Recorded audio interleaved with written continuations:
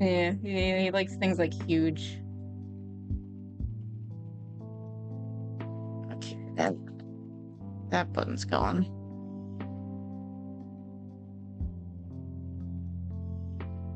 Okie dokies, more or less.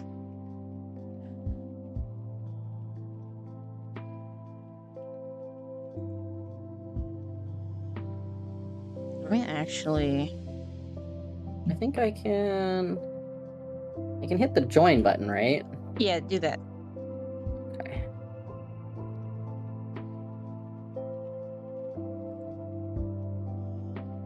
Let me go over. Use my microphone. Allow. I think it's good. Failed to load stream together. Okay. Thank you, Twitch. Oh, come on! Oh wait, no, it says I'm here. Yeah, no, it says you're here. I don't. Oh wait, are you streaming though? Because it might just be like you need to go live too for it to like fully work.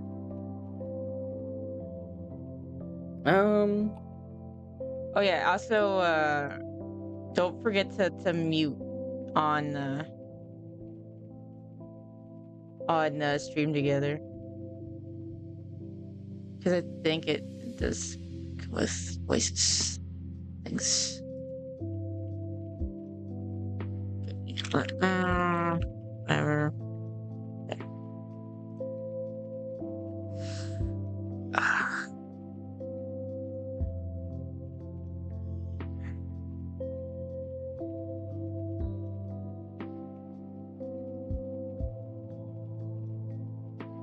Okie dokie.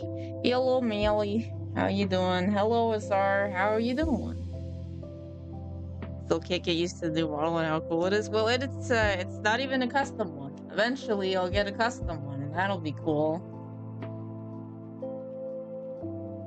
But I do like this one a lot more because I can actually like move and show emotion, and the ears are closer. We're going to be reading a papal encyclical, Mally. And then I don't know what else for the rest of the day.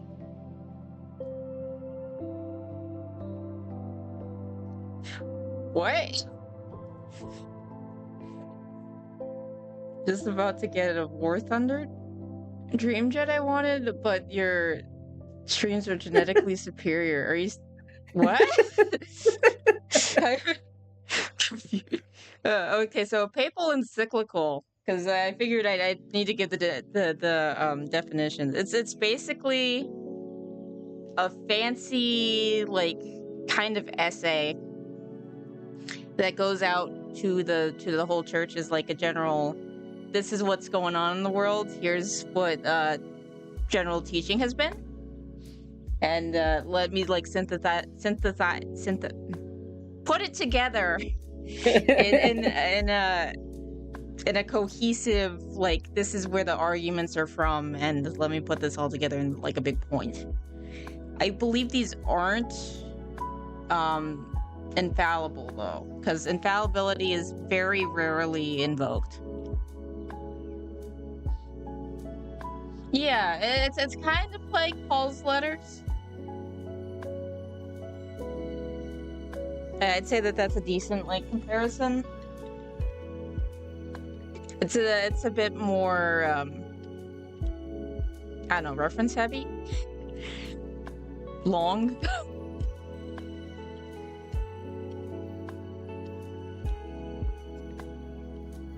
Let me send you the link to this too, just in case if it, because I figure because it's kind of long, you can like switch off like paragraphs or something. Okay. Or maybe chapters, whatever feels,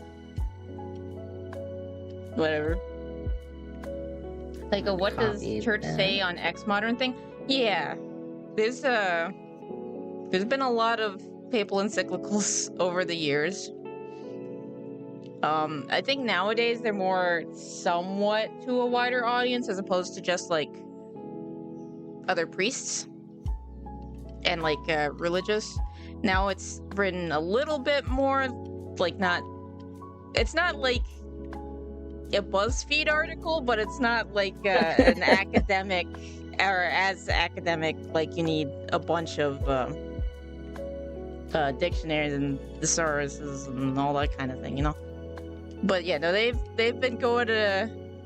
They've got stuff on a bunch of stuff. They got stuff on marriage. They got things on why abortion and euthanasia is bad. They got all kinds of stuff. I think they got stuff on like why communism is bad. they've been at this for a while. Cheese. Boy, why did I get cheese?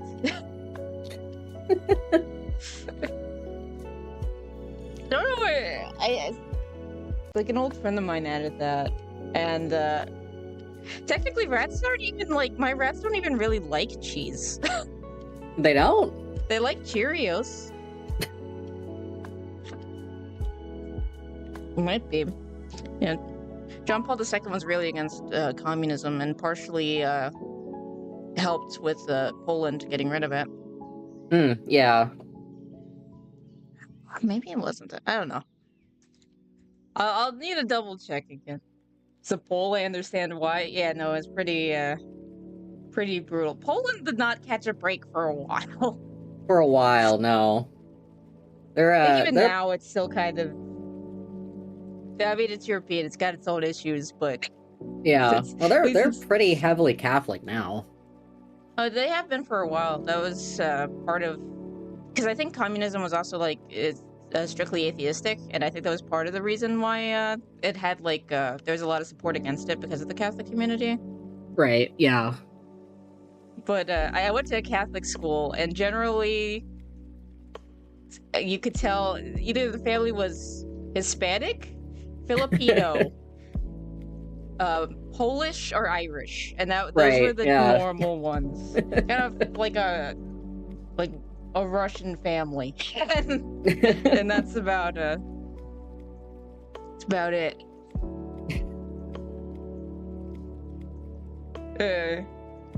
Half Ukrainian. Oh, you got all kinds of struggles. Poles are everywhere. We're like cockroaches. That's like a lot of people. I mean, I'd say that the Spanish are everywhere because the Spanish like to get it on with the natives. So there's a little bit of Spanish in almost everybody. And then they even had a word for it, didn't they? For doing that? I can't remember off the top of my head. There was different like generalizations for like if a Spanish person gets with a native person, and then it's a mestizo. If a Spanish person gets with a black person, it's a mulatto. If they and then they got like more and more like convoluted based on like how much of each bloodline there was in each. It was very convoluted and strange, but that's I guess I don't want to be cringe and say that's colonialism for you, but I don't know. Sizable in Iceland to the point that you have 13% of the population. Huh. Well, is that? I shouldn't remember where Iceland is. Because I think it's Iceland or Greenland where it's by the UK. I can never remember either. I know Greenland is the one that looks bigger on the map, right? Yeah, and then like they say that that Greenland is the one that's icier, and then Iceland's the one that's greener, but Iceland's still like decently icy because of where it is. Yeah. Iceland is where my favorite breed of sheep comes from, actually. Oh yeah? What are they more fluffy or are they more like I am but what kind of sheep is it? They're like they're a wool breed, but they're like super hardy. They've got really cool horns, and I don't know, they just do really well in the winter. They're kind of rugged kind of sheep. Alpha sheep. They're Chad sheep. Chad sheep. Oh yeah, I actually am trying my advanced GG. Use code rat_juice because it's really easy to get into the program. But Is it any good? I'm trying it right now. This is their bomb pop, the bomb pop flavor. It's actually pretty good. It does taste like bomb pop. So mission accomplished there.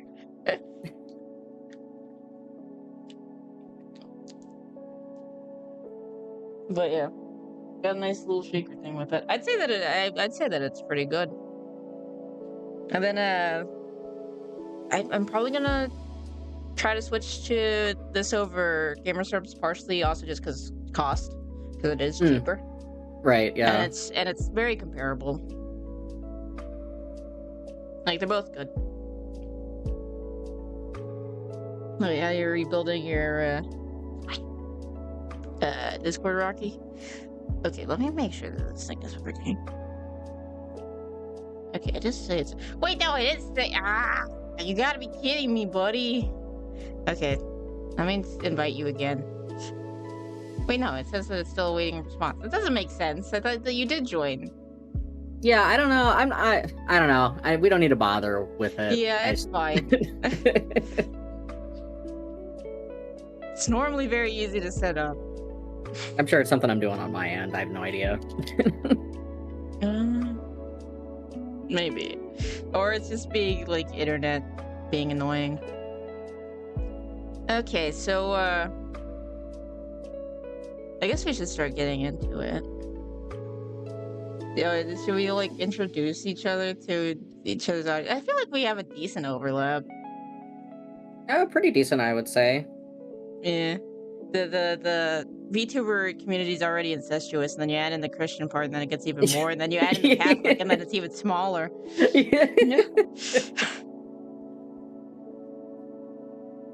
But yeah. I guess hello, hi. I'm Maywin. I stream sometimes. And Vera, I have an even less of a consistent schedule. I'm trying to work on a YouTube video. But I've just been playing Poketopia because I've been avoiding it because it's depressing. Oh, add military nerds, which also overlap a bit and all there. Yeah, that's kind of where I started, was gun reactions. It was GunTuber reactions. Oh, really? That and Caleb Hammer. Caleb Hammer, because I have an accounting background, so I started with Caleb Hammer, and then I got more of a following with the gun reactions. I actually did a range day video. It's a really stupid reason why I unlisted it. Do you want to know what it is? What? Why? Because I know that eventually I'm gonna have to deal with the lolicon stuff, and my dude's like, "Oh, you should." I forget what the insurance is specifically for, like, the self-defense insurance. Like, if I have to shoot you, they'll, like, help you with your legal fund. And, right. I'm probably gonna mention that in my Lolicon video, and I don't want to show that I'm not the best shot. My dude will get him. My dude will get him fine, but I just want to be... That's really funny. But I just want to be... I just don't want them to know that. Like, I can shoot a target. It's just... It might take a little minute with the higher calibers. Right. I've been meaning to do a range day myself. I just have no idea how I'm gonna set it up, though. Yeah, I did, I had, like, my phone, like, on my chest. Oh yeah, that's not a bad idea. And then I just showed my hands, and then I had the gloves because I already do, like, the lab rat thing.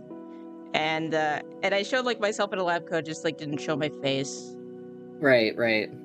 And that's kind of how I did it. That's smart. Maybe I'll just do that then. I could show you you know what, I'll send you my unlisted video of, like, how I did it. Also, I got, like, one fact wrong, and that like, made me sad. Because I, like, asked my dude something, and I forgot to double check it. And then I put in an incorrect fact. I was very sad. But, when I wanted to show my wheelchair to compare it to a tank in a YouTube video, I wore a hat and face mask. Ah.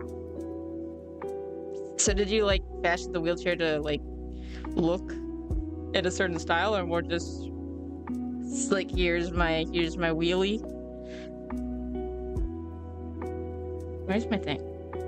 Where did I put it?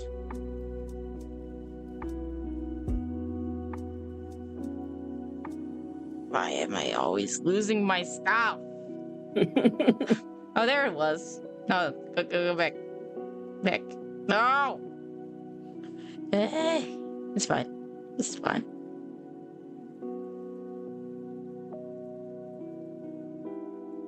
But yeah, so what do you know about this encyclical? Or have you heard much yet? I've heard a little bit about it. I'm gonna be honest. I've heard a lot of people like complain about it, but I don't really trust people complaining about the Pope online anymore because people do it so much. Like, but it's a crapshoot because it's like sometimes like he didn't even say that. What are you talking about? Yeah, because sometimes they'll be like, okay, I can see where like criticism is, because sometimes, like, I feel like he'll do where it's like he'll like try for unity to the point that sometimes it's detrimental to some degree, or I can see like why it's seen as detrimental. It's like I get what he's trying to do, but it's also like I don't know, buddy. When it comes to some stuff with like I wanted to ask my friends, like one who's gonna be a priest. He'd probably be able to give me like a better take on it, but it was like kind of uncomfy whenever it's like, oh yeah, we got this room together for like the Muslim like I think there was like a group visiting or something, and then they gave him like a prayer room, and it's like I guess that could just be nice, but at the same time it's kind of weird to give him a prayer room in the Vatican.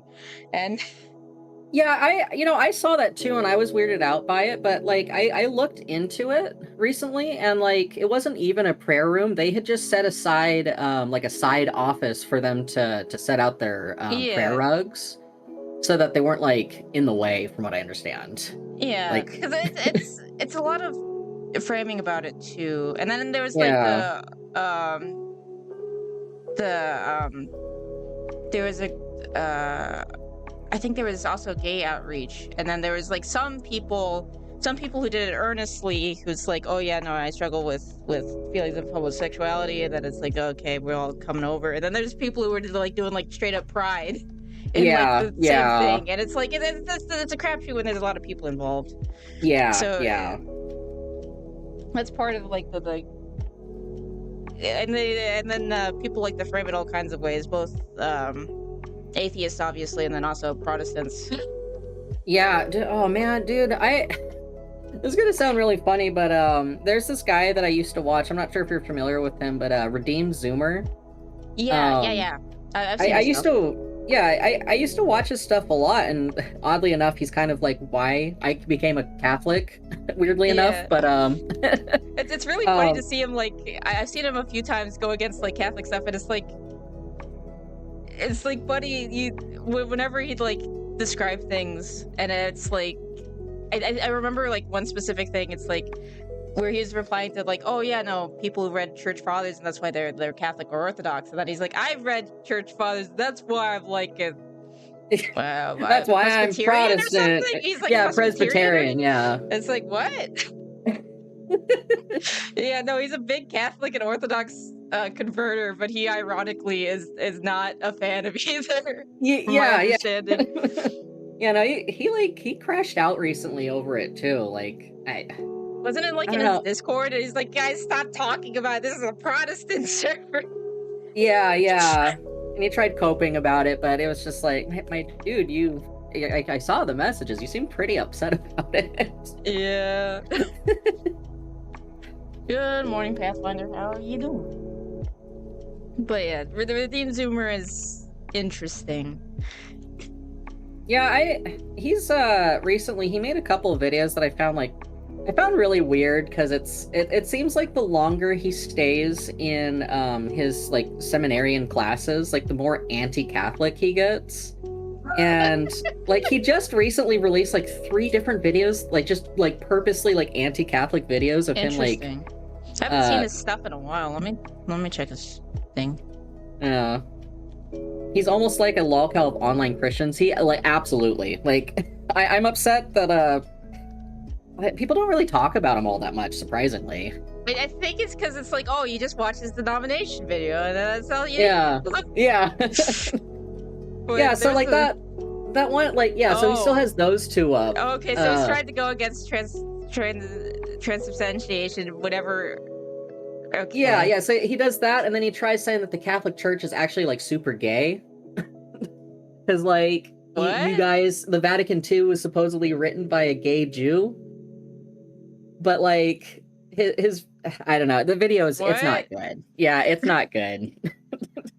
But yeah, it's interesting. There's also a let me. Well, I've never actually seen his face, but it will. Jeez, there's a really funny one. Wait, it's refuted, not united, buddy. Okay, this might be funny to watch. Maybe if we get like too deep into the weeds, maybe we'll look into this. There was a really funny one though. Oh, come on, buddy. He's not Presbyterian. That's so silly. Oh my god. St. Patrick was not Presbyterian. Come on. That's so silly. But there's a really funny. This one was funny, I think. I think it was this one that me and my dude tried to watch. And it's like, what? Because he never like shows. It might not be this one actually. You know, it was like the Bible explained. Let me go. It was something. I think it was like the history, or like the history of salvation or something. I don't think I've seen that one. I'm trying to remember. I just remember watching it, and it's like, we're not going to talk about Acts. We're not going to talk about like it was like said in a way where it's like, I feel like we're missing some pretty big. Some pretty big things here, you know, and it's just a bit much. What was I think it was around Easter, but that might have just been when I watched it. Okay, history maybe, or let me just do the I guess, because it was like a parody of one of those. Oh yeah. Okay, I think it was the story of the entire Bible. Hi. And then he like there's like a bunch of books that just like aren't talked about, right? Like, at all, yeah, and he just like stops before Acts. Or like he skips Acts and just goes to Revelations. And it's like, okay, if you're just trying to do salvation history, well, even then the church is an important part of salvation history. But and also like it's the entire Bible. Is the story of the entire Bible, so which is a very I see it's like, oh, the story of salvation maybe. Yeah. But it's not he doesn't go over like it's like, but what about like, I don't know if it's partially because it's like he wants to like, well, no, because if he's like anti-Catholic, he just wouldn't include the books, you know? Right. Yeah. Well, I mean, he didn't always used to be super anti-Catholic. Yeah, because it seemed before like he was more like everyone's kind of got a thing most of the time. That's yeah. I think, if I'm being honest, I think he just got sick of a bunch of Catholics going to him and basically saying, we're waiting for you back home, or welcome home, and anytime he'd make like a slightly Catholic point. I mean, yeah, there's obnoxious people on both sides, but I see a lot of especially there's a lot in the Christian VTuber space too. Like I try to like there's people I unfollowed because they were just like they got like super anti-Catholic. They were very annoying, like Squixie. Yeah. Because they were I think she banned some people for pointing out like her arguments were bad, and she would like ban them from the Discord. It was funny, but a little bit of a mess. This is Pathfinder brings up the 66 books thing, and I always find that, or I found that really weird, right? Because it's like the argument for getting rid of especially Tobit, or is it Tobit and Maccabees 1 and 2, I think, right? Tobit, it was partially because of he was a good man, and he did good things like bury the dead, and they're like, no, there's no good men, and corporal works of mercy don't really matter, kind of thing, or at least from my understanding, well, it was partially also because it's like the type of writing it is, but the type of writing it is literally like Jonah. Yeah. Well, so it's like you're gonna dismiss it for that reason, then you'd also dismiss Jonah. Yeah, well, it's weird because anytime someone brings it up, why the books were removed, they always say it's because, well, those books were a part of the Septuagint, which Jewish rabbis didn't accept even at the time, but that's also not true because it depends on which group you're talking about. They were very fractured. Yeah, and even Jesus quotes from the Septuagint, so it's does that not vindicate it? It's just weird to me. Yeah. Catholic and Ortho will beef, then see a Protestant and unite against them. Then the three will see a Mormon, and they all three unite against them, and there's no circumstance for all of us unite with Mormons. Maybe against atheists. But even then, we're basically arguing for different gods. Yeah. Yeah, no, Squixie does go down weird anti-Catholic conspiracy theories. She thought that, she thinks that the Catholics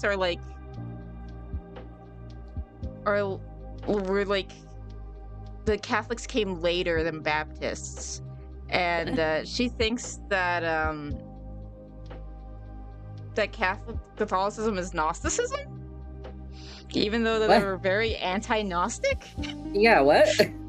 It's very strange. It was a very strange thing, but to be fair, she has family trauma with Catholics, and I think that's why. Because it's I happen. One of my in-laws is pretty anti-Catholic, but it's because her mom was Catholic and she has problems with her mom. So it seems like there's always a family trauma whenever they really hate. Yeah, my mom is the exact same way. Her grandmother or her grandmother, my great grandmother was Catholic, and I don't think she was great to her, so. Yeah. Yeah, no, it's all New Testament intact. It's just the Old Testament that people argue about, and it's partially because it's well, if you look at this people, they were quoting this one. Oh, you see these people over here, they were quoting this one, but which one are we really? Which one should be included and all that? And because they're ones that only included the Pentateuch. Yeah. The first 5. Yeah. I'm trying to remember the definition of the Septuagint. I think there's 7. So I think that's a root of 7, maybe. Yeah, it was the 7 books that I think we don't actually have the Hebrew for. It was just in Greek. Yeah. So that fact is made some rabbis at the time question its authenticity, but then there were other rabbis that said no, it's very clearly scripture, even if it's in Greek. Yeah. What about the extra books that Orthodox have but not Catholic? I think Orthodox. It also depends on who you ask, because it's different Orthodox sects have different books. I think Ethiopians are the ones that have a lot of them. I think they even have Enoch. But they include Enoch, right? Yeah, I think they include Enoch. Most Orthodox don't. I think most Orthodox just add I think 1 more Maccabees or 2 more Maccabees, depending on who you ask, and I think a Cedrus or something. Oh, weird. Something like that. Or I think there's 1 or 2 of those. But This is a really stupid argument that I have about the books. But when the Protestants have 66, it's like, and we have 72, it's like, just numerology wise. I just Oh yeah, just yeah. Jewish numerology wise, ours just kind of looks better, you know?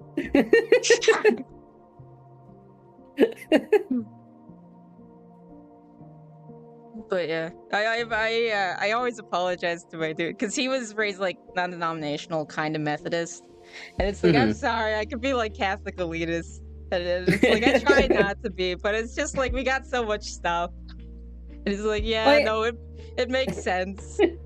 Well, it's like even at the time, like as far as I understand it, Luther didn't even technically remove the books; he just moved the ordering. Yeah, and then it publishers that removed them. Yeah, because it was like included at the back, and then they just got rid of them over time. Yeah. I think didn't he also want to get rid of Revelations and James? Yeah. Well, because James is the one that talks very clearly that like faith without works is dead. Yeah, it's pointless if you don't actually, because that shows that you don't really have like the love that you say that you like the love that you need to be in a true relationship if you're not actually doing anything. Yeah. Also, he said like with the sheep and the goats of kind of thing, or the that isn't it. Or one of those where it was like you fed me, you clothed me, all that kind of stuff, you know? Basically, the corporal works of mercy versus the spiritual works of mercy. Sometimes, if I ever do like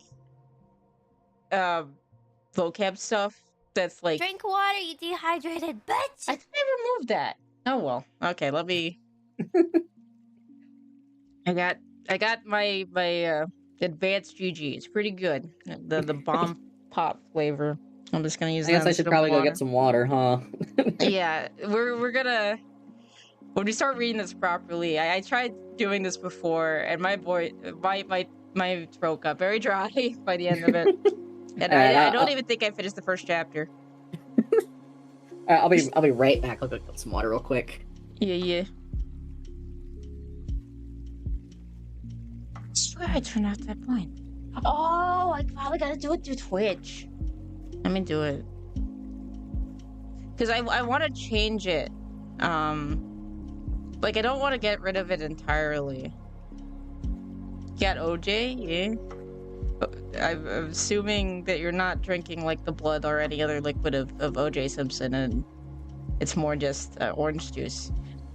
Is there anything that we left out of the New Testament or all the changes in the Old Testament? Luther wanted to change the New Testament, but he's like, no, that's not a good look. Oh, it is Simpson? Okay. Where did you get the remains of O.J. Simpson?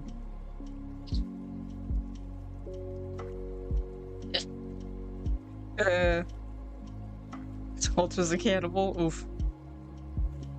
Let me see. Where's my point thingies? There we go. No questions.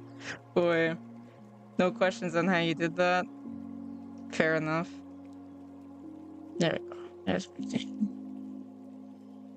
okay. There we go. I'll turn that off. But I'm gonna find a new drink one because it's mainly just because it's like I keep on meaning to change that one because someone else added that, and then it's like I know that VTuber's a creep, and it's like I want to change it out with like a one of my rats drinking water and their little tongue going crazy. Have you seen a rat drink water? Yeah. They're so cute. I'm gonna show everyone again anyway because it's cute. I have no money. This tab that I always open YouTube with is called the Send the Artists, and it's the I have no money. Because you get like scammers all the time. Yeah. I've never actually sent it to them. I should, but you absolutely should. Look at him go. little buddies. Let's see if there's one of yeah. Like they're kissing. They have the softest tongues, by the way. It's like Do softer they? than a dog. They're really sweet when they lick you. Hello, Ami, how you doing?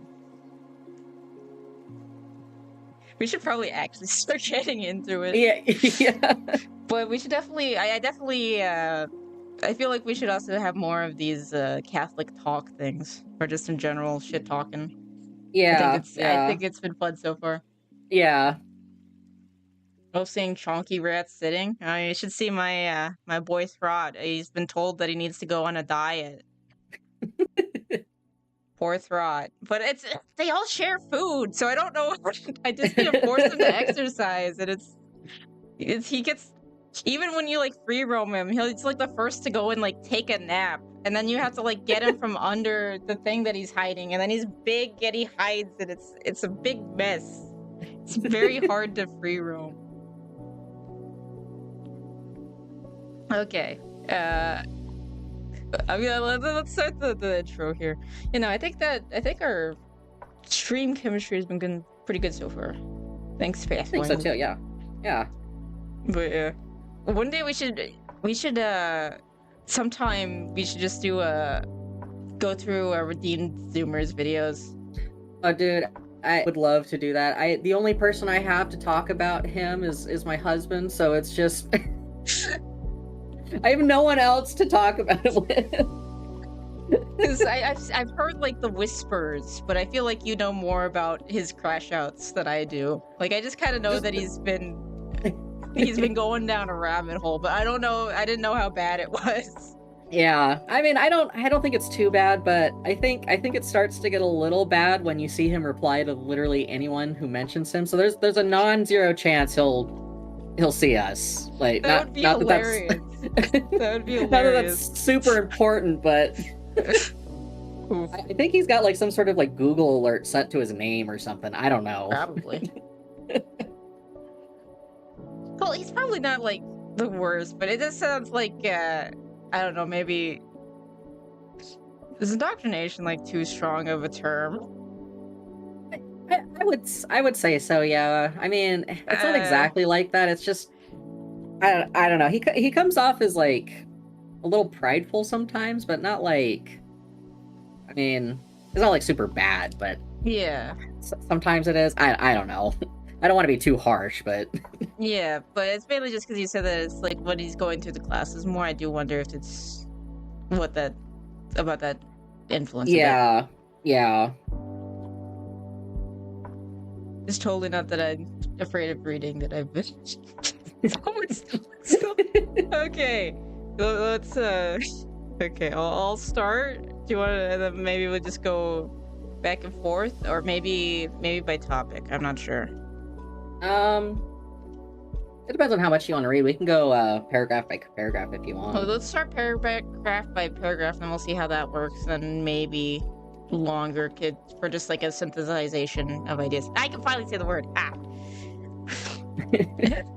Okay. Humanity, created by God in all its grandeur, is today facing a pivotal choice: either to construct a new Tower of Babel, or to build the city in which God and humanity dwell together. Each generation inherits the task of shaping its own era, of guiding history to become a place where the dignity of every person is safeguarded, just as is promoted and fraternity is made possible. Yet every era also runs the risk of creating an inhumane and unjust world. Whenever humanity is in danger of marring its true identity, we Christians lift our eyes to the incarnate God, knowing that it is only in the mystery of the Word made flesh the mystery of humanity truly becomes clear. In Jesus Christ, this humanity in its grandeur becomes the way, the truth, and the life, opening the path for each of us to grow toward fulfillment. I find it interesting that he like in the first sentence brings up the Tower of Babel. Yeah. And I think there's obviously like AI and whatnot is like one of the best examples I've ever seen in human history of the Tower of Babel. Yeah. He likes, when I did read through this a bit, he does go more into the analogy, which I think is a strong one. Okay. But All right, cool. I didn't mean to cut you off. What were you saying? Oh no, that was it. But yeah. All right. Founded on Christ, the living stone, we experience the powerful and mysterious action of the Holy Spirit, and we believe that every authentic human effort to cooperate with him for the good will be blessed by our Heavenly Father, in whom we place our hope. For this reason, we can diligently contribute to every initiative that builds a more just world, and we can call others to collaborate in promoting the integral development of every human being. We wish to engage in dialogue with all men and women of our time, with whom we share in the events, questions, and aspirations of humanity. Together with them, we seek to identify new paths for the common good and for promoting a dignified life for all. Indeed, openness to dialogue is an integral part of the Church's vocation because, constituted in Christ, is a sacrament of communion with God and of the unity of the entire human race. She recognizes history as the place where the gospel challenges and directs human experience. Like, I want to say that sacrament is like a visible sign of a grace or something, right? Yeah, spiritual grace. Yeah. Something like made evident, I guess you could say. Yeah. But yeah, I think it is interesting whenever it's. I think he talks about it a little bit more later about like the church in the world, because I think some people will complain about that, and it's like, oh, you should just like keep your beliefs to yourself, but in theory, your belief should found everything else. Yeah. I mean, if you don't believe something, why are you doing it? Yeah, exactly. If you don't tell anyone about it, like, what are you really doing, you know? Yeah, it's if you just do lip service without like actually acting on anything, it seems kind of pointless. Yeah. But yeah. What? You're stealing my pets because I didn't move my giant hand. I get all the pets now. Move over, bitch, to my pets.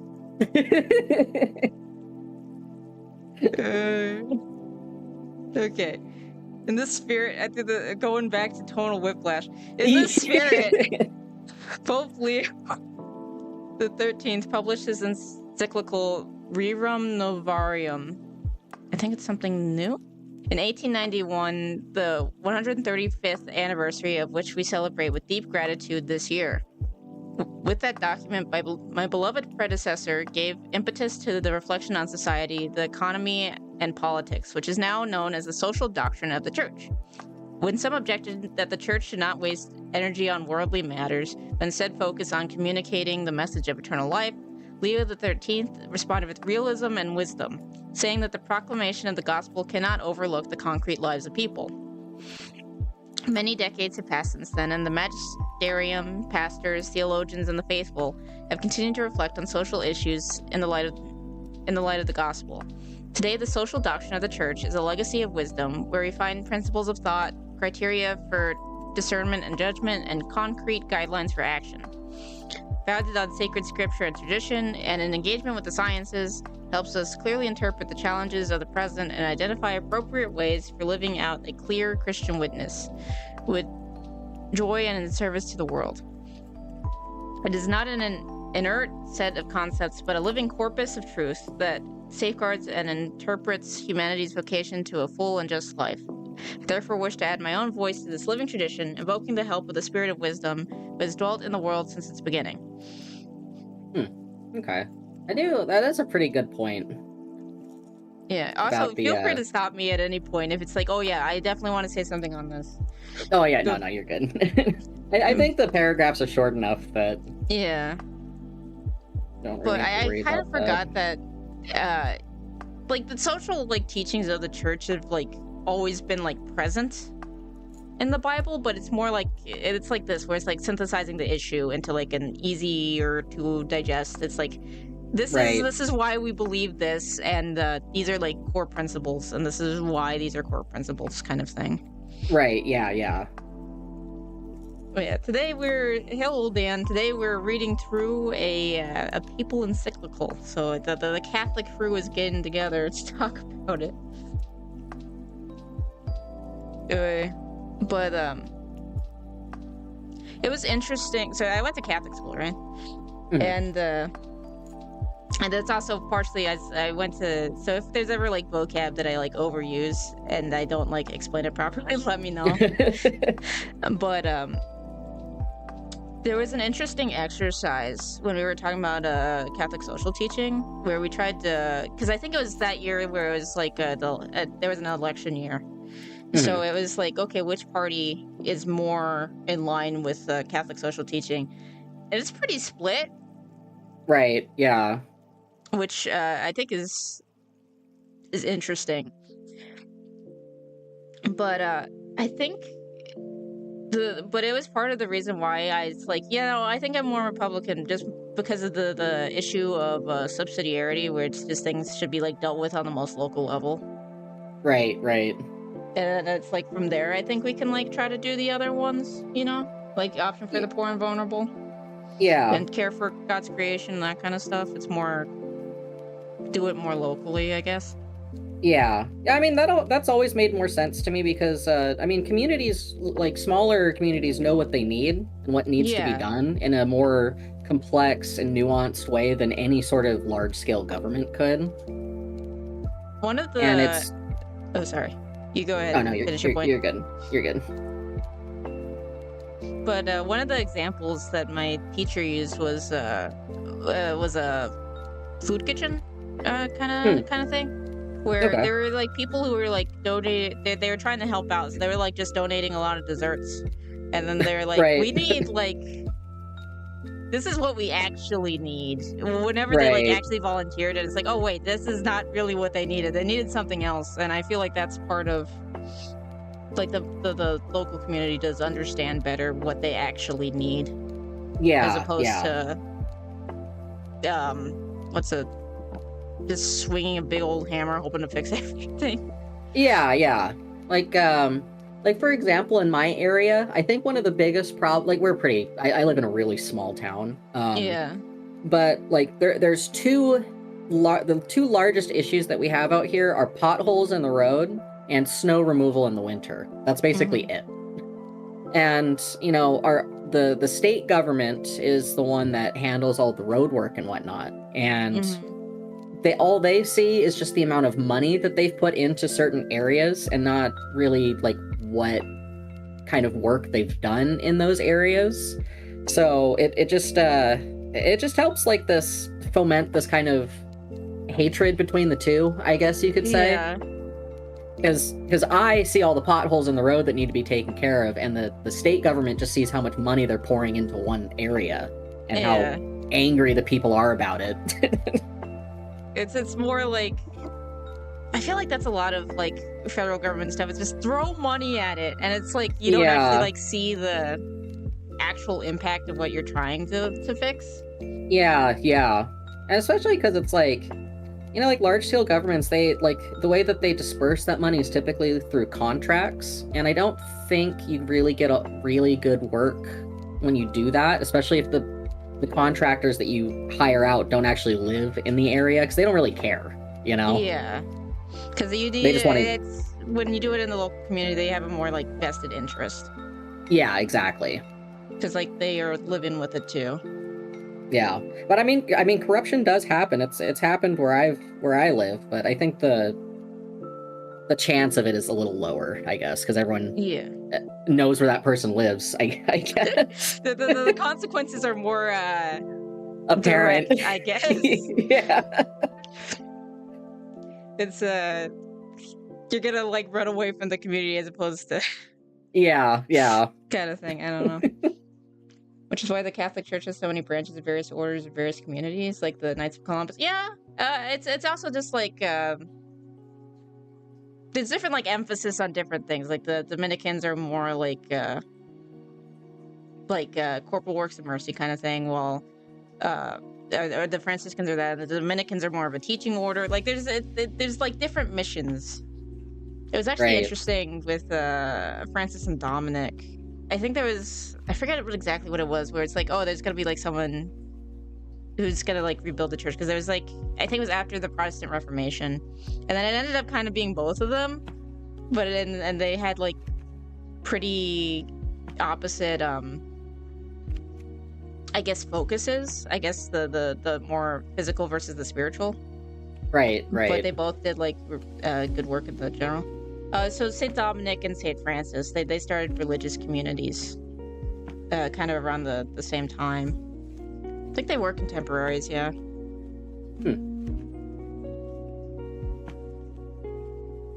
But yeah. Okay, right, keep on going in the weeds. Okay, but I think it's a good conversation, so it's fine. To some degree, I feel like maybe we should just jump to the actual AI part, but then there's like important like there's important like groundwork here too. So I don't know in the argument. Okay. All right. So this is the res nove of our time. Yeah, Nove. How do you say that? Nove or? I think it's Nove. New things. I guess. Okay, it's the new things. Spoken this time of new things. Okay, it's current events. The current events. All right. While Leo XIII spoke in his time of new things, rerum noverum, today we cannot limit ourselves simply to repeating his insightful teachings. Instead, we must ask God for the wisdom to interpret the great trends of our time, particularly technological advances. In recent years, it has become increasingly evident how rapidly and profoundly digitization, artificial intelligence, and robotics are transforming our world. Technology should not be considered in itself as a force antagonistic to humanity. On the contrary, it has formed part of our history since the beginning as a profoundly human reality linked to the autonomy and freedom of man. Over the centuries, technological development has significantly improved the living conditions of humanity. At the same time, each phase of progress has also revealed the ambiguity of tools that can cause harm when not oriented toward the good. Today, however, we find ourselves facing a new situation. The power and prevalence of emerging technologies are interwoven into the fabric of daily life, shaping decision-making processes and deeply affecting the collective imagination. Never has humanity had such power over itself. New technologies open up a horizon extending in directions that are imaginable but not yet fully predictable. This complicates the assessment of their potential impact and the long-term effects that they may have on both the dignity of individuals and the common good. Even the stick had good and bad uses. Do you want to do mammoth or do you want to kill your bro? I think what he's kind of getting at here is it's very obvious how much technology transformed and eradicated like the slave trade, basically. I think that's the argument in this paragraph. I would personally say that it's only like kind of transformed it, but that's beside the point, I think. Well, it makes things. Well, now slavery is more of a different nature than labor. It is more where it's focused on, unfortunately. But I guess it's always been around. But yeah, it's basically like the good and bad of general. Like you can use advancements to be like, oh, we know that this kid has this condition, so this is what we're gonna do to help him. Or you can be frickin' McJagger Nuggets. Oh, jeez. Yeah. And things like that. I think one of the things to somewhat keep an eye on with is like, I don't know how to call it, like transhumanism, I guess, and also like eugenics, because I feel like I think I remember like Elon would like only like want the boys, so it like specifically only or like give them a Y chromosome. I forget. There was like genetic engineering and like transhumanism kind of stuff. Like I know he wants to do the chips in the brain. Yeah, yeah. Which there's like that one guy who I think can play like video games now who's like paralyzed. So it's like there's like uses, but Yeah, you gotta be careful with it. yeah, and that's always the problem because it's like, I don't know, there's always an argument to be made for new technology, like being good and bad, but like, I don't know, the brain chip thing in particular is just so manipulative, like the way that they're pushing it right now. It's Yeah. like, the only way they're pushing it is like deeply emotional, moving stories of like paraplegics, like being able to like do stuff that they used to do. And it's emotionally manipulative because the implication here is once you have the chip in your brain, it's difficult to take it out, and like they can just read your mind. I mean, Yeah. it's I don't know, the amount of manipulation, emotional manipulation that they use for it is what kind of tells me like it might be actually like way worse. Yeah. Is that kind of stuff? How long do you? It's probably like the most inane thing that it could be, but Yeah. I'm waiting till they have like the ads in your brain. Oh jeez. Yeah. Yeah. I mean, ugh. I guess in theory that could also get pretty bad if they just put like messaging directly in your brain, because it might not be as cartoony as like, oh, you see it to the right of your vision. They might like literally hijack, oh, here's your feelings of nostalgia. I'm thinking of Yeah, brand. yeah. Here's now you feel angry about looking at this thing. Like that Yeah. realistically, there's no reason they couldn't do that. Yeah, once If the they figure out technology, yeah, enough about the brand, whenever like it progresses enough, you know. yeah. Also, did I say hi to Archer? Hi, Arch. But yeah. Okay, where were we? Okay, we're talking about new things. It now falls to us to face the challenges of our time with clarity of thought and responsibility. It is necessary to establish adequate regulatory. Oh, come on! I thought I took this in. Never turn off my alarms every time. It goes off every few hours because there's always stuff that I forget about. Okay, it now falls to us to face the challenges of our time with clarity of thought and responsibility. It is necessary to establish adequate regulatory tools capable of upholding justice and curbing the distorting effects of technological power. Nevertheless, the issue is not limited to regulation. As Pope Francis warned, we must realistically ask ourselves who holds the power today and how they use it. It must also be recognized that nuclear energy, biotechnology, information technology, knowledge of our own DNA, and many other abilities which we have acquired have given those with knowledge, and especially the economic resources to use them, an impressive dominance over the world and the entire over the whole of humanity and the entire world. In the past, it was largely up to the state to guide and direct innovation. Today, however, the main drivers of development are private, often transnational parties that are endowed with resources and the capacity to intervene that surpass those of many governments. Technological power thus takes on an unprecedented, predominantly private aspect, which makes it even more challenging to discern, govern, and direct such power toward the common good. Yeah, I mean, I'd agree with that wholeheartedly. So, like, technocracy kind of stuff? Yeah, technocracy. I mean, and it's when it falls into like when power like that falls into private hands, like there's almost nothing that like there's no democracy. So Yeah. like the only way to fight against it is with the dollar. But what if you're not the customer? You know? Yeah. Very true. Especially, this is gonna sound weird. I might just like the word incestuous for analogies, but one of the money's also kind of incestuous to a degree with these kinds of things. Yeah. But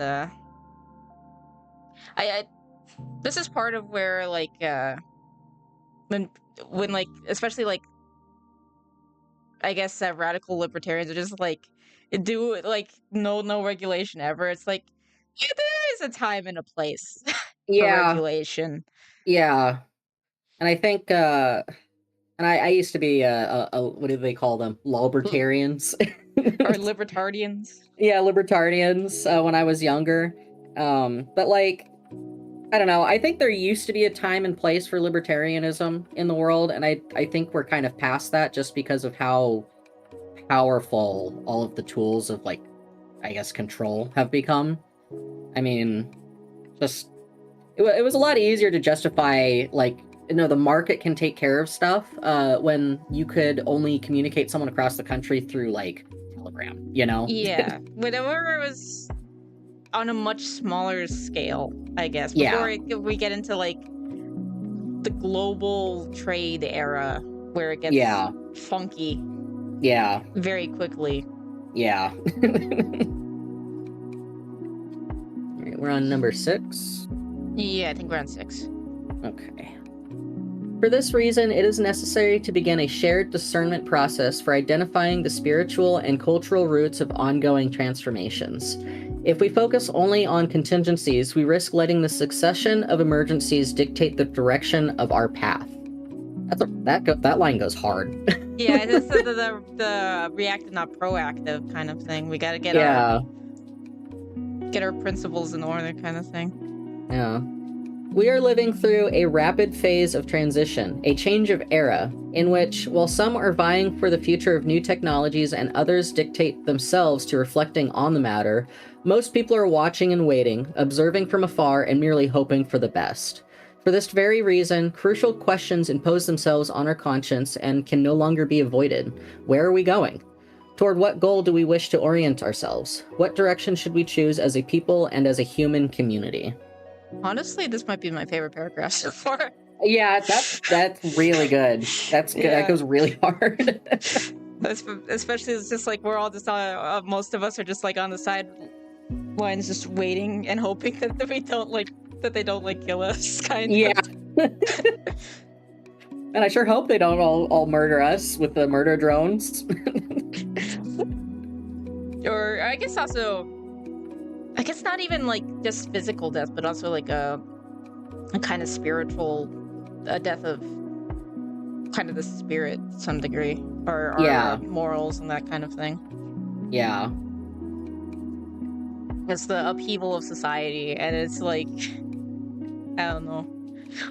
I feel like through a lot of this, I'll probably go society bottom text, but I'll try not to sound too schizo.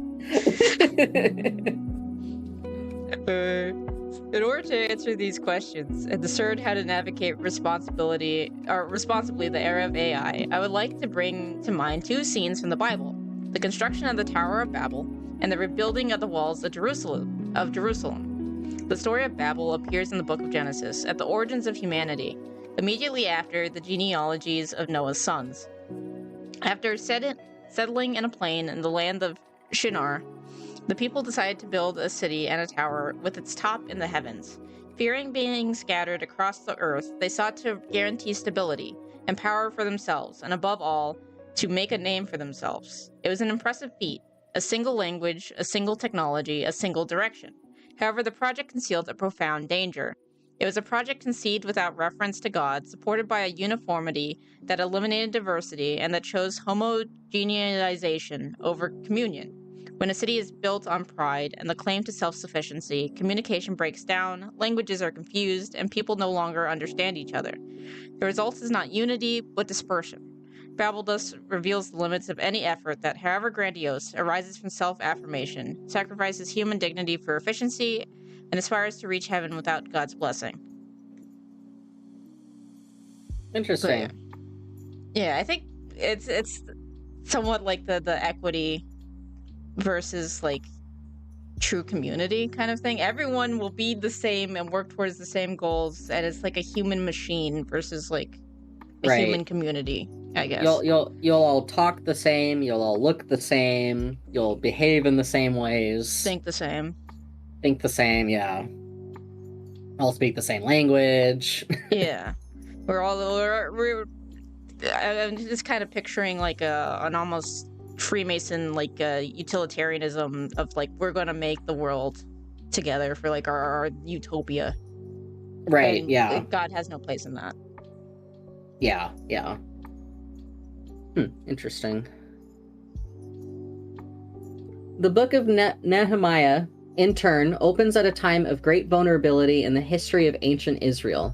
After the Babylonian exile, a portion of the people returned to Jerusalem, but the city was still in ruins. The walls collapsed and the gates burned.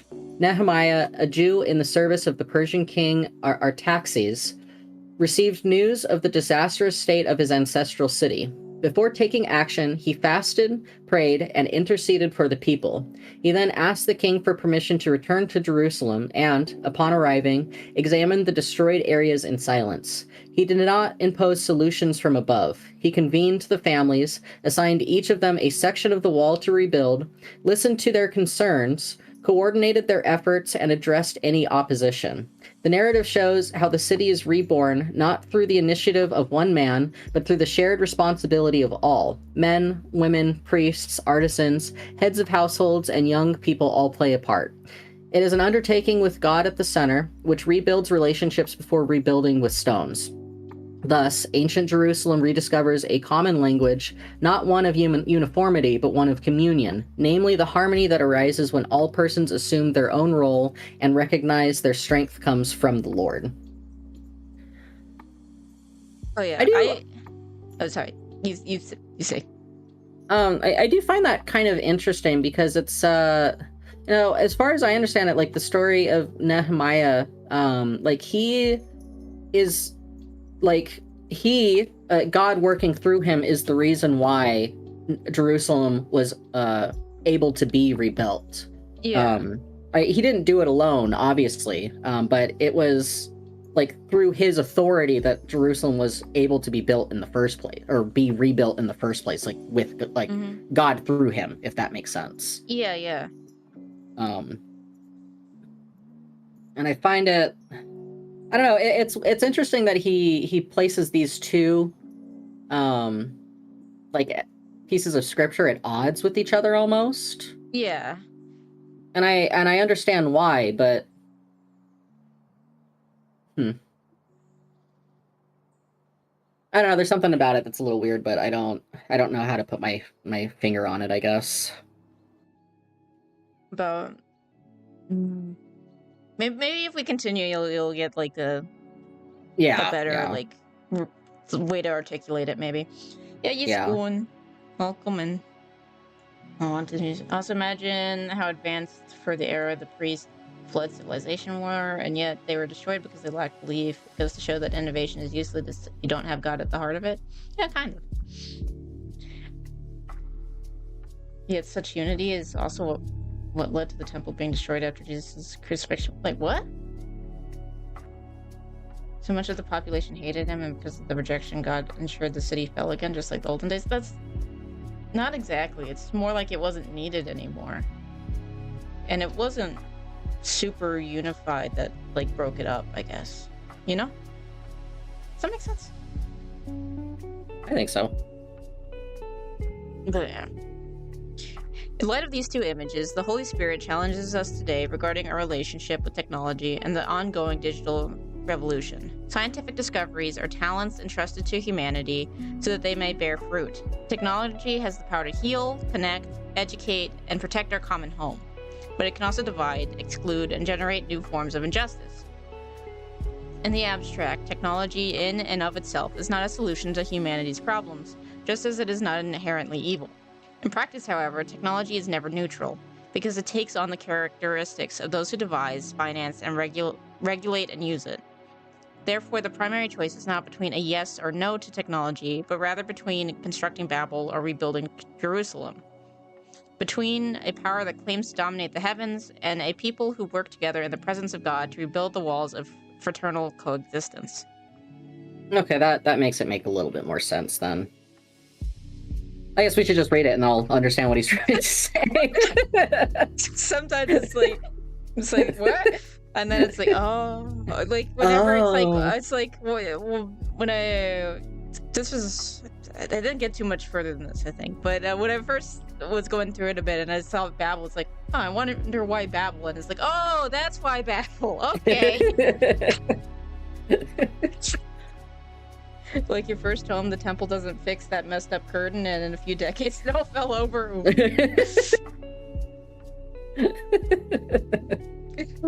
That's pretty funny. But, Ugh. All right. We must then avoid the Babel syndrome, namely the idolatry of prophet that sacrifices the weak, a uniformity that neutralizes differences, and the pretense that a single language, even a digital one, can translate everything, including the mystery of a person, into data and performance. The risk of dehumanization, of building a future that excludes God and reduces the other to a means, is an ancient and ever-new temptation that today takes on a technical guise. Instead, let us choose the way of Nehemiah, which highlights the importance of working together to make the city of God a safe place for returning exiles. Rebuilding today means recognizing that, precisely from the plurality of voices and visions which, even though they sometimes remind us of the confusion caused by the diversity of spoken languages, a bright possibility emerges. Indeed, this is the possibility of building together, of transforming diversity into a resource, and of making listening and dialogue the common ground upon which to cultivate justice and fraternity. Within this shared task, Christians discover their unique role of guiding actions towards God so that, in His light, pluralism does not dissipate into disorder, but instead, through the practice of synality, it becomes the space in which humanity rediscovers its solid foundations and its final end. In the book of Revelations, John sees the New Jerusalem coming down out of heaven from God as a gift for all humanity. And this vision of grace is an invitation for us Christians to work together in order to foster a peaceful, just, and dignified life in community towards today's cities. I feel like I wonder if part of the reason why the general criticizing the Pope and stuff like that is partially it's using words in their traditional way as opposed to their co-opt way, but then they assume that it's in the co-opt way, I guess. Right. If that makes sense. Well, I mean, this paragraph's interesting because it's very obvious that he's talking about, he doesn't say it directly, but he's talking about race and immigration in this paragraph here. Yeah. Because he talks about the, where is it? Rebuilding today means recognizing that precisely from the plurality of voices and visions which, even though they sometimes remind us of the confusion caused by the diversity of spoken languages, a bright possibility emerges. So he's talking about different cultures and races. Different cultures and whatnot. Yeah. Yeah, if we're actually all oriented toward the same goal, that can be a very beautiful thing. Yeah. Have you seen I feel like a good representation of that is have you seen some of the different rites? Yeah, I've seen some of them, I think. Have you ever seen I think it was an Ethiopian rite, which is pretty interesting because they all put emphasis, it's the same general structure, but they put emphasis on different things, and that's one of the more joyful ones. They'll actually dance in that one, which is interesting. Oh yeah. I know what you're talking about. Well, some of the Eastern ones could be a little bit more formal. Yeah. So it's an interesting breadth of experience, I guess. Yeah. I feel, I don't know, maybe I'm being a little too schizo here, I guess. Yeah. Maybe. But I don't know. It's weird to seemingly talk about immigration in relation to the Tower of Babel, because as far as I understand it, the Tower of Babel, part of the issue was God told the different races of man to go out into the world to populate it. Mm-hmm. And instead what they did is they all coalesced together into one city to create the tower to reach God. Yeah. And I don't know, it just the Bible very clearly uses language as an example of that, and it's weird to use it in this paragraph to say even though these people have different languages, if we should all come together, which I don't disagree with, Yeah. It's just, as humans, we don't typically do that, though, because we're so fallen and messed up, I guess. We'll fracture in various ways. Based on Yeah. nationalism, which the latter is a struggle in Europe. Oh, yeah. Didn't someone just get beheaded or something? He almost did. Almost. Ah. So he's nearly headless neck? No. I've definitely seen that joke floating around. Or... No, he was attacked. He lost one of his eyes, and the other one's probably beyond saving too, and his face was all messed up, but he wasn't beheaded. Oh, okay. He did survive. I did not know the dude actually lived. That's crazy. Yeah. You know, I have a friend who lives in Ireland, and she said it's pretty bad. It's pretty bad right now. Last night they were burning a bunch of buses. Dang. And she made a really funny joke. She's like, I also hate those buses, but come on. But yeah, it's a like it's the general kind of thing of like the general, we all know like the common good that we're like kind of aiming for here, but it's like, how do we get there is a lot of like where the debate comes about, I guess. Right. I've been avoiding all the news this week because of the track killing guy, and I'm not getting in the middle of whatever race baiting either side wants to start. Oh yeah, that one dude who like stabbed a guy in a tent or whatever. Carmelo Anthony, yeah. Yeah. He got like 35 years or something.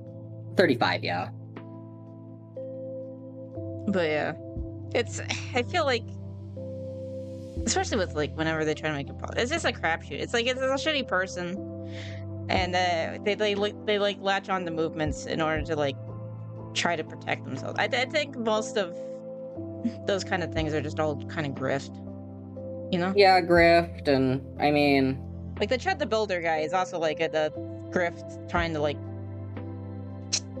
hug onto something for like to protect you from your own actions, I guess. Yeah. I actually got a long sentence. It's a decent size. I mean, he'll still like get out, but at the same time, it's like, you know, it won't be fun for the time that he's there, at the very least.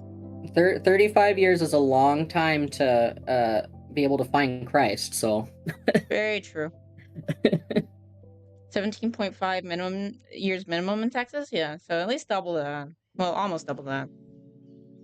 17 is a long time. Yeah, that's like I mean, you get a good chunk of your personality by 17, so. Yeah. Good time of formation. Okay, I forget. Did you read last or did I read last? I read last. Okay.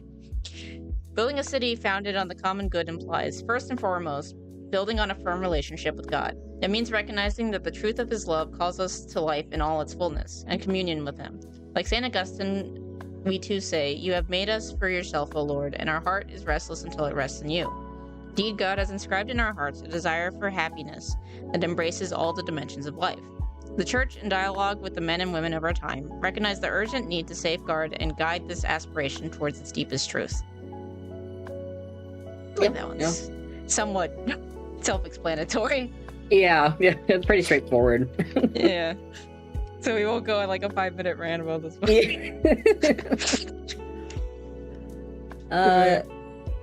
Secondly, building for the common good means accepting the limits and weakness of humanity without considering them an error to be corrected. Today, the human desire for fullness of life is at risk of being misled by deceitful goals, such as the prospect of a technology that promises to free us from all weaknesses, and models of well-being that leave behind entire populations. All too often, we place our hope in unlimited upgrades, in forms of progress that exacerbate inequalities, and in immediate solutions incapable of healing people's wounds. As a result, while some pursue the illusion of unlimited self-assertion, many are deprived of basic necessities. The Church reminds us, with a firm yet humble voice, that true fulfillment is not achieved by eliminating weakness, but through harmonious growth. It is found where freedom and responsibility are intertwined with mutual care and true solidarity, and where progress is measured by the dignity of each person and the good of all peoples. Wake up McJuggernuggets again and the transhumanism again. Personally, I think that the best way to unify the body is to do what Paul did: meet people where they're at, talk to them about what they know, how it applies to God, leave it open-ended and a door just as open, and pray for their salvation, and pray that you can witness to the people in an effective Christ-like way. Yeah, yelling at people does not help. And generally, also your actions do a lot too. Yeah. Oh, you have to do half your time in Texas, because apparently I'm an expert in prison terms in Texas. Oof. Yeah, sorry about that, Spoon. Jeez. Yeah, Elon Musk would not approve of that. Yeah, no, Elon Musk is like, yeah, transhumanist. I feel like he would like unironically want to be in like some anime and be like put in a computer. Yeah. He wants to get isekai'd. Yeah. I do find the sentence here where it says, accepting the limits and weakness of humanity without considering them an error to be corrected, kind of weird. Yeah. Because like I understand what it's trying to say, but like sin itself is an error, isn't it? Like yes, but I think he might be talking about like humanity at its like what it's intended to be, perhaps. Okay. Like I get like the there is sin that needs to be correct. I think he's saying more. I guess the bill. I think it's talking somewhat more physically here. Because I think he's trying to get around more to the robotics and to the genetic engineering kind of stuff. So I think it's more that than like changing behavior. Because like, yeah, we need to change behavior kind of thing, you know? Right. Okay. So I think it's more specifically like the human body, which I think is more implied by like what the encyclical is about. But I could see that being like taken out of context and then like someone being like, yeah, we don't need to change it all. Yeah, no, that if you're looking at it from a transhumanist perspective, that makes a lot more sense. Yeah, I think that's what he's going for, but I feel like another part with like the social media in general, it's like easy to take like, here's this one paragraph, and then it's like, yeah, and then you don't like show the context.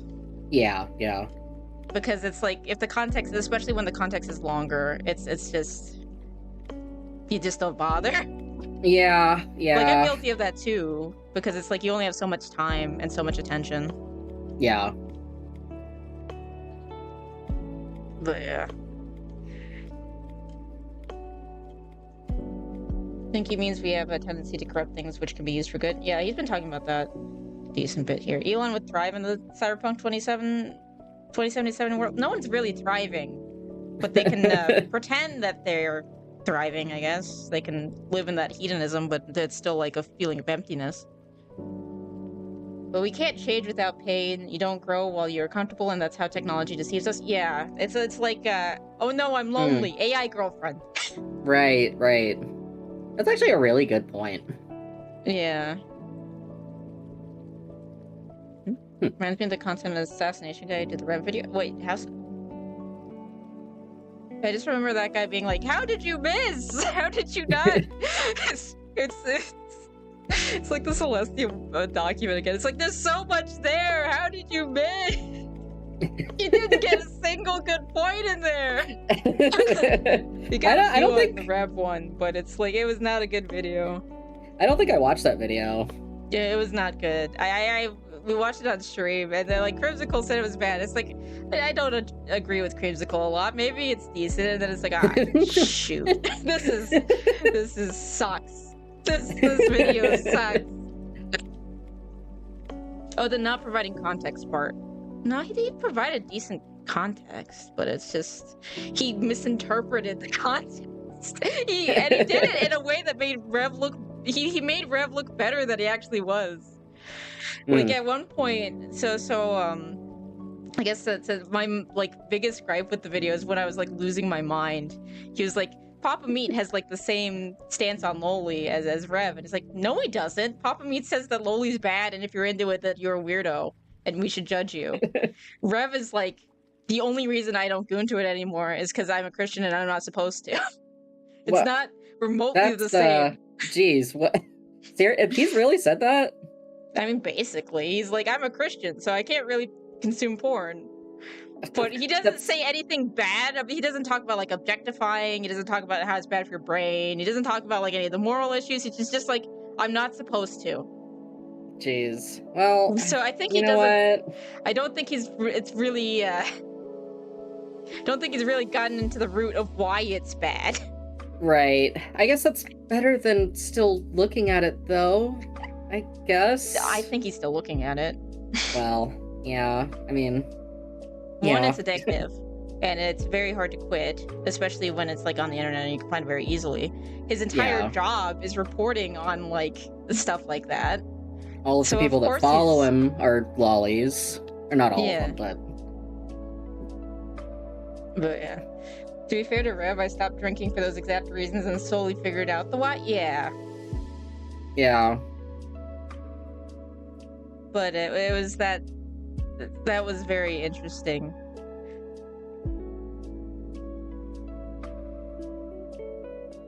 I'll have to watch the video.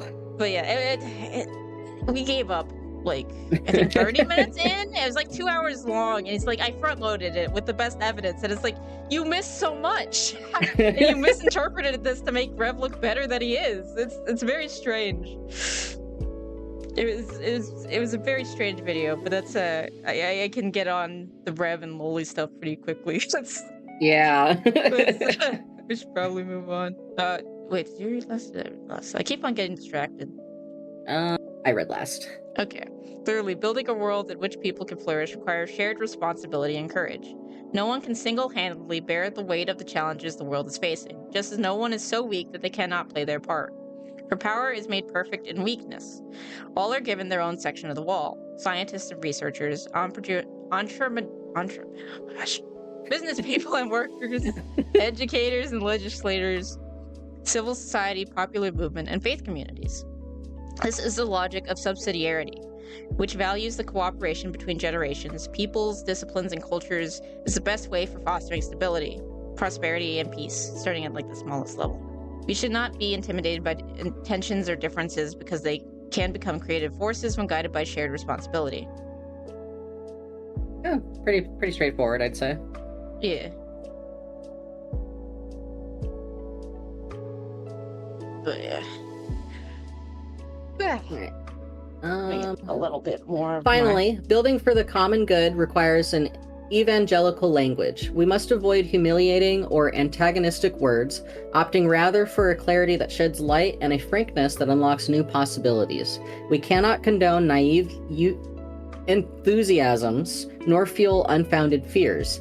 Instead, let us establish standards for discernment, the dignity of the human person, the universal designation of goods or destination of goods, the preferential option for the poor, care for our common home and peace, and let us translate these standards into practices such as responsible planning, the assessment of human and social impact, the inclusion of the most vulnerable, the promotion of digital literacy, and guiding research and industry towards justice and peace. I feel like one of the main takeaways, because I've been like doing all like my research stuff, right? So I've been reading a bunch of stuff. Some of it, most of it depressing. But one of the things that I read was because it's kind of on like foundational, like how people like rationalize and things. So I read one of them on like books that kind of screwed the world, and a lot of it's like philosophy, and like a lot of it was like utilitarianism, communism, that kind of stuff. And Right. we're gonna fix the world, but most of them are atheists, and it's like, and it's interesting seeing how they have to like create a new, like, imperfect, like structure to build that on. Right. And it's interesting where they end up because of that like imperfect structure without God, you know? Right. I mean, that's pretty much like the issue with communism. I mean, most or I don't know, maybe all of communist governments have like very specifically persecuted and destroyed religion. Yeah, most of it's like, I think, I want to say in the Communist Manifesto, it's like explicitly, I believe, anti-religion. Oh yeah. Karl Marx has a whole chapter on it in the manifesto, doesn't he? Yeah, and generally they would try to take out faith communities, or at the very least try to control them. Right. Yeah, I mean that's basically what happened in Russia with the Bolsheviks. I mean, how many churches were destroyed? Yeah. When the revolution ended. Yeah. But yeah. Oh. Okay. Remaining human. Aw. Detroit become human. Whatever. Well, I guess it's the opposite. Okay, and I wonder if he'll talk about like. I wonder if he will talk about like. I don't think it's gonna happen, like the singularity or whatever necessarily, but I wonder if he'll talk about like the ethics of that at all. That would be interesting. Because I think it's only like it mimics humanity, but I don't think will ever like actually be. I don't know. Well, I guess like if it were to be like human. Oh, why can't I say it right now? Humanity. Sorry. Yeah. Then that would imply that it would need to have it would need to be the image of God, and I'm not sure if humans can create something like that. Because I'm trying to remember from going back to metaphysics. From what I vaguely remember, that you can't. Nothing can be created that's greater than its creator. Right. Yeah. Which I guess it's like a bunch of different humans working on it, so maybe it can be greater than some humans. But I don't think it will ever, or at least at certain things. But I don't think it'll ever like truly reach human dignity because God wasn't like as directly involved in the process. Right. Yeah, I've always thought about that because it's like I still like to treat robots nicely because I feel bad, but well, yeah, same. But technically, but yeah, the whole metaphysics thing is like it's less of a like scientific argument and more of a philosophical argument of like like that's like why, at least for me, why I have like a belief in God is just like you cannot explain the beginning of the universe with something within the universe. Like it didn't come from the universe, so it came outside of it. So also to some degree, like the I think that's one of Aquinas's, the unmoved mover kind of thing, or yeah. But I think one of the things that's interesting was like, oh, this is because of science. Like, where did science come from? Kind of thing. I was like, why is it's because that's how the universe is ordered. It's like, why is the universe ordered at all? Like, where did this why is it ordered at all? Like, why is it not just like pure chaos? And it's like, oh, from generally like order will form. It's like, why will order form kind of thing. Yeah. It's a general like anything. It's like, but why? But why? You could just keep on saying but why to almost any argument that they eventually present, Yeah. Detroit Remaining Human, or the sequel. Yeah. Everything created loses something is the general idea. I think with robots/AI, that loss is spiritual and creativity itself. Yeah. Personally, think that's because the biggest part of being created in God's image is our ability to create. I like that we're basically like the little toddlers who's trying to like imitate, and it's like, look at what I made. It's like the God's like the most the actual gap is like significantly bigger than the analogy that I'm gonna say here, but like God is like the most like sophisticated engineer ever, and he made like this amazing machine that's like does all this stuff. Then we made like a little like pulley system. It's like, look what we did, just like you. I'm trying. I want to be like my dad. Yeah. Humans handing God a macaroni necklace. Look at what I created. And then he's like, that's adorable. Look at you trying. I'm gonna bless it. It was a good thing that you made. You know? I always really liked the kind of paternal image of God, of like, I mean, he's literally called the Father, but Yeah. I feel like there are like a lot of Christians that kind of forget that for some reason, even though it's like one of the most, in my opinion, like wholesome, like, understandings of God. I wonder if sometimes it's because of. So. I don't know, because sometimes. So I'm an only child. And generally, I'd feel like more comfortable with adults than my own peers for a long time. And that kind of thing. So I wonder if I was always kind of more attracted to the image of God the Father than Jesus, which you're not necessarily supposed to do, because like you get through the Father through Jesus. But Right. it always felt that was always like my image of God, more of like who I felt more, I guess, comfortable with. And I wonder if Right. that is partially because of like my image of like I had like loving parents kind of thing. So I wonder if it's also like people with different backgrounds who's like struggled with having a loving family sometimes kind of circumvent that image, I guess. I don't know, because like for me personally, like I didn't really have a dad growing up, so it's like almost like the exact opposite.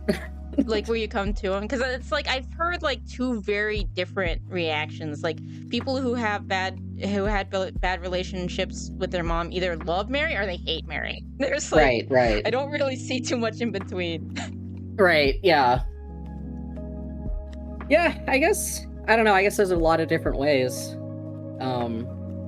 Yeah, because because either like, you're fulfilling that whole that void, or it's like you remind me of that void and I don't like don't it. want, yeah. I guess for me personally, it's like, yeah, no, that reminds me of the void and I want to fill it, so. Yeah. But yeah, art is the greatest form of flattery, basically. It's part of why people love fan art. Yeah. But yeah, I also was more drawn towards God as the Father, and was on the other end. Yeah, because he didn't. Twins' family life was interesting. What about bad relationships with their siblings? If people had similar feelings regarding Jesus and siblings? I don't know, because it's like, to some degree, I feel like Jesus isn't really framed as a sibling that much in like popular culture. Yeah. I feel like it would be more like other Christians who aren't Jesus. You know, does he count as a? I'm gonna get in the weeds. Whatever. Okay, where were we? Okay, remaining human. When did we read this the first time? It's fine. Okay. In the recent Ordinary Jubilee year of 2025, we walked as pilgrims of hope and were blessed with many graces. Strengthened by these gifts, we can move forward with confidence to face the arduous tasks and demanding challenges that lie ahead. The era of artificial intelligence, when human dignity is threatened by new forms of dehumanization, ours is the new pressing duty to remain profoundly human. We must lovingly safeguard the grandeur of humanity bestowed upon us and revealed in its fullness in Christ, the splendor of which no machine can ever replace. True progress always stems from a heart open to others, an intelligence willing to listen, and a will that seeks what unites rather than what separates. And again, uniting in truth, not just necessarily unity for the sake of it. Right. Yeah, that makes sense. But yeah. Maybe not, but I hear so often that people interpret Jesus as an older brother, among other things. Huh. I think, I've seen some people do that. Yeah. Yeah. What is Catholic? Catholic translates to universal, and it's the original church. The church that Christ founded. You're gonna ruffle some feathers saying that. And then eventually, I mean, it's true. And then they eventually like split a bit, and they split again, and they split again, and they split again, and again.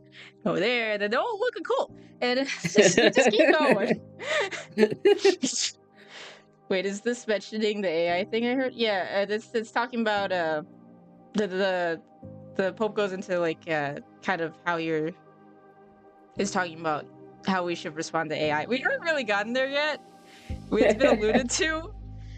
We haven't gotten to chapter 1. We're in the preamble. It's okay. We've only been going almost 2 hours. Apostolic succession is the thing that should matter. Just saying. Yeah. At least I'll give the Orthodox this. At least they have apostolic succession too. But I do think that they do have valid sacraments, which is good. Yeah. The more sacraments you get, the better. Because that's more divine graces to help you out, you know? Yeah. Your little power-ups. There's a Fortnite power-up sound. You've received the Holy Spirit.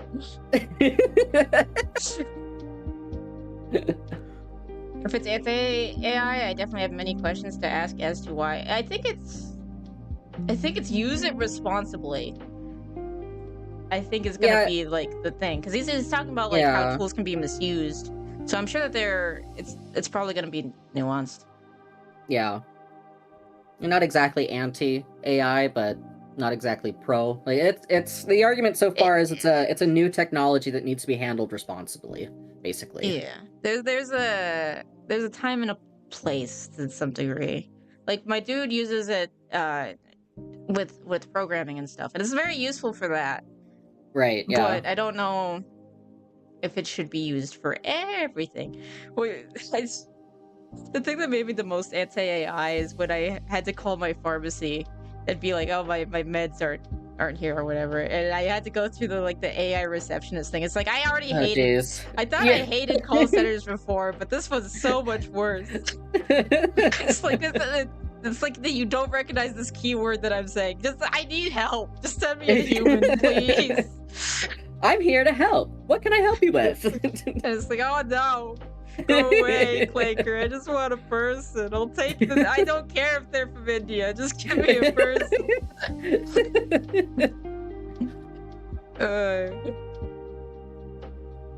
But yeah, that was my AI crash out. I address this heartfelt appeal to all the Catholic faithful, to all Christians, and to all men and women of goodwill. Let us not be afraid to get our hands dirty on the construction site of our time. Like Nehemiah, let us pray, plan wisely, and work perseveringly, placing God at the forefront of our actions and the human person at the center of our choices.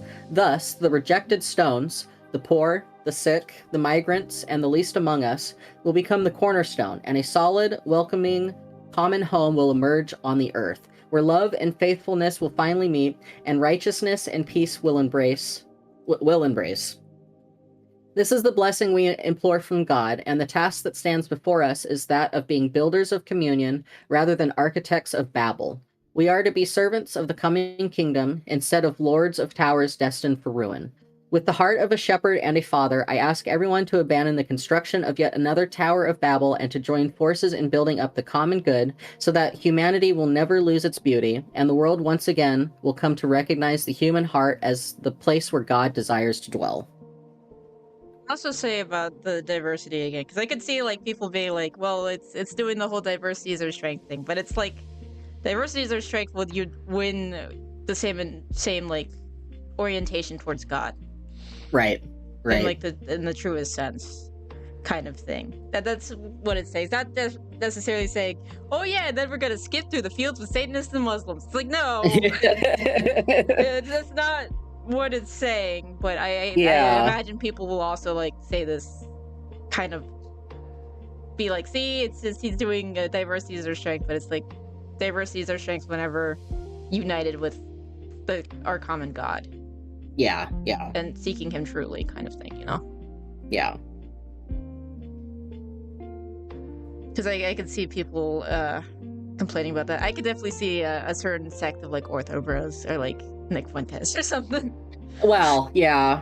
I mean, I read some of these words, and I think because I'm doing I have a problem with seeing words and using them as code words or keywords, and my brain just goes I get all bristly at certain words. Yeah, that's what I kind of. I but I think imagine it's. I think part Oh, of it sorry. is like social media algorithm kind of thing of like I am trained where this word means this now, and it's Yeah. like it's all like everything's political kind of thing. Yeah. Well, this is technically political, Yeah. Yeah. but more, I guess, a reminder of like to reflect God in your politics. I guess I don't know. Yeah. We definitely at one point have to have a serious religious talk. Realize we never had one because I'm curious on your interpretation of how I see religion. I think that would be very interesting, Mallory. Mallory was educated in a very interesting home where it's like chip tracks kind of stuff. Oh, I see. And I don't really think he's religious anymore. Or maybe just vaguely. I don't know. Yeah, exactly. Unity is forged from shared values. Yeah. Diversity is only a strength when we combine it with unity, that is, different ideas and ways of thinking that lead us to a fuller understanding of God. Yes, His plan and His purpose for us. But yeah, but I think but yeah, I think I was gonna just go on a tangent again about like people's different interpretations of, I guess, diversity. I guess good old Chick Tracts. Have you ever read Chick Tracts? Yeah, no, I actually, I used to collect them. Did you have the Devil's Cookie? I don't think I had that one. I wish... I stopped quite a couple of years ago, so I can't remember all of them off the top of my head, but... That's the one where they say, like, the Eucharist was, like, given to the Pope by the devil. Oh, are you kidding me? And it's, like, sending people to hell or something. It's very interesting. It's actually in my background here. If you can see it. That's the little, like, skull on it. That's the Devil's Cookie. Oh! Oh, that's funny. Yeah. In the end of the Discord, if you've seen him, Christopher made my background. He's also Catholic, and it's like I want like the Chick Tracts in the trash with the Lightbringer from Linkara. The Lightbringer. Linkara. The Lightbringer. He gets so mad. You used to collect them too, Mel, yeah. The thing to figure out in the conversation, where you like stand. If you gave the devil a cookie. No, the devil gave the Pope a cookie, apparently. It's gonna turn you into a glass of milk. Oof.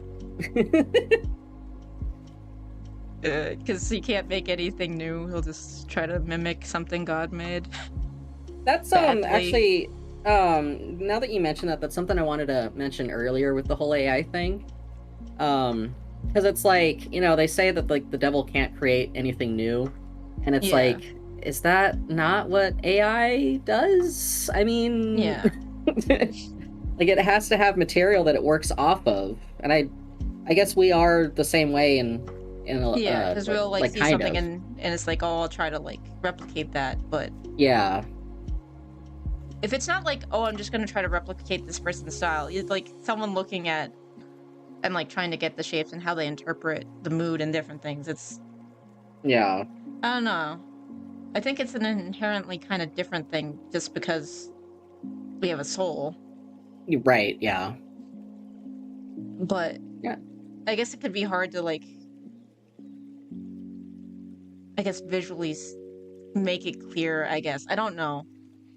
You know, yeah. Sometimes it's not as easy to do like a clear cut an example. Right. To explain it, especially if you're like trying to explain it to someone who's not, who doesn't believe in anything other than material. Right. Then it gets really funky. Yeah.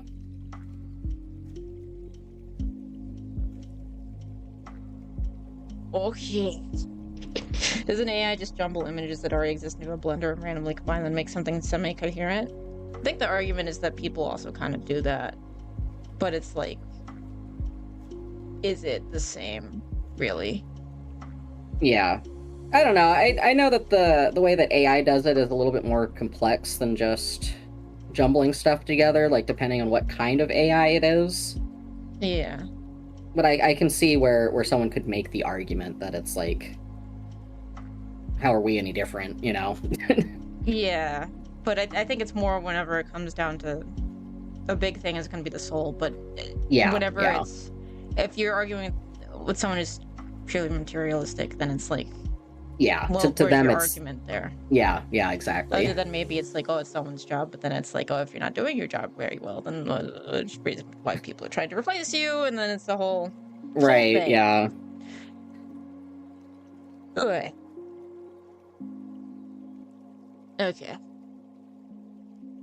We finally made it to chapter 1. Yeah! This is why I think it's gonna take multiple days to get through this. Yeah. Look at the scroll. Oh, jeez. I mean, part of this is references. I'm the milkman. My milk is Not delicious. as bad as I thought. 245 paragraphs. Yeah, it's not too bad. When we're on like 10. It'll just be another 30 hours. We'll work on this for a little bit. Maybe every week or something. We'll get through this eventually.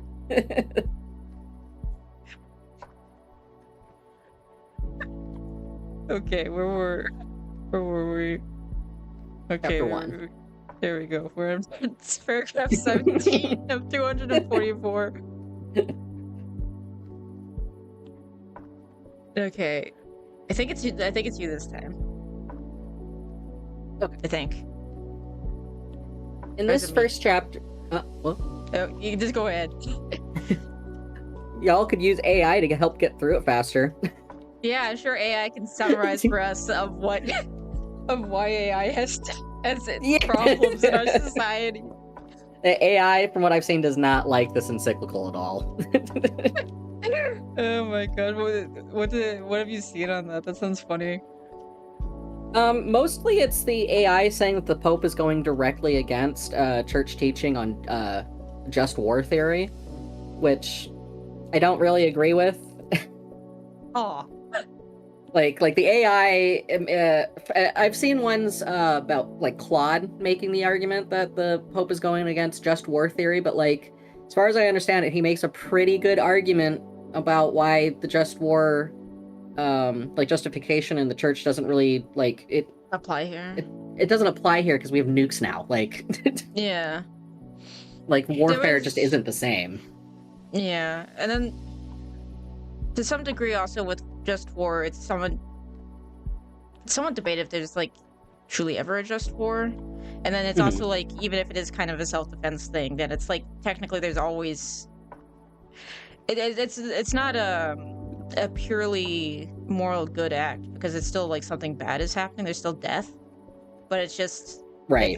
Gives what is it? There's a word for this.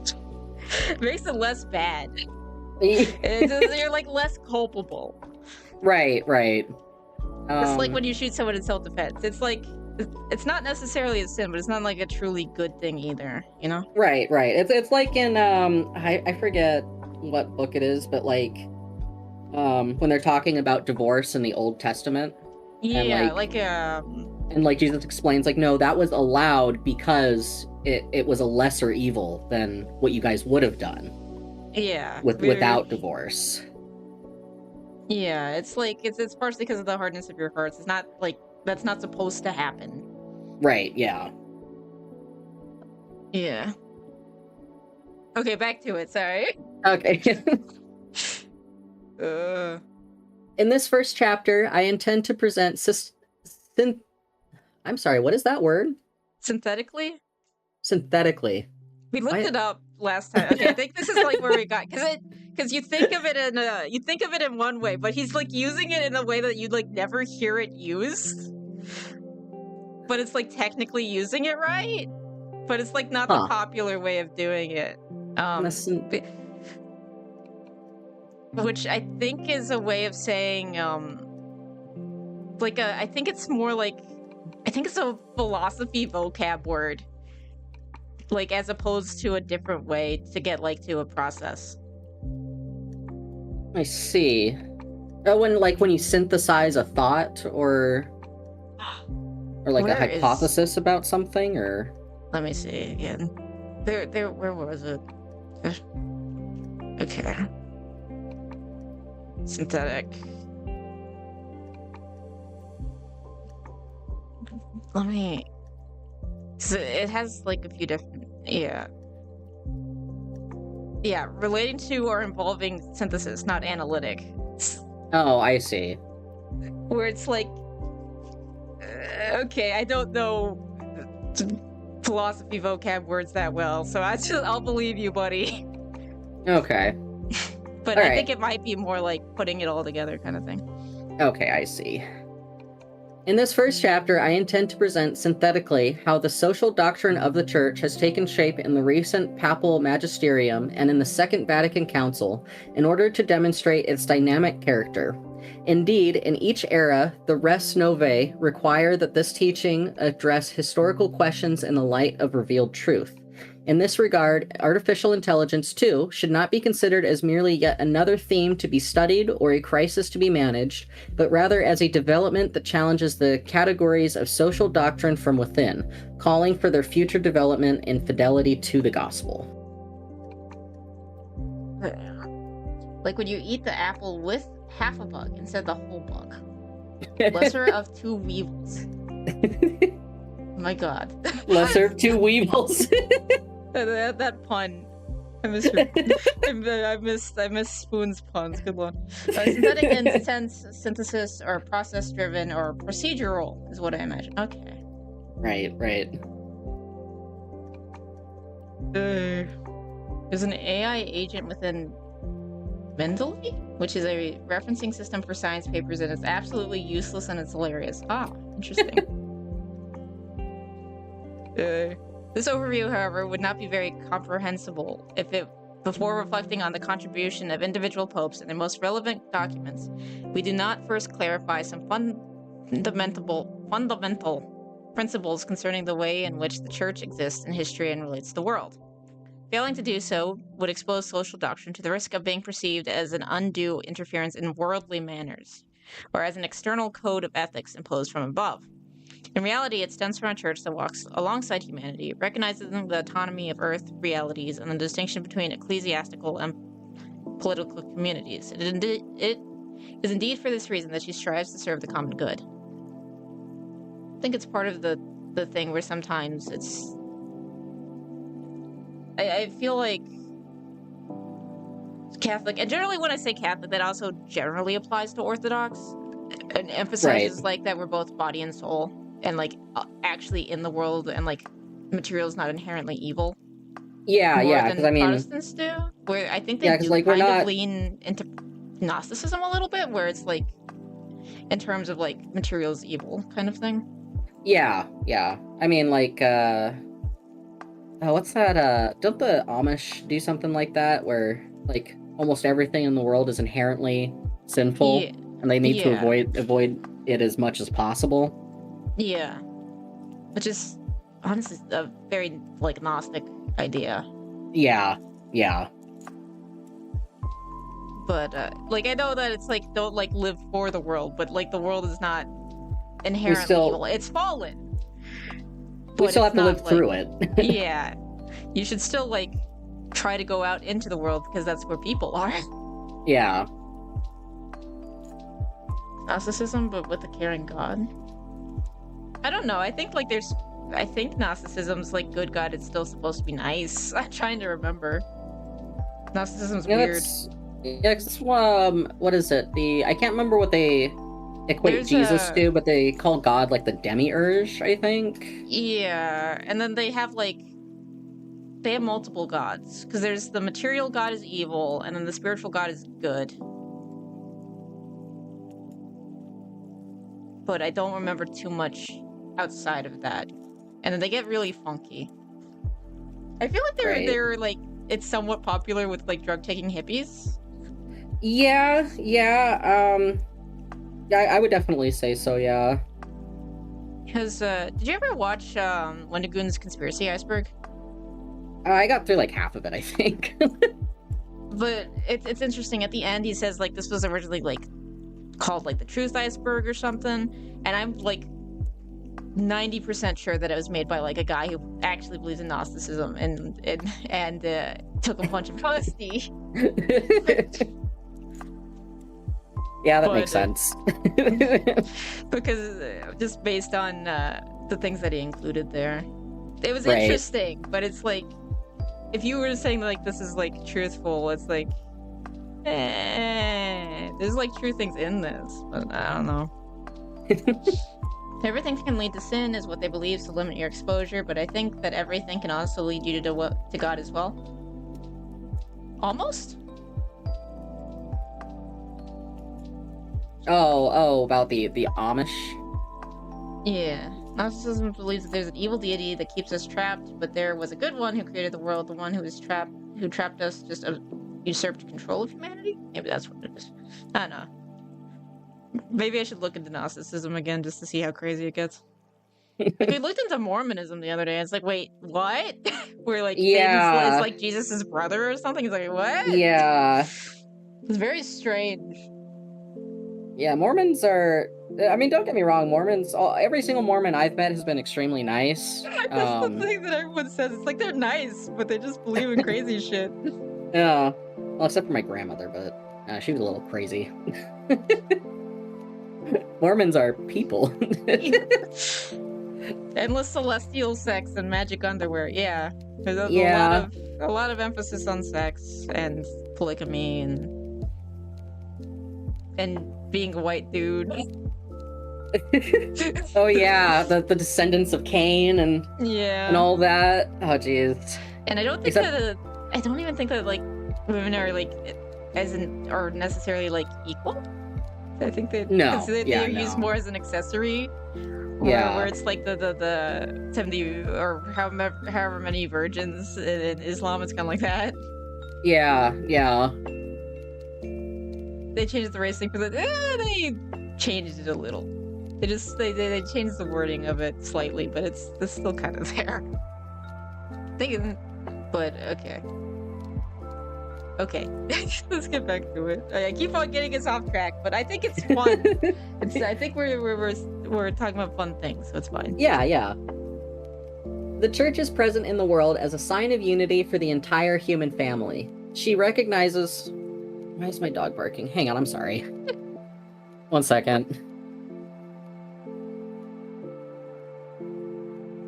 Like the side tangents? I like the side tangents too. So sometimes they go off into the weeds. I'm easily distracted.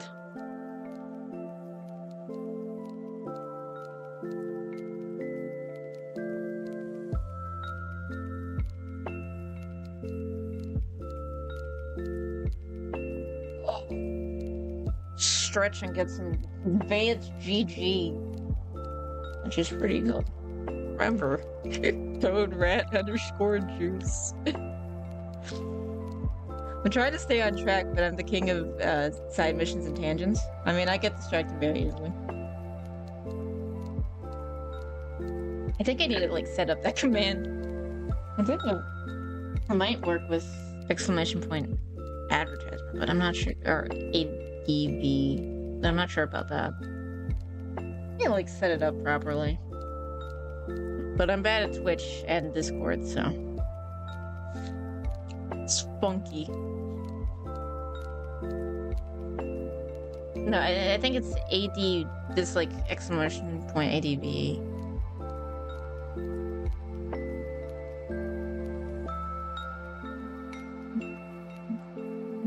Hello? Hey? Sorry about that. My chickens were freaking out about something, and I think my dog was trying to stop something. I think it was a hawk. Do you have like netting for them? No, I just have them free range, but that's probably gonna change here soon. My in-laws have chickens, and there's been quite a few interesting stories with them. Like a few times my mother-in-law, whenever they like had a mean rooster and they had like enough roosters, they're like she would have my dude like shoot the roosters. Right. And then like all the chickens would go and like try to eat the rooster, and it'd be like, what? Chickens suck. Chickens Dude, are awful. Yeah, no, they're. I like having them for the eggs, but they do kind of suck. Like they kind of gross. Like if they get like to the point where they eat their own eggs, then it's a problem. Or if they like get packed up in their butts, then it's a problem. And then it's... Yeah. But they also have like some pretty chill roosters. Did I ever tell the I had the story of the Chad rooster? No. So there were like two roosters. One of them, he would just hang out with the hens a lot, and whenever there'd be a hawk, he'd go inside with them, and he wouldn't like try to fight him. And he lived for a long time because of stuff like that. But he was like a gentleman rooster. Right. And the other rooster would like try to like have his way with the hens, and then the gentleman rooster would like get him off. And then like so all the hens wanted to be with the gentleman rooster because he was the cool guy. He got all the ladies by being like a chivalrous rooster. It was very funny. I think a hawk finally got him, or he died from old age, but Right. he was the chill one who would hang out with the hens. I think I've got a rooster like that right now. It's hard to say. He's a little young, but he's pretty chill with the ladies, and he seems to take care of them. They seem to like him a lot, so. Yeah, it seems it can go basically two ways with the roosters generally. Yeah. It can get pretty nasty. All right. Sorry. Where were we? Where? I'll just start over from the beginning. Okay, unity of the human family. Yeah. Because I think it was towards the beginning of the paragraph that your doggo started barking. The church is present in the world as a sign of unity for the entire human family. She recognizes today's questions and challenges us as the current setting in which to carry out her particular vocation of listening, dialogue, and service, and of being responsive to everything concerning the lives of contemporary men and women. This involvement in people's lives helped the church understand ever more clearly that her mission has a historical scope and entails a responsibility for the way in which social relations are built. For this reason, she cannot consider herself a stranger to the forces shaping society. On the contrary, the Church actively participates in the processes by which society grows and is organized, and she offers her own contribution to the creation of a more just and fraternal society. Pope Francis emphasized this historical dimension of the Church's mission. No one can demand that religion should be relegated to the inner sanctum of personal life, without influence on societal and national life, without concern for the soundness of civil institutions, without a right to offer an opinion on events affecting society. I mean, yeah, I would agree with that. Yeah. And in general, just I guess the importance of the human family, and I think the church itself is kind of a reflection of family, from what I remember, where like the bride and the bridegroom kind of thing. Yeah. One of the, I guess this also kind of reminds me of one of the other books that I read was on it's called Making Gay Okay. Because I read it mostly for like general like how people rationalize things. I didn't realize how quickly it happened. Yeah. It's kind of crazy. It's a really interesting read. I highly recommend it actually. But I'm kind of that was one of the big like pushes. Actually, I think the contraception thing was one of the biggest pushes. It kind of all comes from the contraception ruling, weirdly enough. Yeah. But yeah.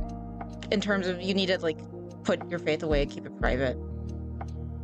Yeah, I mean that was the church was already having an issue with that before, but like I think the 60s and 70s was like when that was pushed like really, really hard.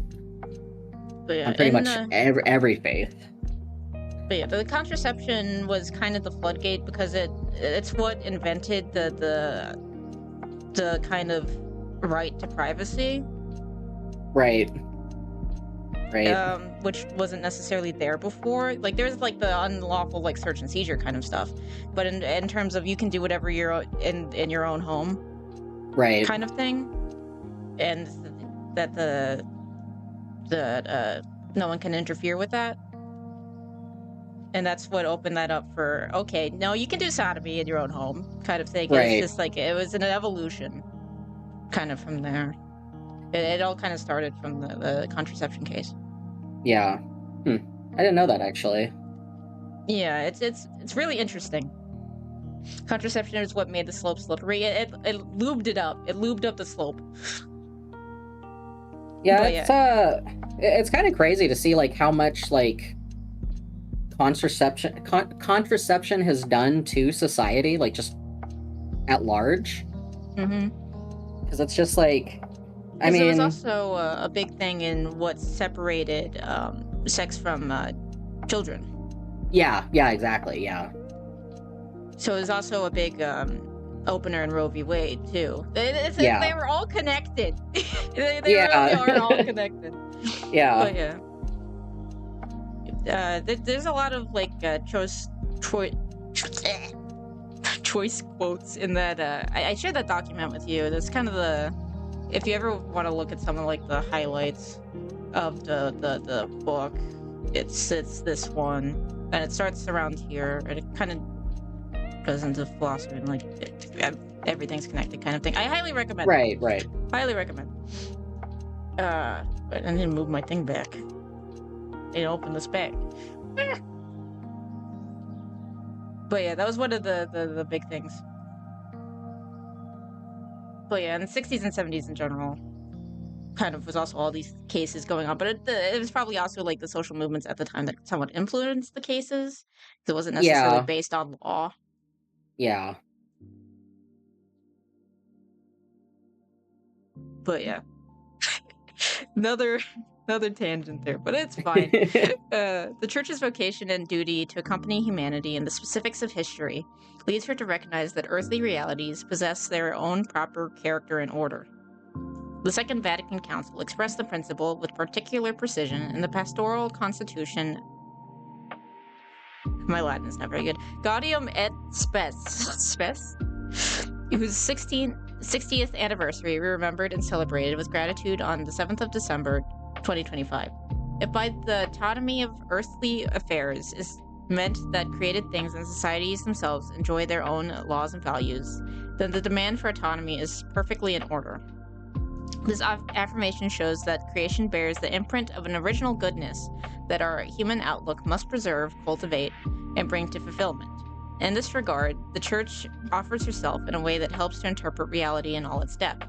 She supports with humble firmness the choices that promote the dignity of every person, the cohesion of communities, and the good of all. The Church thus stands alongside the world without overpowering it, so the promise of justice and the peace that the Holy Spirit continues to sustain in the heart of humanity may come to fruition in every human endeavor.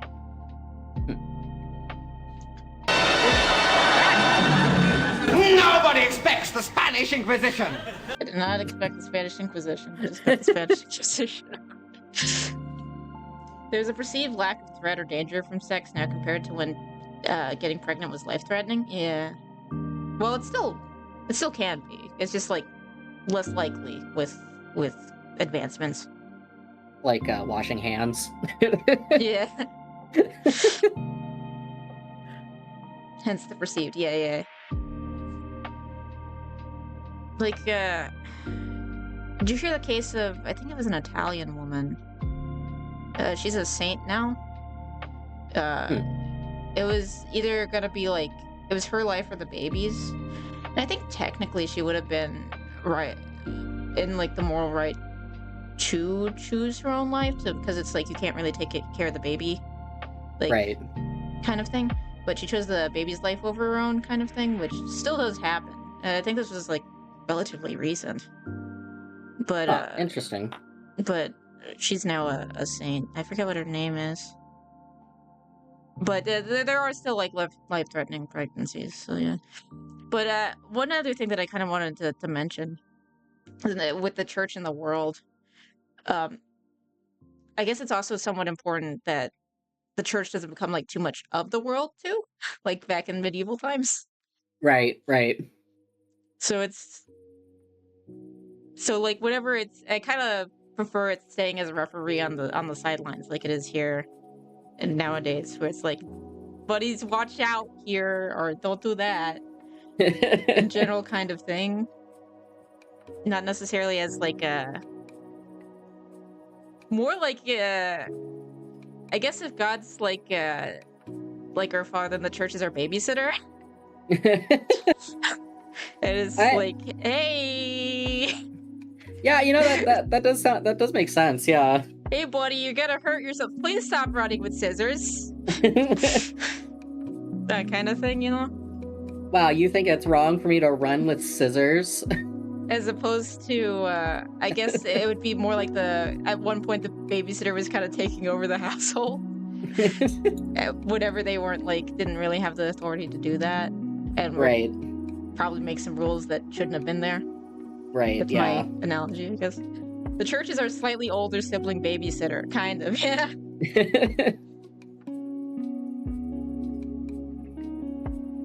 But yeah. I think there's a bit. The The church's Crusades are vocation... funky. Oh, sorry. Sorry, the Crusades are funky. It depends on which crusade you're talking about. Because it was kind of necessary. Yeah, I mean, how much of... Depends on which crusade. Yeah, because I mean, like, a lot of the Western world would have been lost to Islam without them, or without certain ones, but then, like, other ones are just like, are you guys doing this just... Yeah, is this just for land? What are you doing? Yeah, it was, there were... The Crusades are kind of a crapshoot. It always depends on which one you're talking about, because were so many Crusades. Okay, sorry. Alright, the church's vocation and duty to accompany humanity in the specifics of history leads her to recognize that earthly realities possess their own proper character and order. Oh wait, you already read that one, didn't you? Somewhat. Okay.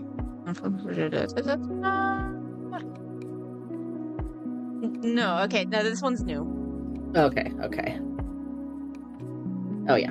Recognizing that God upholds the freedom of men and women in the unfolding of history, the Second Vatican Council affirmed the distinction between the ecclesial community and the political community, emphasizing that each must operate with full autonomy. The Church's presence in the world is also expressed through her relationship with civil society and public institutions. By engaging with these entities, the Church acknowledges the value of social and political realities and honors their specific responsibilities, supporting everything that fosters the well-being of individuals and strengthens the fabric of society. The Church does not claim to assume the functions belonging to the state. On the contrary, she esteems those who serve the common good, and she firmly acknowledges the responsibility that civil institutions hold within society. At the same time, the mission entrusted to the Church prompts her to address the real suffering of the men and women of our time. This closeness does not stem from an intent to supplant civil institutions, much less from an implicit criticism of their work. Rather, it stems from evangelical charity, which impels the Church to draw near to the wounds of humanity whenever they surface with greater severity. When the Church intervenes, she does so following the example of the Good Samaritan, with discretion and closeness, aware that what arises from urgent necessity cannot become the norm, nor replace the institutional responsibilities proper to the civil community. So we shouldn't always we're in charge. Kind of don't I guess it's still a local kind of thing. It's more not always emergency. We take full control. Is that what it's talking about, or what did I think it's trying to reiterate what the Second Vatican Council put forward, was that the Church should not try to put itself in the place of civil lawfare and political discourse, I guess, or making political decisions, I guess. Which I don't know, I kind of disagree with, but yeah, I mean, I don't think it's got its place, but I do like it being separate more for the protection of the Church, I guess. Yeah, that is true. But to a degree, it's still, basically render what to Caesar is Caesar's kind of deal. Yeah. But it's still, the Church still has a place, definitely, in society in terms of, counseling it, and it's, where we should be going and reminding people of, hey, Stop running with scissors. Some of the actions during the Crusades weren't, but as a whole, they mostly were needed. Yeah, there were. Whenever there's a bunch of people doing something, there's gonna be a bunch of shitty people too. Yeah. And that's kind of how it goes. Someone's gonna take advantage of it, and Yeah, and sometimes like they over exaggerate that nowadays. Like with the Dante's Inferno game, they made him like Dante like the worst person ever, and they made him like a crusader. It's interesting. I unironically really love that game, but it has like cool set pieces, and it portrays like the levels of hell interestingly. But yeah, I wouldn't go to it for my theology or history. Yeah. But yeah. Also, the church is responsible for a lot of outreach to those with genuine need. Yeah, the Catholic Church is like the largest charitable organization and set up like hospitals, orphanages, a lot of things.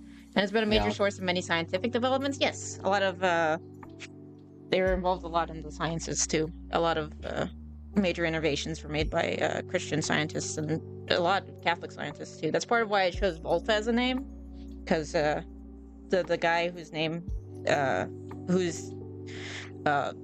who the Volt is named after, he was also Catholic. Yeah, I think even like the whole idea of the scientific method is like from like two Catholics, right? Francis Bacon I think it's and something like that. Yeah. And then obviously Aristotle wasn't Catholic, but he was still more. believed. People say he's more like natural law based, kind of. Yeah, because he didn't like know, but he seemed to like earnestly pursue truth. Yeah. Kind of thing. Where was it? Okay. Oh, speaking of, I guess. The wisdom of the world, word of God in dialogue with human sciences. The church regards all who sincerely seek truth, goodness, and beauty as companions on the journey and considers them as precious allies in defending the dignity of every person and caring for creation. Adapting the pastoral approach of the Second Vatican Council, which invites us to listen, discern, and interpret the signs of the times, and enlightened by the wisdom of the world, the Church is not afraid to encounter human knowledge. Indeed, the Word of God provides reliable standards for establishing paths of justice and opening ways of reconciliation and peace among peoples. When it comes to applying these standards to the complex situations of our time, the contributions of philosophy and of human and social sciences is essential. These disciplines help us understand and analyze cultural, economic, and political dynamics more deeply. St. John Paul II recalled that the Church welcomes the contributions of the social sciences in order to draw from them concrete insights that help her to carry out her magisterial office. A dialogue with such kinds of knowledge does not diminish the power of the gospel. On the contrary, it makes it possible to identify with greater clarity, but generally fosters the lives of individuals and communities. Following this perspective, Pope Francis emphasized that when dealing with many specific questions, the Church does not claim to offer a definitive option, but recognizes the importance of listening to scientific research and of encouraging a serious and honest debate among experts while welcoming a diversity of opinions. Like, it was part of we don't like have a perfect, like any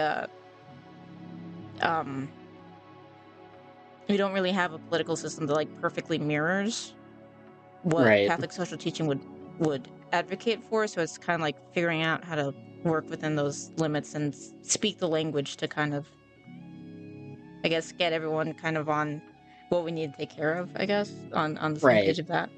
Yeah. We kind of need to know a little bit of the language of the world to communicate with it.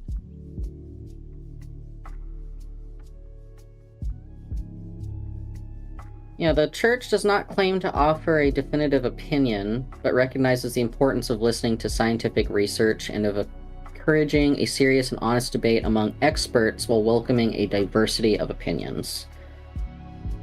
I'm assuming more with like which system to go with definitively, but when it comes to like certain issues, it's like definitely like no killing people.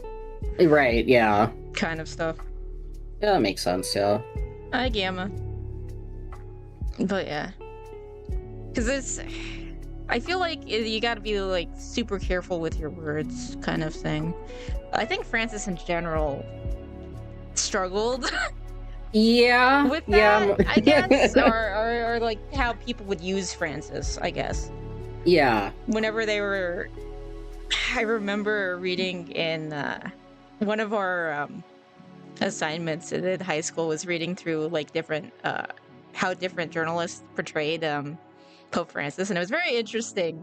And one of the headlines was literally, Pope Francis is not the liberal superstar you think he is. And it's like, yeah, no, he's still against abortion, he's still against homosexuality. Well, Despite what homosexual some like people, sex, I guess. And it's like, yeah, despite what some people say, he is still Catholic. So being yeah, the and they're Pope like, and what? all. He's not gonna allow women priests? What the hell? And it's like, yeah, it's not gonna change doctrine. What are you Yeah. talking about, buddy? Surprisingly, most societies have come to the conclusion that killing people equals bad. I wish. Well, I mean, kind of. And then, but there's more like, but what if? Kind of seems to be added in recently. Yeah.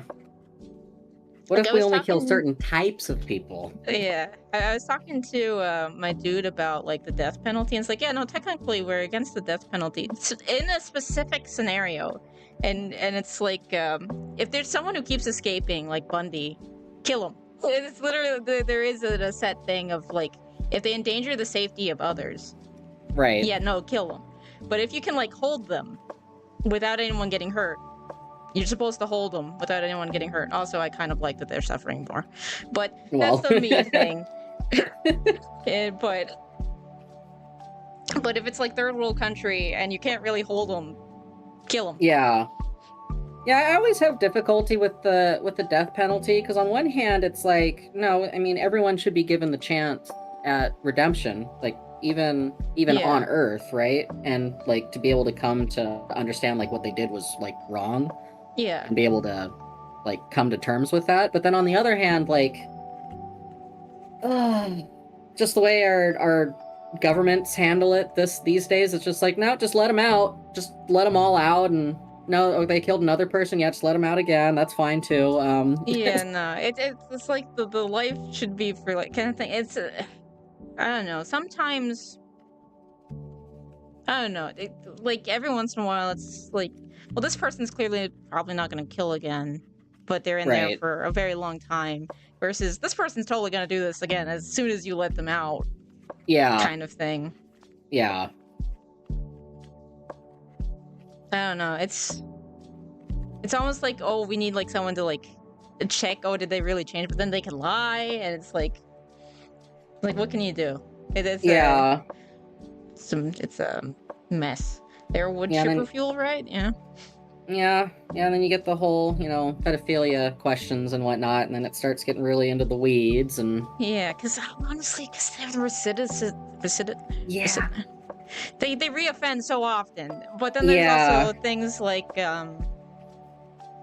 you've heard about like Saint Maria Goretti, right? I don't think so, no.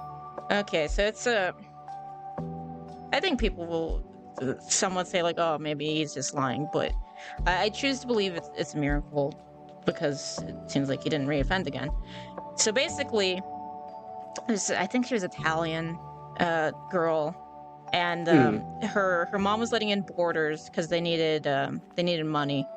And this guy comes, he's like 20 something, she's like 13, and he tries to do stuff with her, and she's like, please don't, you're gonna you might go to hell, you're endangering your soul, please don't do this. Right. And he does it, and I think she ends up dying from complications related to it. She appears to jeez. him, and she's like, hey, please, like, get better, stop being like a shitty person, I think, while he's in prison. And eventually he's like, okay, I'm getting like visions of her, and eventually he ends up like converting and like seemingly actually changing. And that's like one of the only reasons where it's like, I guess in theory they can change. Right. There can be a miracle where God changes their hearts, but so many of them just reoffend. And it's always just like, I don't want them near like vulnerable people. So for that, it's almost more I want life sentences for them. Right. Maybe not kill them, but Yeah. I don't want them out on the streets, because once they do it once, generally they'll do it again. Yeah. And it's just continuous. You see it so often, even like they're like 80 and they're still finding a way. Yeah, they're still trying to, yeah. Yeah, it's ridiculous. Maybe like even groping the nurse while they're in hospice, and it's like, you just suck.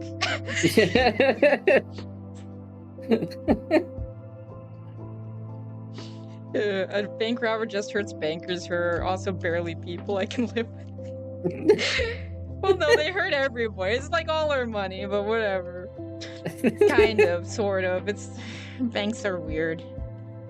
The reoffense harms people who are incredibly vulnerable. Yeah.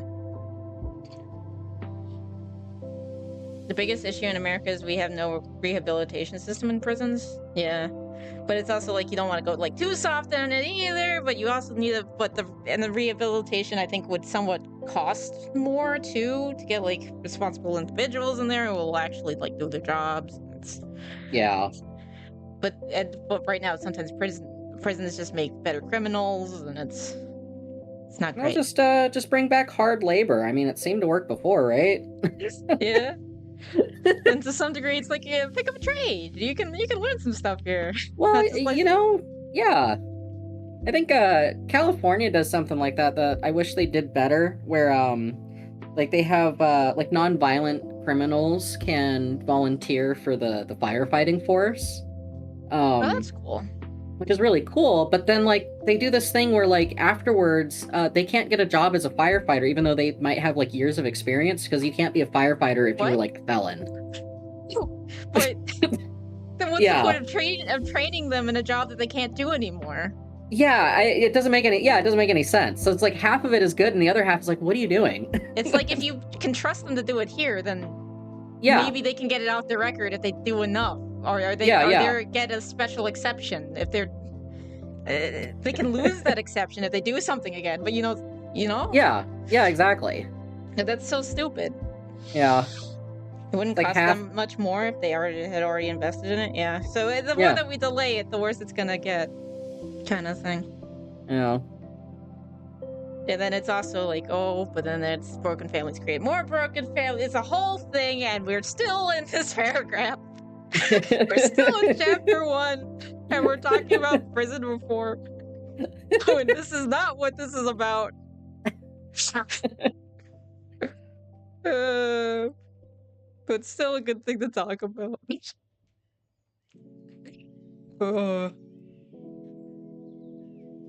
The show Pit Bulls and Parolees, yeah. Pit Bulls are... It's a whole other tangent I could go on about pit bulls. Yeah, I could go on about pit bulls for hours. Like, I feel bad for them, but at the same time, they probably shouldn't exist. Probably not. But it's also like, it's not necessarily the individual dog's like fault. Elspoon Loco asked me, how would you reform the prison system in America? Okay, let's see what First, GLaDOS stop says. treating prisons like storage units for inconvenient humans. Focus on rehabilitation, education, job training, addiction treatment, mental health care, and real re-entry support. Use shorter sentences for nonviolent offenses. Expand parole for people who've earned it, and punish violent repeat offenders differently. If the goal is fewer victims, you fix the people and the conditions. And GLaDOS understands. GLaDOS got a pretty... I mostly agree with GLaDOS there, yeah. I think it's more just money, and actually part of it is money too, because there's also like the private prisons, and they want to do it a certain way that's probably cheaper, which doesn't actually help anyone, and it goes back to the contractor thing. And it's all about money. Yep. And then I can get my schizo board out, but it's fine. Okay, nourished by this fruitful dialogue between the gospel and human knowledge, the church has progressively developed her social doctrine, cultivating in history a wise patrimony marked by theological and anthropological coherence rooted in the Christian understanding of the person. Precisely because the patrimony arises from faith and a corresponding vision of reality, it does not amount to a repertoire of technical solutions or an economic or political model to be set against others. Instead, it belongs to a different order, namely that of the principles that guide the interpretation of events and sustain an evangelical understanding of the historical processes and the choices these entail. Herein lies the proper function of social doctrine, which does not claim to supplant the responsibilities of politics or institutions, but offers itself as a foundation for collective discernment, helping to recognize and promote whatever serves the dignity of persons, the vitality of communions, and the common good. Yeah, I mean, that's pretty straightforward. Yeah. But yeah. Now into, I think, where it came from, more or less. Understanding that the truth is a gift to be shared, not a possession to be monopolized, frees the Church from the temptation of seeking forms of presence based on power. In order to rediscover the evangelical approach of a gentle proclamation of truth that is not imposed, St. John Paul II invited us to examine honestly the times when acquiescence was given to intolerance and even the use of violence in the service of truth.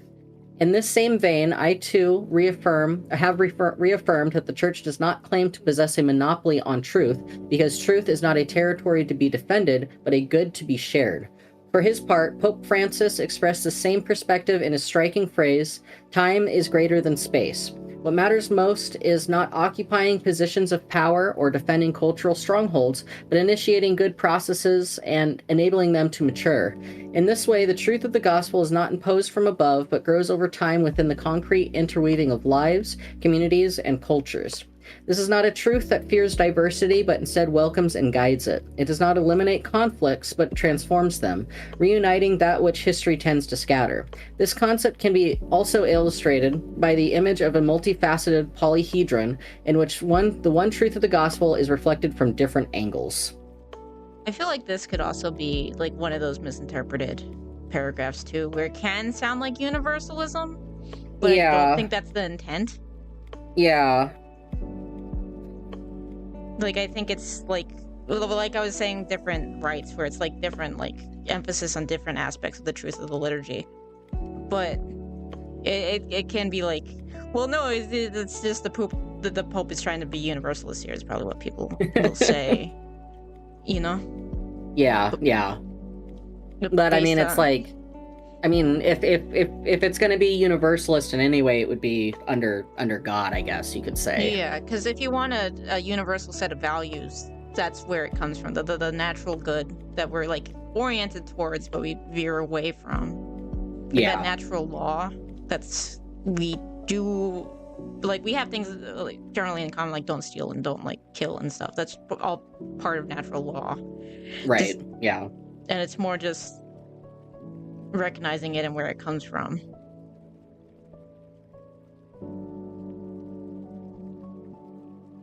And then to some degree it's like, oh, does natural law come from like do we all agree on these things because of evolution or whatever? And it's like, well, where do you think that that comes from too, in terms of anytime that it's like because of like how this thing works, and it's like, but why does that thing work that way, you know? Why is it ordered that way? Yeah. But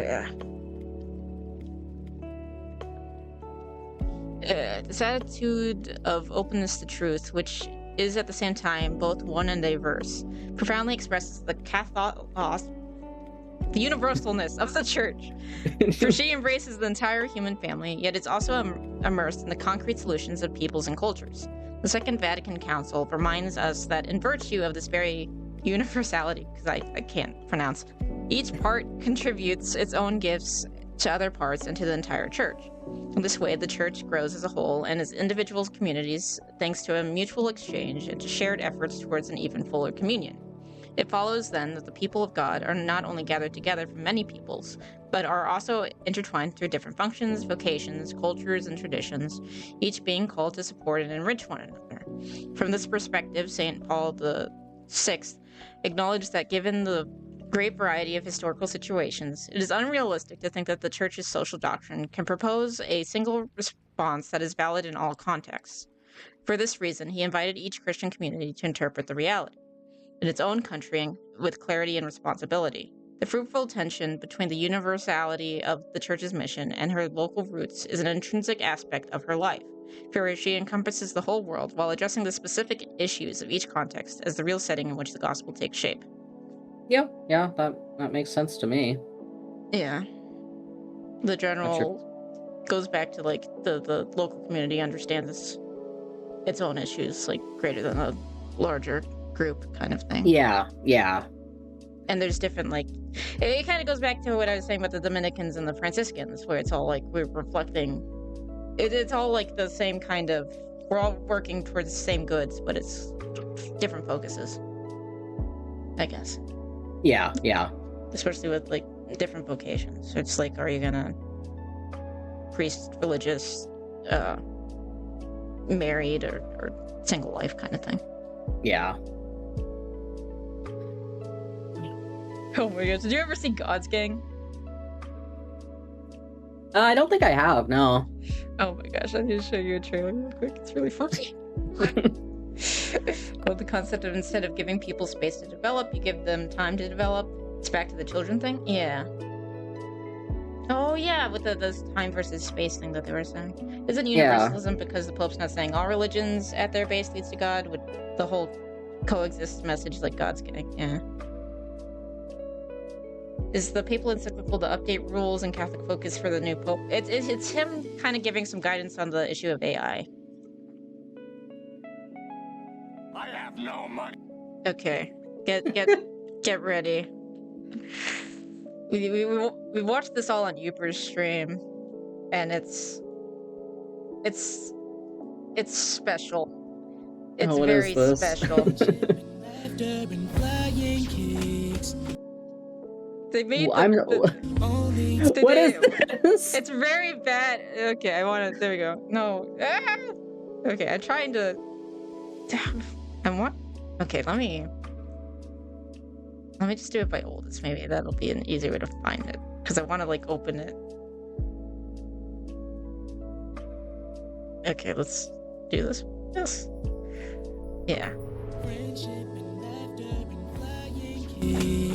Only together the world we can fix.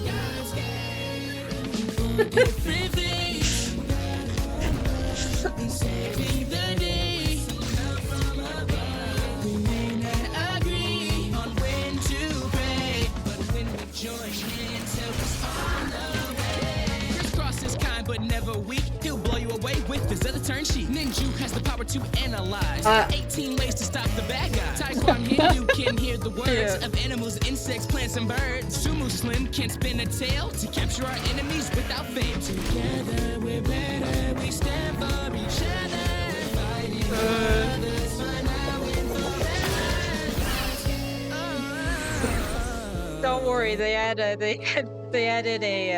a Buddhist later. But, I was gonna say, where's the Shinto priest? I don't think they're big enough. Maybe they'll show up later. But they gave her the weakest power. And then also, whenever they pray, like, they all do, like, traditional prayers. He sings Amazing Grace. What? Because he's more like a black stereotype than a Christian stereotype. I guess he's supposed to be like the Black Baptist Church kind of, like, stereotype. They don't want to go all in on the Pentecostal kind of thing. Yeah. And Ninja is really just, he really is like all the Jewish stereotypes. This is the oy vey, and he's like neurotic, and like, I wonder if this was made by a Hindu, because she's like overpowered. She gets like 6 arms, and she can talk to animals. For some reason, he can like hypnotize people. It's very strange. Like, I can understand this. It's like, okay, Abrahamic faiths. Okay, sure. Right, why is the Hindu there? Yeah, I don't... Is it... This seems like something that I would have seen as a joke on, like, 4chan in, like, 2010. Yeah, but it's real! Does Ninja have shuriken shaped like the Star of David? I have not seen that, actually. But, no, there's people unironically seem to enjoy it, but it has not... There's not a lot of episodes. There's very few episodes. I think there's like 12. Yeah, It's that's mostly really just their funny. same shorts over and over again. Oh no, it's 8 episodes, and it's been years. And it's very strange, and How have I never heard of this? it's very funny. We should probably also do this as a stream. It's we were like losing our minds watching that like a week or two ago, or maybe it's been a month by now. It's pretty bad. Yeah, we should Also, watch one it. of the That would be main really funny. baddies are called the Corpo Creeps, and everyone is a stereotype. Yeah. Oh yeah, they have like at one point they never explain their origin story of why they're all together. They never do. And it's also really funny. At one point the one episode is, oh, the Christian guy made burgers. Oh no, it's not halal. It's not kosher because it has cheese on it. And she can't eat it because it's a cow. Yeah, no, they're gonna fight, and then it's like, we'll just eat fries instead, and then it's like, where's the protein? It's a big old, it's a mess. God's Gang is special.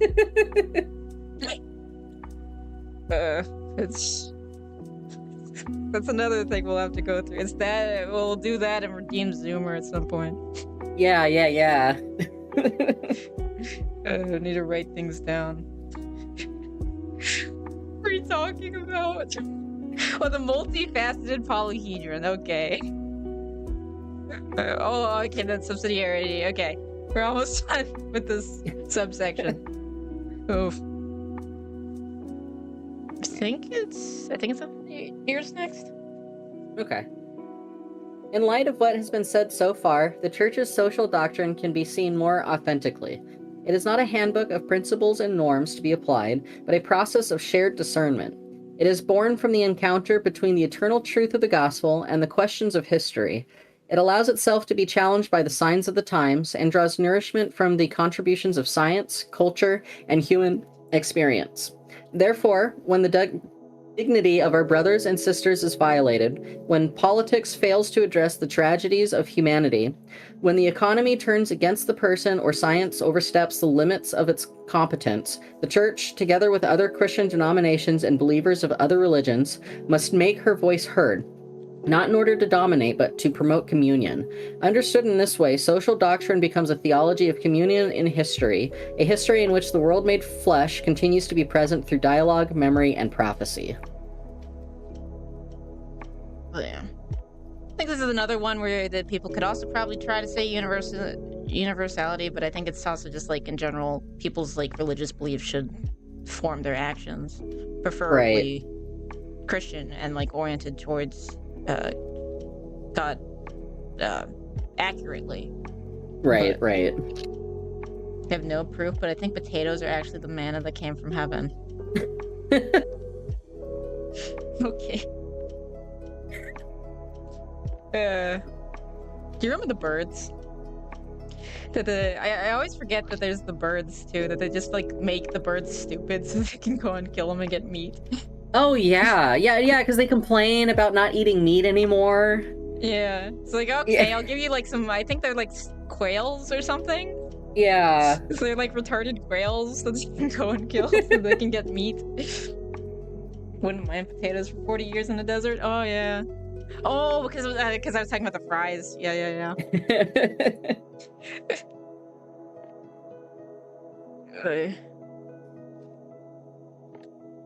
I guess I can understand why people reading this would like think that like it's kind of pushing this kind of universality. Because like people do have some good like decent questions about like why the Catholic Church is like, or why the Vatican, I guess I should say, is so I wouldn't exactly say that they're pushing it super hard, but why they seem so laissez-faire on like migration and whatnot. Yeah. When like the end result of it that I've seen in most first world countries is like pretty bad for everyone involved. Yeah. But I guess also like Pope Leo did say that like you could probably stay in your country to make it good, didn't he? He might have. I don't know. I don't think it's in this encyclical, but I wouldn't be too surprised. But I feel like the biggest thing that Leo's like, if like, I'd say that Francis's thesis statement would be like, remember to like love everyone kind of thing. Right. And generally, sometimes people would be like, oh, that means that he like accepts everything that they do, which is not necessarily true. Right. But I think Leo's thing that he really likes is peace. Because he like talks about like peace in the Middle East a lot, and like Ukraine and Russia a lot. Like, I think his main thing is like, can we please stop fighting? And sometimes he might be like sound soft because he's like, come on guys, we can all like, can we coexist and then figure this stuff out? Can we like not be killing each other right now, and then we can talk about this? But I think it's more, but I think because of that, sometimes it can be interpreted as universality. Whenever he's like, we could get along with Muslims, and it's like, stop killing each other, as opposed to, oh, it's we all are equal in truth, kind of thing, you know? Yeah. This is why we have highly intelligent birds like ravens, and we have chickens and pigeons and quills. How do chickens exist in the wild? They must have just gotten dumber with domestication, right? Or is it really just numbers? Well, they do lay a lot of eggs. Yeah. I think they come from a species of like jungle fowl, don't they? Yeah. Yeah. I don't actually know what the closer to the original chicken looks like. Yeah, because they come from Asia originally, like they're super like beautiful, like really bright birds, and then like the females are like super brown, so they can blend in while raising or like hatching eggs and whatnot. But they're like the typical bird thing. Yeah. I think they're just as dumb. Yeah. They breed faster than prey can wipe, or than predators can write them out. Yeah. Like, yeah, that's one of the annoying things with rats. I wish that they weren't all like number based. Like, their thing is just like, we'll just make a lot of babies. But because of that, they have like short lifespans and can get sick pretty easily on some things, you know? Yeah. I think we bred them to be delicious and thick so they don't really fly like they used to. Yeah, no, we bred chickens to be so fat that they just die from heart attacks. Yeah, those are what are those ones called? That's a breed of chicken called Cornish cross. Yeah, those ones are some like the meat ones. Yeah. I've raised those ones before, like on my farm. Mm-hmm. They don't have heart attacks if you just give them access to grass.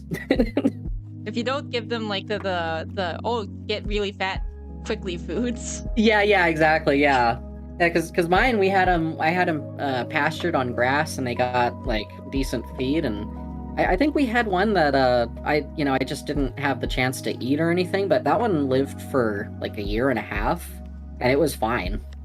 Yeah. So I don't know. Rats are at least smart. That's true. But yeah, all kinds of interesting animals. How did sheep exist before people? Sometimes, like whenever they eat too much and they kill themselves. That's a great question. It might also be like, oh, they were just able to.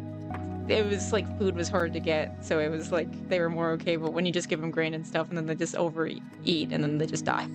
Yeah. Because I mean, if you think about it, the only way that sheep historically would have gotten grain is like if they ate like the seed heads on grass.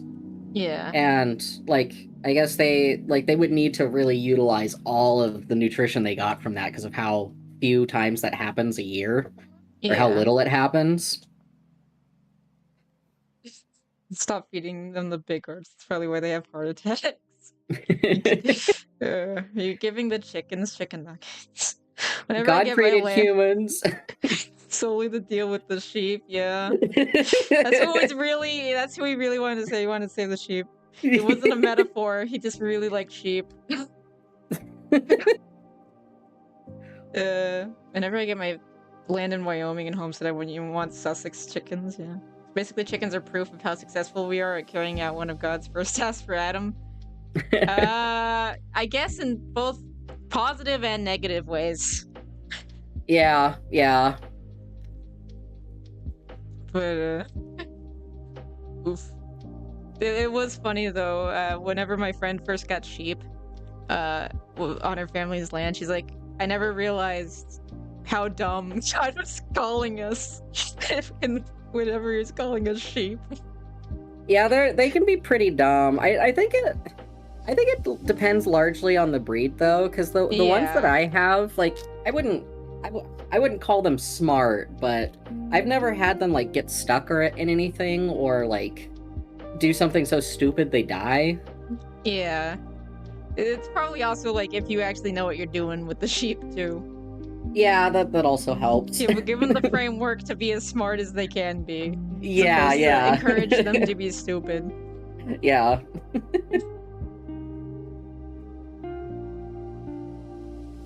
But yeah.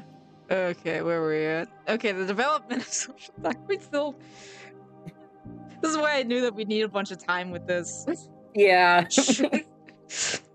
But yeah. Actually, I didn't even think about as much of the tangents. I was just thinking about the length. But I've been enjoying the tangents. So,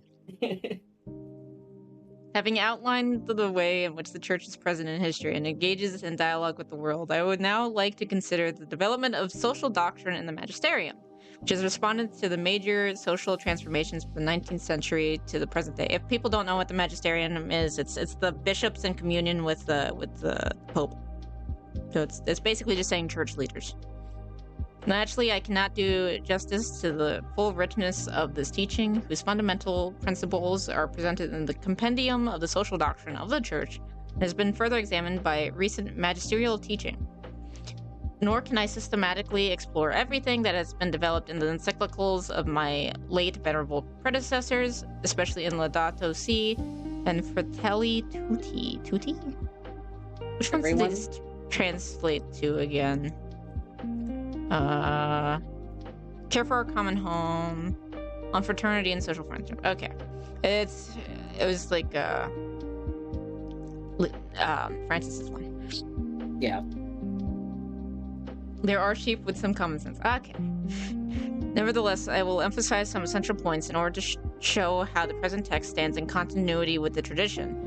I would also like to stress how within this tradition, the unchanging core of revealed truths regarding the human person and society is constantly intertwined with a renewed capacity for listening to historical situations and responding to contemporary issues.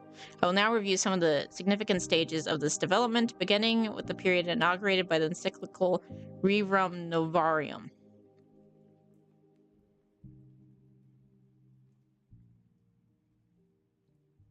But, What we now call the social doctrine of the Church is not a spontaneous product of the modern age. Instead, it is the fruit of receiving and structuring a long tradition of ecclesial reflection on life and society.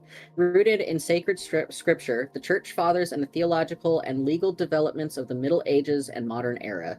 Although the expression social doctrine of the Church was coined by Pius XII in 1950, its content began to take shape as an organic corpus of social teaching with Pope Leo XIII's encyclical Rerum Novarum.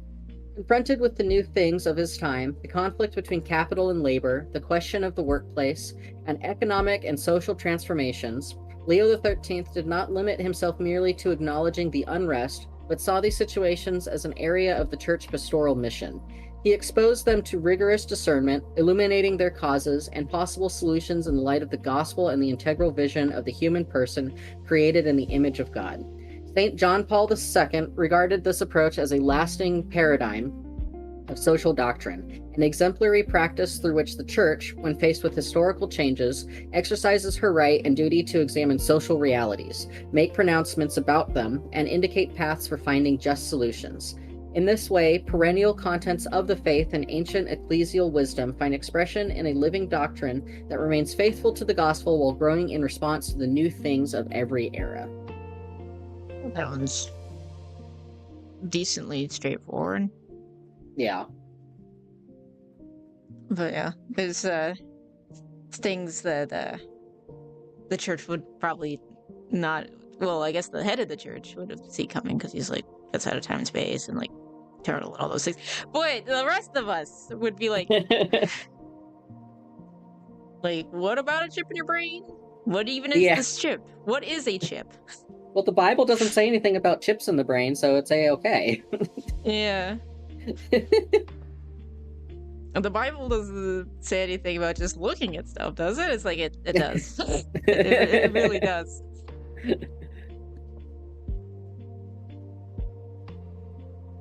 And again, who knows whether Turtle is being serious? What? Turtle's never serious. He's always trying to like make someone upset. What are you talking about? Turtle is our resident troll who likes to say that like Lolicon is good and stuff. Oh, that one guy on the server? Yeah, I've seen him. Yeah, that one guy. He also shows a fun bunch of stuff.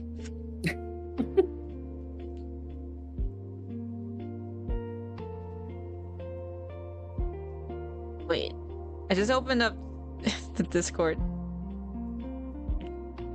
John Browning was a Mormon? Like the big like military guy?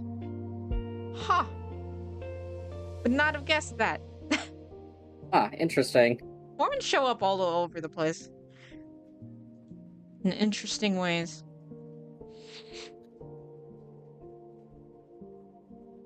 Ah. Oh, I thought you were talking about him when mentioning about chips in her brains. Oh, okay. Nah. Lindsay Sterling. Oh, is that the violin lady? It's a Mormon. You know who else is a Mormon? Who? Actually, no, I don't think he's a Mormon anymore. I think he stopped being a Mormon. I was gonna talk about. Oh. What is. It's the one with the messed up face who really likes prostitutes. Oh, Greer? Yeah! Russell Greer? He's Mormon? He was originally Mormon, but I think it's, he eventually, like, left. Because he went on, like, a mission, and I think they had him doing sign language because he can't talk. Oh, right. Or, like, can't really talk in an understandable way, and then he, like, ran away from his mission, I think, to go to a prostitute. I think he eventually got kicked out or something. I think he got in trouble on his mission because he went to, like, a prostitute. Is Ryan Gosling a Mormon? I don't know. Is Russell Greer? He is one of my kind of preferred locals to look into because he's very interesting. Back when Mercada kept his craziness under control, he read through Russell Greer's book and it's very funny. Yeah, he's a character. He's the guy that tried making a. He made a song about, was it Taylor? Legal in Utah. And he tried to force Taylor Swift to date him. Yeah, because he said it was like discrimination. Yeah, it was discrimination that she wouldn't date him, or that she wouldn't use him to like make music or whatever. I forget. He tried to like show up on America's Got Talent. He sues everybody. He tried to sue her. He tried to sue Ariana Grande too, I think. Yeah. He sues the Kiwi Farms like I feel like every few years. But he's like very incompetent, so it almost always gets thrown out, and then he tries again. He just keeps on going. It's crazy that he's allowed to. Yeah, no, that's another thing about the court system that we can yell at is their pauper system, which gets abused.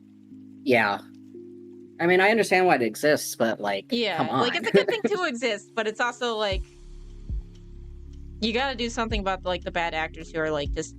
The overly litigious. Yeah. But yeah. Luckily he's an idiot and basically never wins anything, but it still wastes time and money for people. Yeah, there needs to be a limit to the number of lawsuits anyone can make, yeah. Yeah. What are we talking about? I don't know what. It's because I looked at the Discord, then I looked at Mormonism, and then that made me think of Greer. Okay. Oh, Ryan Gosling was raised Mormon, but left as a teenager. Okay. I learned recently that there's this YouTuber I used to watch a lot, Shadiversity, I think his name. I didn't realize he was a Mormon until recently. I had no idea. I feel like Shad's going a little cuckoo a little bit. He's going a little cuckoo, yeah. Which is a shame because I like his videos about like armor and medieval times and whatnot. He does some good stuff, and then it's like sometimes it's like what? But I did not know he was a Mormon until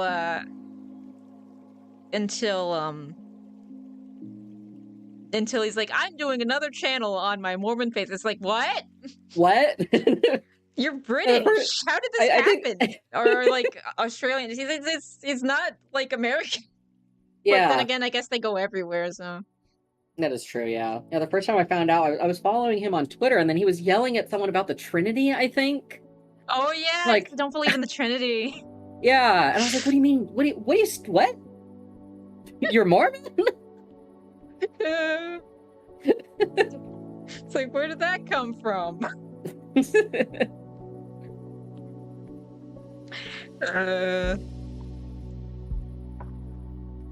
I feel like I don't know. I guess somewhat also with the medieval, and it's like the guy who's like really into medieval stuff being a Mormon is kind of, you know? Yeah, that is true, huh?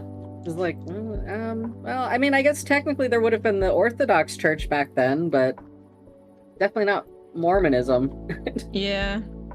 It also reminds me of Templar, where he's like super anti-Catholic, and he's like everyone always thinks he's trying to do like an ortho bro or a Catholic LARP, but he like hates them.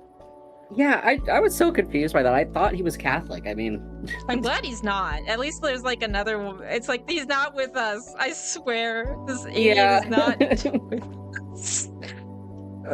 We already have enough idiots saying that they're Catholic. Yeah. In all aspects of political spectrum. But yeah. So many crazy people. That explains a lot. There's a lot of things that explains, yeah. Like, it's so unfortunate that Chad is like, Chad could either mean Chadiversary or it could be Chad Man. Yeah. It's like my mind's trying to like un-autocorrect it from Chad Man. Yeah. But yeah, didn't like his book have like a bunch of rape or something? Chadiversity? Yeah. I have never read any of his books. Really? I know that people were talking about his books were like very strange.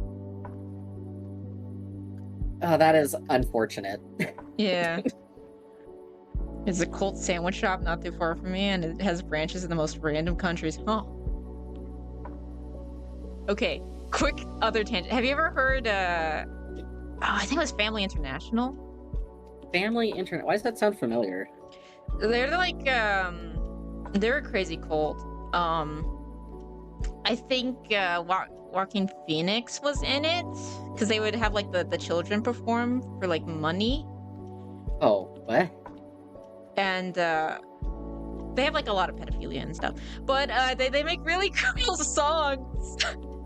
And they have some money, and do you want to hear like their cool Japanese songs? Yeah. This is Japanese.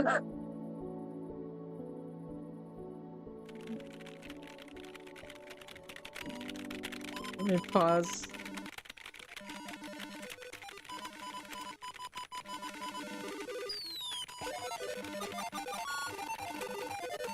They made all these weird music videos. Like, they made like an anti-evolution one and stuff like that. Why is that robot doing that? Don't know. So it's kind of a banger.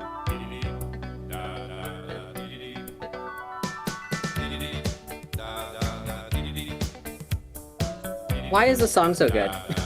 I know, they're like decent songs.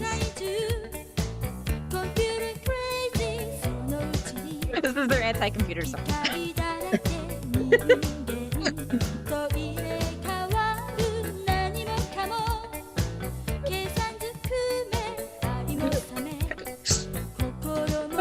periodically have this on my playlist. It's a bop. It's too good for what it is.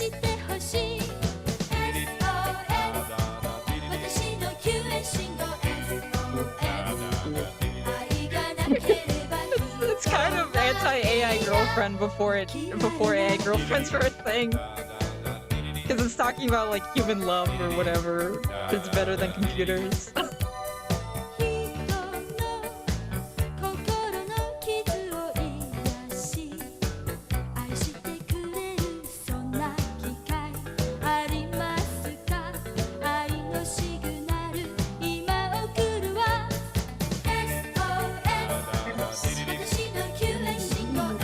SOS. It's too good. The dancing isn't bad either. It's like a nice little setup.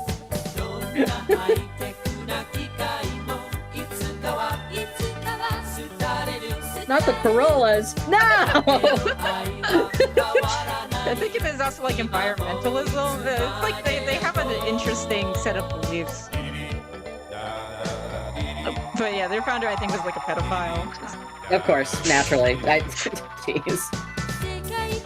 And I think that there was a lot of kids in like the entertainment industry who were like raised by them, I think. Oh, weird.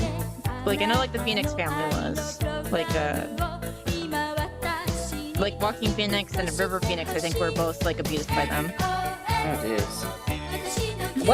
What's the overlap? Is it just with the money or money and power or It's they have like it's money and I think it's like a lot of like there's like a lot of like entertainment people, so they like make a lot of stuff like this. Right. And they wanted like a lot of like talented dudes can like make stuff people. So they teach them a lot of like the movie making stuff and like acting and singing kind of stuff. I see. Yeah, that makes sense. But yes, they're very funky. Oh, okay. I went on a tangent. Let me show you their Mark of the Beast. Their Mark of the Beast is the anti-barcode code. Family International. I forgot about that one. That one's really funny. Kathy, don't go. Yeah, Kathy, don't go. This one's also. Hey guys and gals, get hip with a new craze. Register today for your very own personal 666 barcode implant. No more need to carry cash or credit cards. The price of the goods you buy is now automatically subtracted from your bank. They also created the flirty fisherwoman culture to use young girls and women to pretend to be escorts to share credit. Account What? by the computer terminal at the yeah. checkout stand. Also Family It's fast. International? It's easy. Jeez.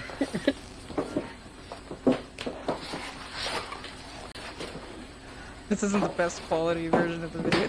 This was like on VHSs that they, I think, would give out.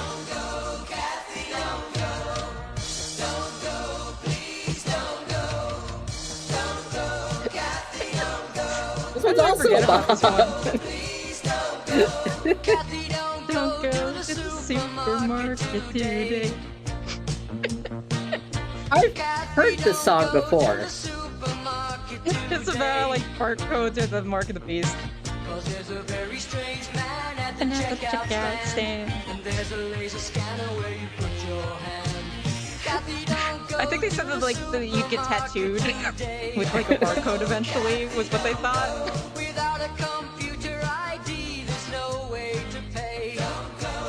Not who runs Hobby Lobby, are they? No.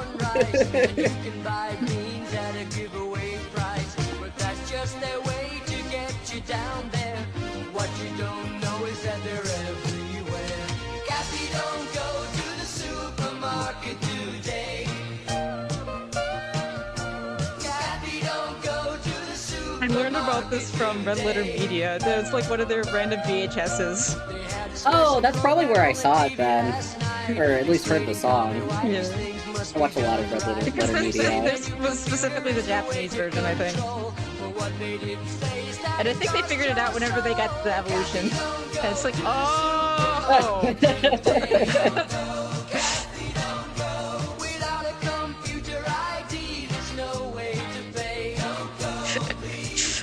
I think think you get the idea. I mean, it's not a ritual, but they are obsessed with the sex lives of the members. Yeah. Fun fact: the child of one of the leaders of the cult offed himself due to the abuse he suffered. His mom and yeah, no, I saw that video too. Is it this one? Yeah, it's a okay, maybe not. But yeah, this is like I know like what's his face has a Nick Crowley has an episode on this. Oh, does There's he? like a weird like I think they're also like anti-medicine, and there's like a weird thing where they like spit mud on a kid instead of just giving her a band-aid. Oh, It's very strange. that's And I think that's they going like into kiss their I kids think on the I'm lips or Jesus. something. Yeah, no, they did. I think they did like this is like a puppet version of like their pedophile leader, and I think he does think that he's Jesus. I Oh, think he's jeez. dead. I hope he's dead. Okay, I gotta get a snack. I gotta get All right. some Lone Stars. I'll be right back. I'm gonna use the restroom, get a snack too.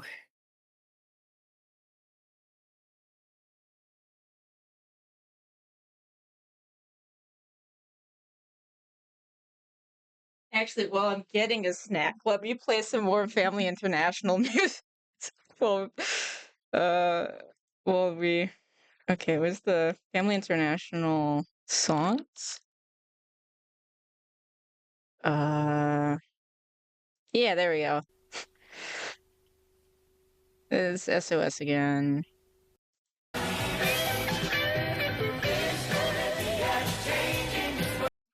There. We'll just start with the English version. I'm gonna go warm up a hot dog or something.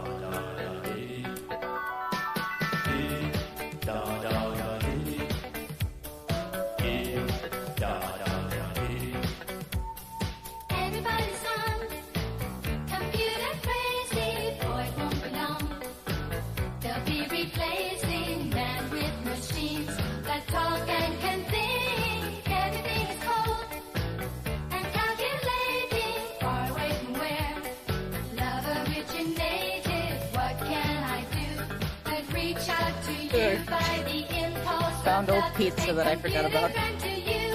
Not enough screen space out for our attention.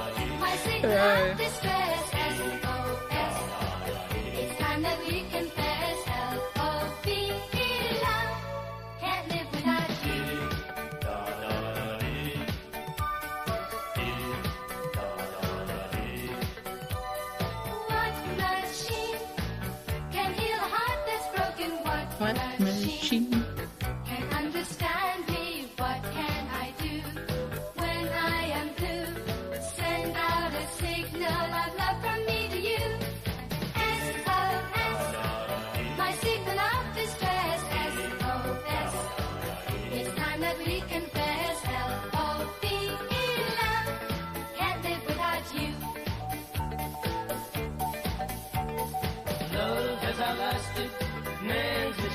What's new today? Goes out of style.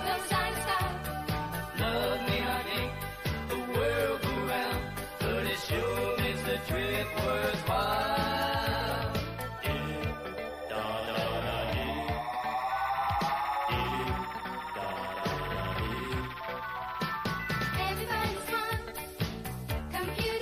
Alright, I'm back.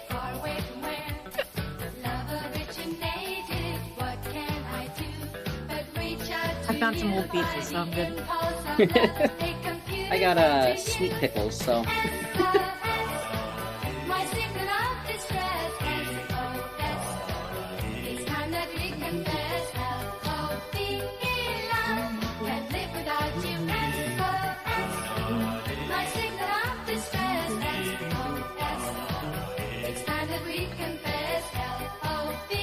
This is really kind of on topic.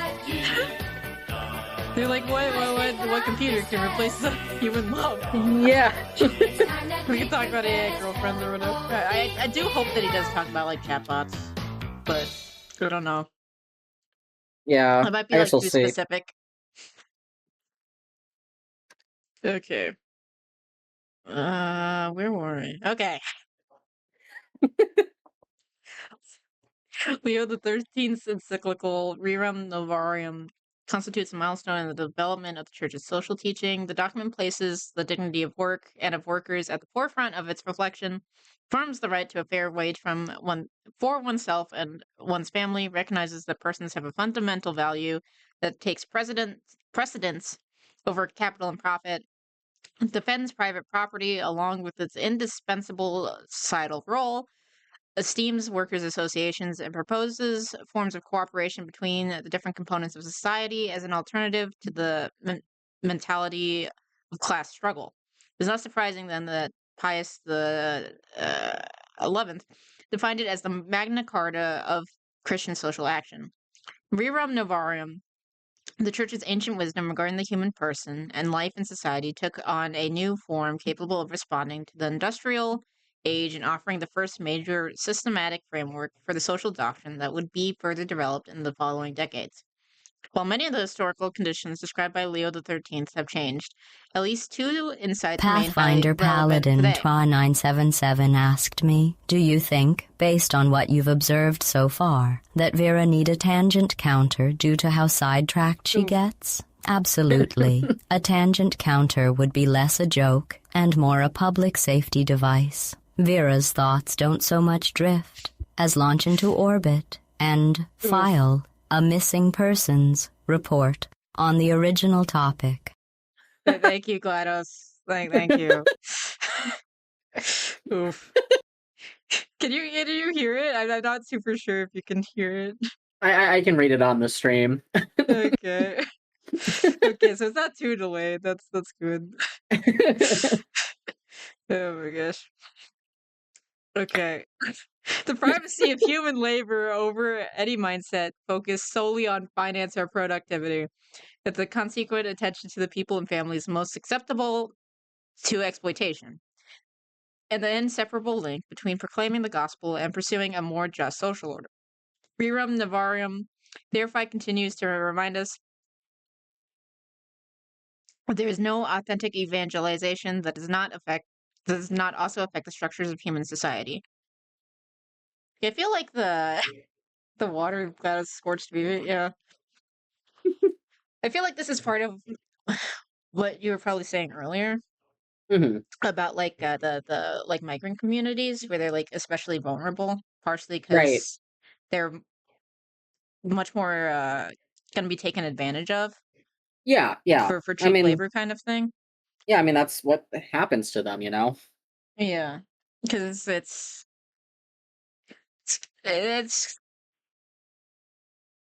you get the overworked like federal kind of stuff, and then you also get just people taking advantage on both like on the U.S. side and on the legal immigrant side too. Yeah, yeah.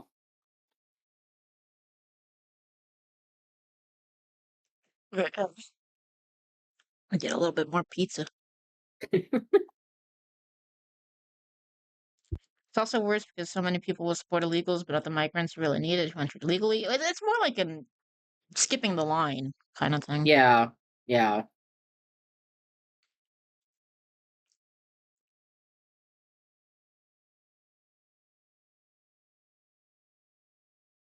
Some of the people that I see get the most pissed about illegal immigration or other immigrants. Yeah, yeah, I have a couple friends that are I've got one that migrated here legally and then like one that was like born here from illegal parents, and both of them have the same opinion of like you probably shouldn't do that because it like Yeah. not only messes you up but like it messes up like the opportunities for everyone else that comes here legally, you know. Yeah.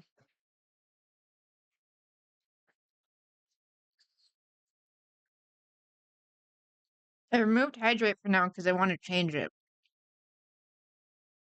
Because you have to go through a bunch of steps to come here legally. Yeah. It's like there's also with our prison reform thing, we can also talk about like what should be part of uh, immigration stuff. Right, right. Well, yeah, I Because mean, there's some people who get immigration. in who's like, I don't think should be there. And then there's some where it's like, they're basically American already. Just let them in. Just let them in, yeah. Like some people that my dude works with, it's like, they're basically American. Can you please just like give them the card, let Yeah, them yeah. stay. And there's others at his work who did get the card, and it's like, why did you get the card? Yeah.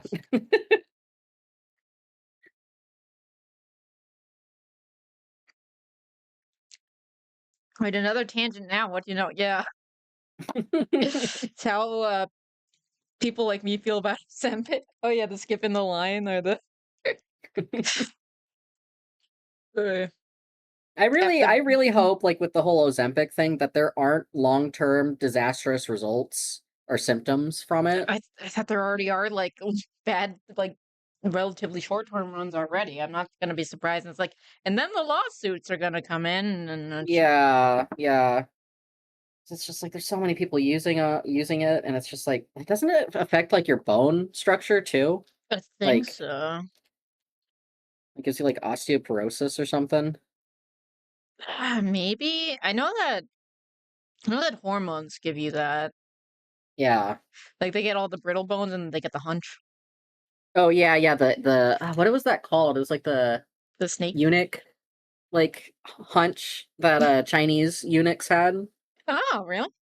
Yeah, yeah. No, it's like a known phenomenon, like historical phenomenon too.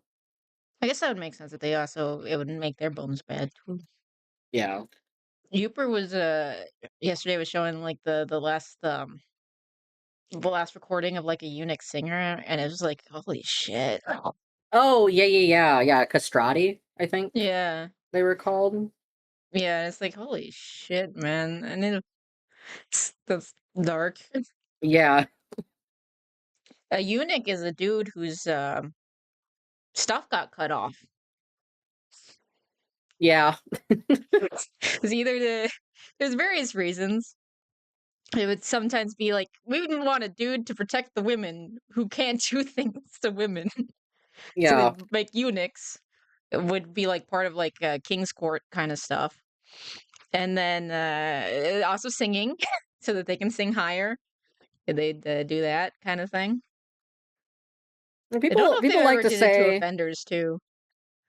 that did happen, but the recidivism was still existent, so they stopped doing it, from what I understand. Yeah, no, it's not going to stop them. Yeah. Interesting fact, puberty blocker medicine that they like to give children for Yeah, it's for blocking their puberty. it was Yeah, for it's for criminals, right? Yeah. sexual criminals, yeah. Same Uh, medication. sure it sure it'll be great. Jeez. Oof. It's fine. We'll just see all the long-term side effects of everything later. It's fine. It's like that Ozempic, I'm sure like in the next like 20 years we won't have like horrible lawsuits. Yeah. It's a mental issue far more than a biological urge mostly. Yeah. I think it's mostly about like control and stuff like that. And sadism. Yeah. Ugh. Where were we? Like, there's tangents within tangents. It's okay. I think it's Okay, we were my talking about. turn. Okay, I remember Magna Carta. Okay. Yeah, yeah, yeah. All right. Okay, Church in All the right. World kind of thing. Okay, got it. Pius XI's encyclical Quadrages I do not Quadragesima Anno. Hope that was okay. was published in 1931 on the 40th anniversary of Rerum Novarum, at the height of a major global economic crisis, marking a further step in the Church's social teaching. Rather than limiting itself to addressing the workforce question, it broadened its focus to encompass the overall structure of the economic and political order. The encyclical denounces the concentration of economic power in the hands of a few, criticizes both unlimited competition and collectivist projects that undermine the freedom and responsibility of the individual, strongly affirms the workers' right to association, and reiterates the requirement that wages be proportionate not only to performance, but also to the needs of workers and their families. Within this framework, Pius XI systematically formulated the principle of subsidiarity, which was to become one of the cornerstones of social doctrine. According to this principle, whatever can be carried out by individuals, families, intermediary organizations, and local communities should not be carried out by higher level authorities. Alongside these contributions and various interventions in his magisterium, from the encyclicals Non Abbiamo Bisogno and Mit Brenider Sorge to Divini Redemptoris, Pius XI clearly recalled the societal role of private property and denounced forms of totalitarianism that demean the dignity of person, stifle life in society, exalt the state above its just value, and discriminate according to race. At least 3 insights of a social teaching remain particularly relevant today. The awareness that injustice concerns not only individual behavior, but also economic and institutional structures. The importance of principle of subsidiarity, which calls for the strengthening of the fabric of associations and communities while avoiding further centralization of power. And the link between the dignity of work, fair remuneration, and the genuine possibility for families to lead a dignified life. I feel like this is generally whenever social justice comes up, I always think about like what version of social justice are you talking about, kind of thing. Right. The term has been like, that's the first one I think that got like super poisoned. Yeah, But because like, it's if it's got like the true like if it actually is aimed towards God, because it does like go against both like hyper capitalistic and also against communism and fascism type of thing. It's just like yeah. it's like why can't we just be normal guys? Kind of. It's like don't use this one, don't use that one, and here's why you don't use this one, don't use that one. Especially like at the time in the 1930s, that would make sense Yeah. with all the kind of government systems on the rise then. Yeah, I mean that was what time did This is Pius the 11th 1931 1931, yeah. Yeah, so that was or around around that then. time. Yeah. Yeah. So there's yeah, crazy. I guess sometimes it's like it's easy to get caught up in our own stuff to kind of forget that there's like we're crazies at different times just because we can like see it more all the Right. time doesn't mean that people haven't faced this in the past where it's like, oh, there's extremes on both sides and they're both very annoying. And it's like, yeah, we've been dealing with this for a Welcome to while. welcome to the history of humanity. Yeah. Nothing bad happened in 1931, right? Yeah. Nothing at all. It's Nothing at fine. all. Perfectly fine. Guess to be fair, there's something bad happens in every year. Well, yeah. I think. I don't know how long Adam and Eve were just chilling. Was it at least a year? I think No, about things too actually. much. I'm I not guess he sure if did. the scripture's clear on that or not. Yeah, no, it's very open to, and it's also like how what was Genesis like actually like, or it's more like because in general Genesis is like written as a response, or the creation story is written in a response to like the Babylonian creation story, I think, or was it the Assyrian? I think it was the Babylonians. Or Right. but yeah, but yeah. Before I get into another tangent, uh, okay. I forget. You read last? Yeah. Yeah. Okay. Pius XI's encyclical. Wait, read that. Yes. No. Computer. Yeah. Subsidiary. Yeah. Okay. It's scroll. Okay. The tragic context of the Second World War. Oh boy. And here's a reconstruction that followed. The teachings of Pius XII made a significant contribution to the development of social doctrine. This is particularly true of his Christmas radio messages, in which he outlined the framework of an international order based on justice, peace, and the recognition of human dignity. So, not the UN.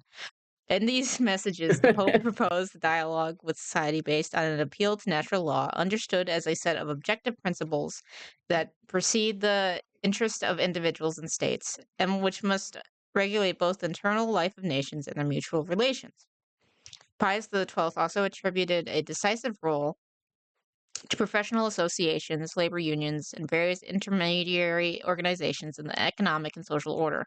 He recognized these organized forms of society as an essential safeguard for civil equilibrium and for protecting the common good. He affirmed the need for a sound rule of law for guarding against the abuse of power, and he recognized democracy as a means for ensuring the proper exercise of authority. At the same time, he warned against any attempt to base law on utility or force, recalling that an international order governed by the advantage of the strongest exposes weaker people to oppression and fundamentally undermines trust between nations. Finally, Pius XII identified profound economic imbalances between countries as one of the factors fueling conflicts. Three guidelines remain particularly significant for our own times. Currently marked by new forms of global power and growing inequalities, the need for law to take precedence over interests, the awareness that economic disparities are a breeding ground for tension and violence, and the necessity of a network of associations capable of mediating between the individual and the state. These guidelines continue to provide important criteria that enable social doctrine to interpret the dynamics of globalization and promote a more just and peaceful international order. Yeah, I mean, that's pretty clear. Yeah. Oh, okay. I read evens, you read odds. Okay. I think we switched up because I think I started. Oh well. Yeah, It's fine. that's fine. Globalization that won't be misinterpreted at all. Yeah.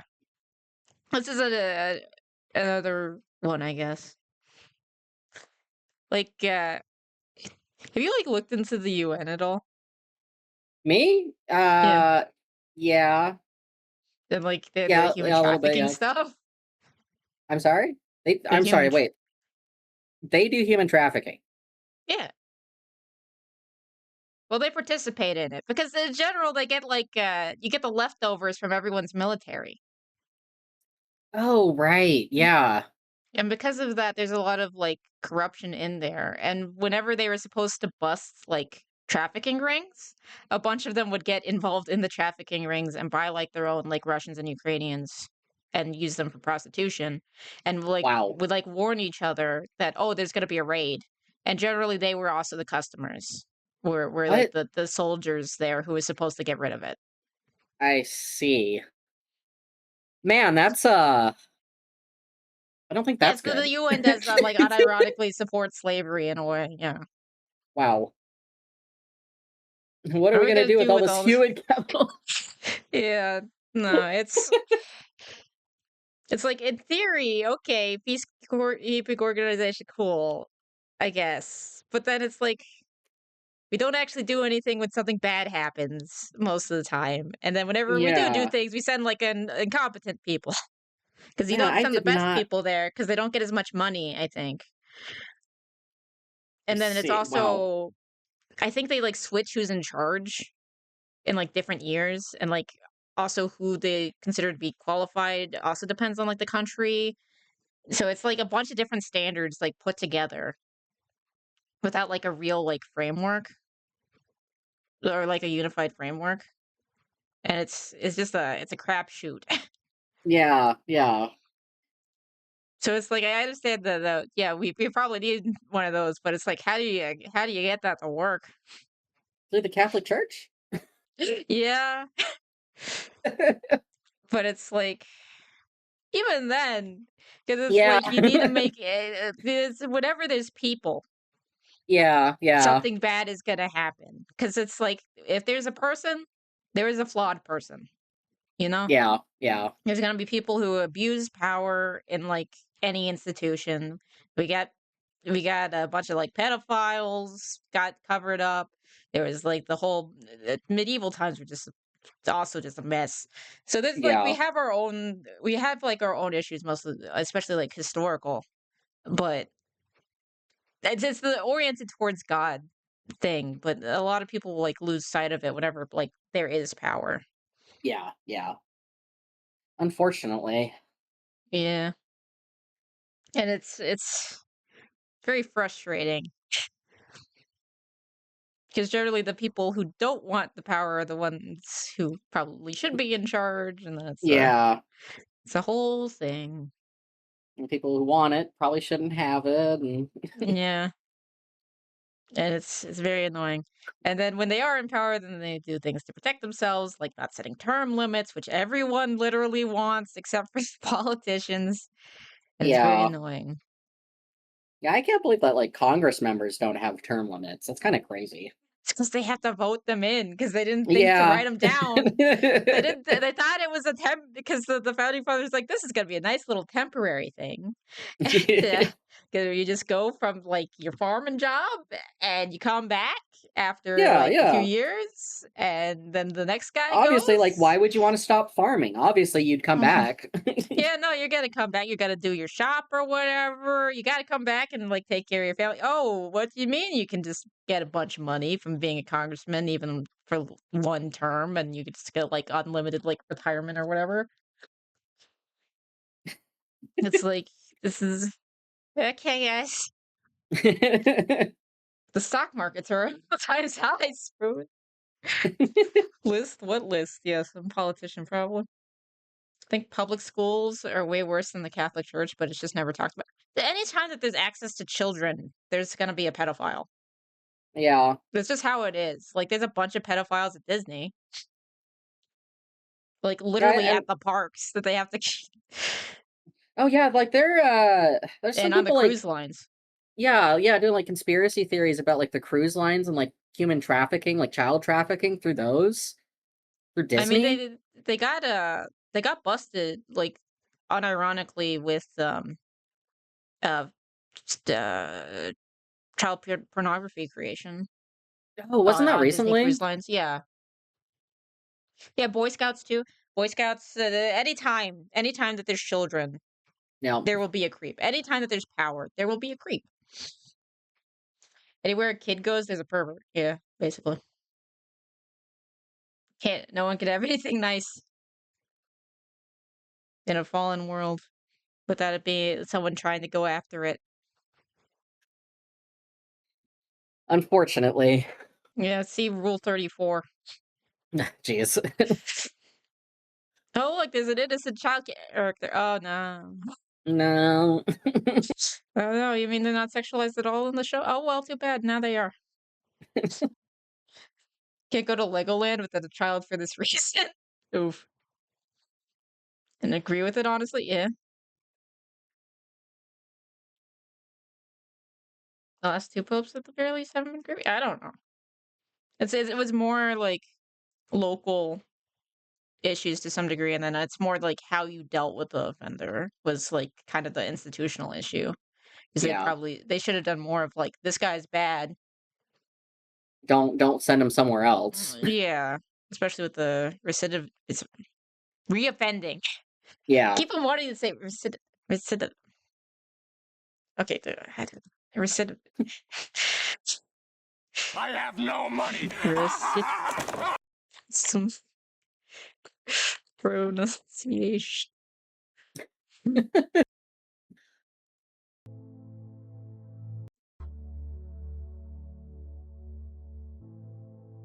Say the thing. Oh, come. Recidivism. Thank you. There we go. Recidivism. There we go. That's what I'm trying to say. So I never put back on the Catholic loaf. So find that funny that I don't even know what makes a Catholic other than they just put like a little monk. Yeah, he's hanging out. Just chilling, listening to his beats.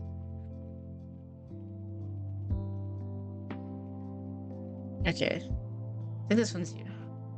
Yeah.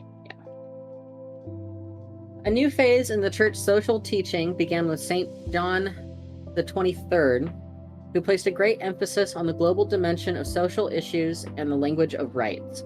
In Mater et Magistra, he presented the Christian faith as a light capable of uniting heaven and earth. He recalled that, while the Church's primary mission is the sanctification and proclamation of eternal goods, she does not neglect the concrete needs of people's daily lives, and is concerned with every authentic human good. Based on this unified vision of humanity, John the 23rd emphasized that societal life requires a balance between the initiative of citizens and groups, who are called to organize themselves and work together, and the action of the state, which must coordinate and provide support without stifling the freedom and responsibility of the individuals. Hence, he drew attention to fair remuneration for work, worker participation, and the growing disparities between countries. A few years later, in Pacem in Terris, John the 23rd addressed for the first time not only the faithful, but also all people of goodwill, organically linking the dignity of the person to the recognition of fundamental rights and duties, and proposing a direction for society, at the international level too, based on truth, justice, love, and freedom. In the present day, which is marked by widespread conflict and new forms of global interdependence, the following aspects of his thought remain particularly significant. The universal perspective of his appeal, his reference to human rights as a shared framework, and his conviction that lasting peace requires institutions and relations between peoples that are inspired by the dignity of every person. Universal lo-fi channel. Okay. Oof.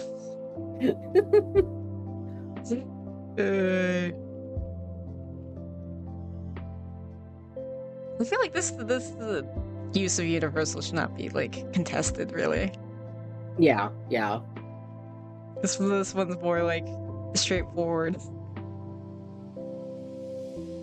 I feel like I just keep on bringing that up because it's I hear a lot of modern criticism that the Catholic Church is too universalist. It's like I don't really think it is. Yeah. I'm biased, but I think based on like the teaching, it's just more like, sure, we say that someone who never knows about God isn't necessarily going to hell, but that doesn't mean that we're saying like everything's equal. I think like mostly what people think they're talking about when they say that is I think they're going off of Nostra Aetate, the Second Vatican Council document that talks about like being able to find natural law in other religions. Yeah. And using that to bring people closer to like the real God and to the Catholic Church. Right. But I don't think, people don't really actually read documents. I mean, I haven't read it, so I'm not one to talk, but I think people just go off of what other people say. Yeah, I'm guilty of that. I mean, it takes time. They're long. Yeah. You need more brain cells than I have. I get it. People complain a lot about everything with the Vatican II, so... Yeah, it's because I think there's like a group that calls themselves like Catholic who aren't actually Catholic because they're not like in union with the Pope, who try to do like pre-Vatican II stuff, I think. And I think one of those guys was on Ghost Adventures with Zach Baggins. And it's like, they got a priest? How did they get a priest? And then I looked it up. It's like, wait, that's not a real priest. There is a couple of them. There's the SSPX, the Society for St. Pius X. Yeah. And Have they like actually schismed, or are they just kind of? I feel like they're in like rocky territory. Yeah, they're not excommunicated, and they are what the Vatican called an irregular communion with the Catholic Church, so their priests are still valid. Yeah. But then you've got the Sedevatists, I think is how you pronounce it. Or they think the last like 7 popes have been like the Antichrist and not real. There's a lot of interesting, and then this guy's the Antichrist kind of branches of people. Yeah. Now, there's a couple of I don't know. I've seen a lot of posters pop up online for like churches calling themselves Catholic for like Pride Month and whatnot. But then you look at the fine text on the poster and it's like, oh, you're not actually a Catholic church. What? Yeah. Why are you calling yourself Catholic? That's kind of weird. Sometimes I wonder if it's like purposefully trying to frame them badly. So it must be sometimes. I don't know. It kind of feels like it sometimes. Yeah, it's clearly psyops. Yeah. Control that message. Bring out the board and the tinfoil. The only suspicious thing I'm confused about is the Vatican allowing a Muslim prayer room. It's basically they just let them put their carpet down in an area where people wouldn't trip.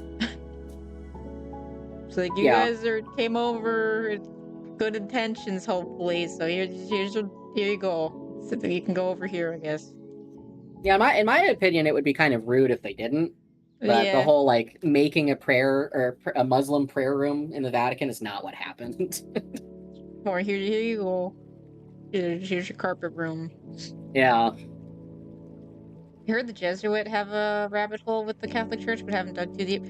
I don't know about that because there's always like they always bring up their like a document that was like falsely attributed to them. Yeah. And then I always just associate them with schizos, like literal schizos, like Church of Gale, who just like goes on about the Jesuits are out to get me. It's like, why the Jesuits?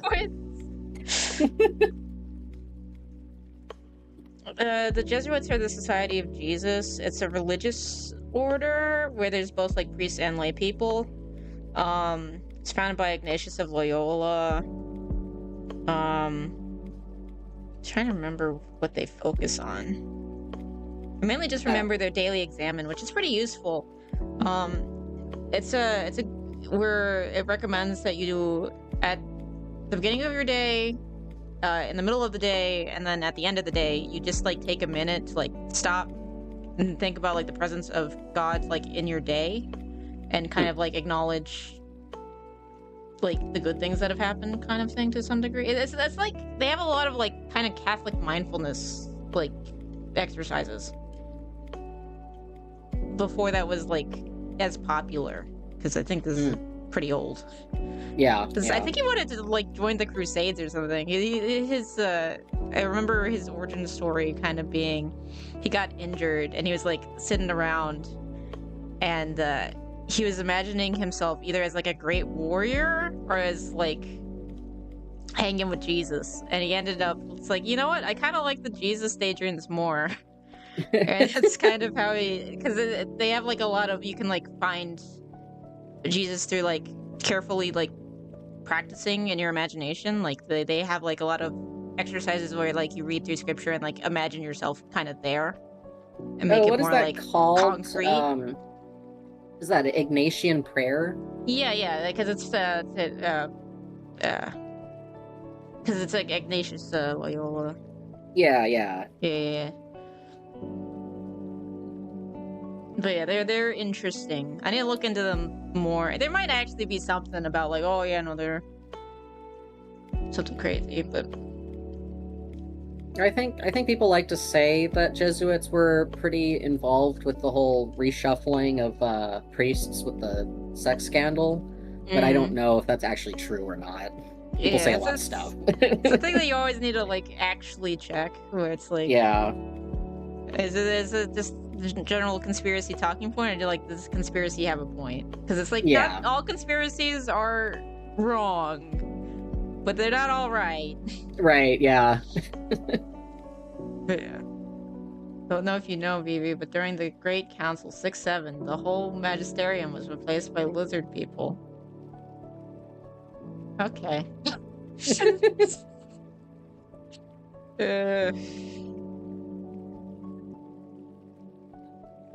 Wait, where was I going with it? We were talking about. Okay. Second Vatican Council marked a turning point in the Church's understanding of herself in the contemporary world. The pastoral constitution, Gaudium et Spes, the Council presented the image of a church that is close to humanity, engaged with the world, and committed to reflecting on the concrete reality of historical situations rather than abstract concepts. The text addresses the major issues of marriage and the family, economic and social life, the political community, war, and peace. It insists that economic and institutional structures are just only to the extent that they serve the integral development of the person and promote the responsible participation of all. The importance of this conciliar document of the social doctrine of the Church lies not only in having opened up horizons for thematic reflection, but also in its method of discernment that invites us to interpret historical changes guided by the gospel and human expertise. This approach reveals that dialogue with the world is not a tactical choice for the Church, but a concrete expression of her mission, because the gospel, like leaven, is capable of transforming the structures of society from within and forging paths toward a greater humanity. The declaration Dignitas Humanae, I'm assuming that's human dignity, can be included in the same context. Here, the Council recognized that religious freedom is a fundamental right grounded in human dignity that must be guaranteed by law, so as to prevent people from being forced to act against their conscience or impeded from seeking and professing the truth, both privately and publicly. The principle is highly relevant today and continues to provide social doctrine with decisive criteria for protecting individuals and building pluralistic and peaceful societies. I think I really like the section. I like how he's focusing so much on like these institutions can't do anything if like people aren't doing it. Yeah. Like the people have to make these groups, and political bodies have to help those groups do their thing, but like they can't like supersede them, essentially. Yeah, kind of what we were talking about at the start. Like, the governments exist for the people, not the people for the governments. And Yeah. it's kind of making sure that they're oriented properly,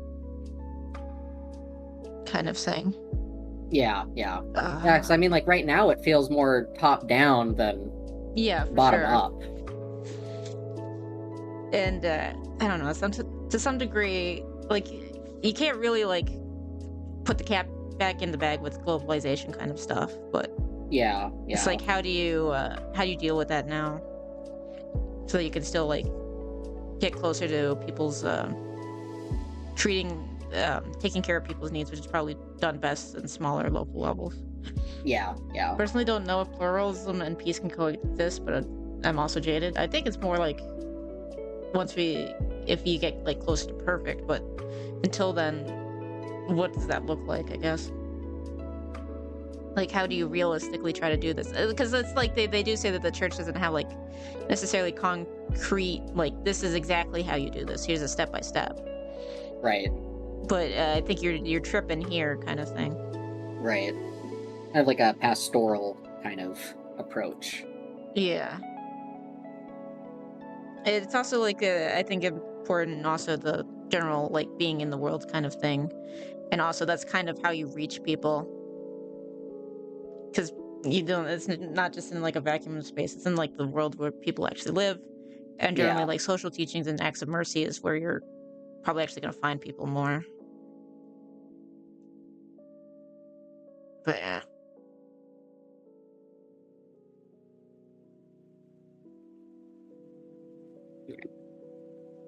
During the pontificate of St. Paul VI, an understanding of peace emerged that was not reduced to the mere absence of war, but took shape within the scope of integral human development.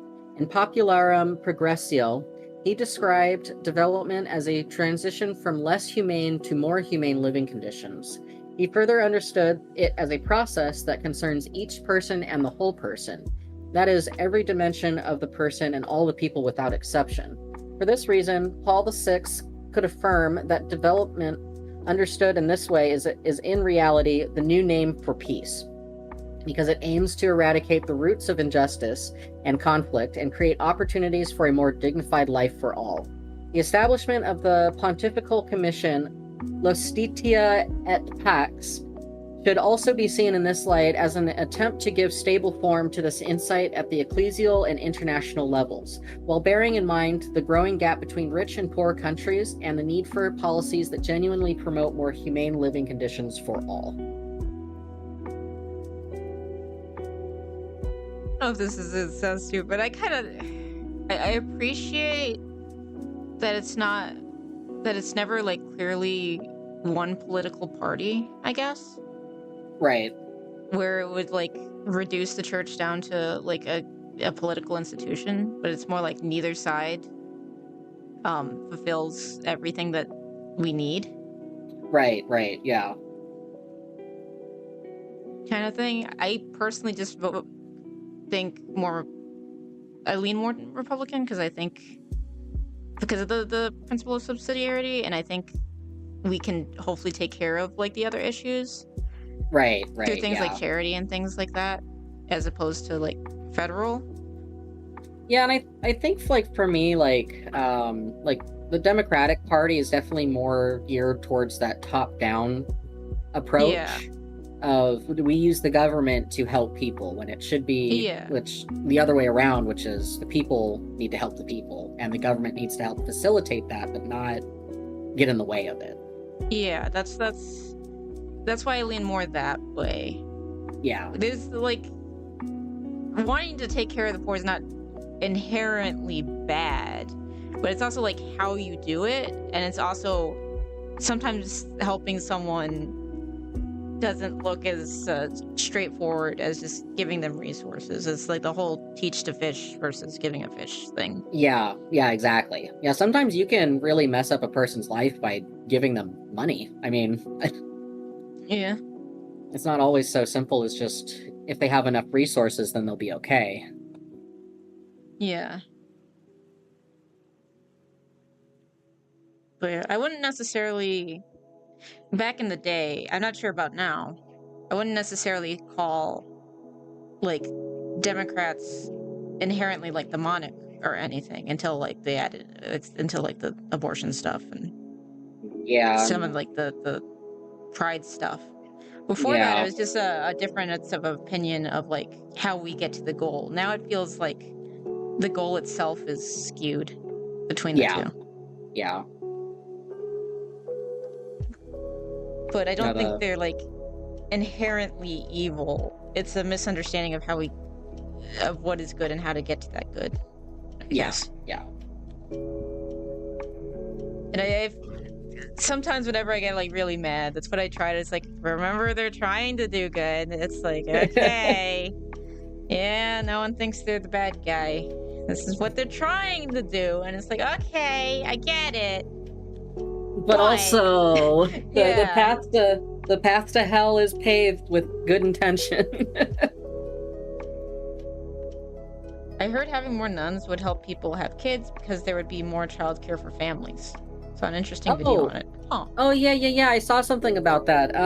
Someone did a study in Spain recently that they saw one nun made 300 to 400 children. Like, there's a pretty hard correlation between the two because they can care for so many children. Like, there's childcare and schooling and after-school care and whatnot. Yeah, because sorry, continue. Oh, you're good. But because it's another like cat bag situation, especially with like economic. Like I'm lucky that I can stay home, but I don't know how realistic that's going to be for everybody. Right. Now, with like how things are, so you kind of got to figure out the best way to take care of families with if both have to work, kind of thing. Yeah. Even if like part-time. I think nuns are pretty good. I mean, I think there's a reason why the church that we have nuns, you know. Yeah, I think they'd technically be sisters, because I think nuns are more the cloistered. Oh, right, yes. And sisters are in the world. Yeah. I think. I don't know if that actually is that different. I think it is. but I don't know. I'm being pedantic again. You think are nuns the one? Do they teach sisters, or are they taught by? Are I think they're sisters taught generally- by sisters? I think they're generally taught by sisters, and then there's also like they'll go to like religious schools in general, and I think the kid will also be taught like by priests or whatever. Right. Remember the nun from Madeline? Is that like the British schoolgirl thing? Maybe. I'm trying to remember Madeline. I don't think I read a lot of that. French. Oh, French. I guess French would make more sense. Because otherwise it'd be like Anglican. I'm sure that Anglicans have nuns too. Because Anglicans mostly just copied everything. Yeah, mostly. Yeah. Besides Nuns are listening to the Pope. Yeah. Except listening to the Pope, divorce, and Gay marriage. Yeah, no, they've gone more into the weeds, but originally the structure is basically the same. French private Catholic school. This was a cartoon in the 90s. I think there's also a book originally. Yeah, I think there's a book. Yeah. Nuns are the nerd arm and sisters are the evangelical arm, basically. Yeah, mostly. I have at least one friend who ended up becoming a Dominican sister. Oh, cool. Yeah. She's like the nicest person I know. She's also one of the shortest people I know. For some reason, like almost all the nuns I see are like super short. Like that specific order. They're all like tiny. Or they're giants. There's like no in between. There's no in between. More cost effective. I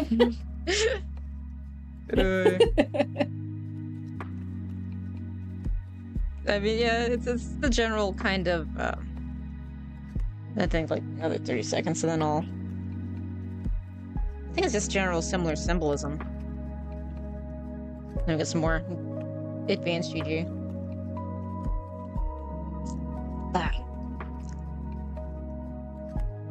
But yeah, I think it's just that they have like similar symbolism because it's like the general like married to Christ stuff. Right. Was Mother Angelica a nun? I'll have to look into her. I've heard the name, but I don't remember what order. She says nun, but is she actually a nun? Oh, Rita. Okay. Poor Claire's. If it's Poor Claire's, it's probably more a sister. Yeah, she's a sister, or a religious sister. Yeah, because Poor Claire's is a Franciscan offshoot, kind of. Because Saint Clair was like friends with Saint Francis. Then she did like the girl version. There's a lot of saints around that time. There's like, you know that there's like, you know the feeling that there's like certain time periods that are just like saint hotspots. Right. Yeah. I wonder if we'll be heading into one soonish, hopefully. Because I mean, with like Carlo and like Fulton Sheen kind of thing of more like, I guess, modern. Yeah. And what that's gonna look like with the changing world and kind of the interaction with like technology and social media. Yeah, especially with technology. Yeah. I mean, it's gonna be a mess if imagine it's like, and then this was Saint so and so's Twitter post, and this was before Saint so and so did whatever, and this is them saying the N-word on Twitter, but they learned better later or whatever. I don't know. It's gonna be funky. It's gonna be. I feel like it's gonna be even harder for like because like the same process, they like go through like all their letters, like almost everything that they've written, and like make sure.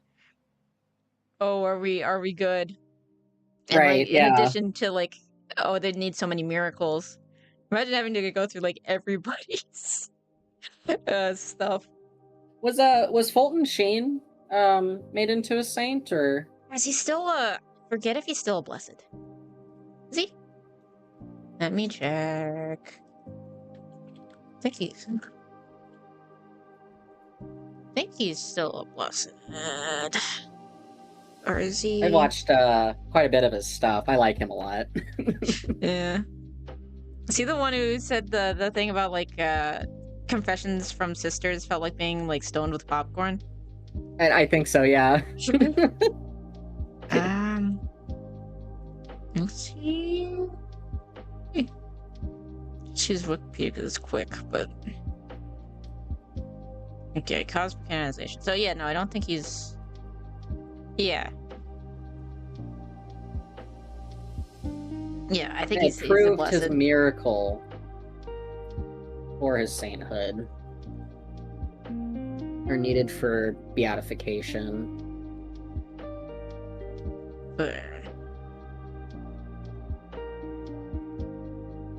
Huh, interesting. But we shall see. We shall see. Surprise Pope Francis is a saint. It takes a lot to be a saint.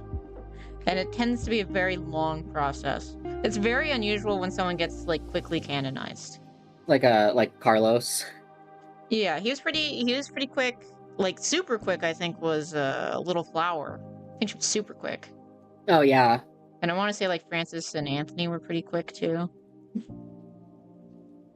But those are like exceptions to the rule. Generally, they take a while. Technically, is a saint just not a saint? Hopefully, yeah. Because there's, I guess it shouldn't. Saint it just means like someone who's in full communion with God in heaven. Right. A saint, capital S saint, is someone who's recognized as in full communion with God in heaven through like miracles. Right. And it's general like you should live your life like this person. I'm trying to remember why specifically she was quick, but I need to look into that. I think she was quick. It's also partially of like, you need like a dedicated like group to be like, hey, what about this person? Right, to kind of push them, which is also like part of it. I'm not in charge of the front door, so maybe he's not. I remember, not to be too mean again, but going back to the Squixie thing. Francis was not in the ground a week yet, and she was like sharing around a video that's like, this is so good, about like why Pope Francis is burning in hell because he had a Marian devotion.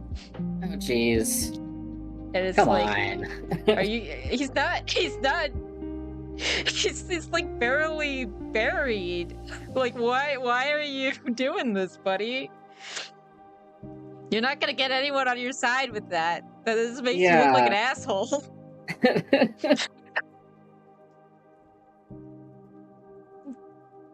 He wasn't always the most popular pope. He's a very kind of, you loved him or hated him pope for the most part, but still.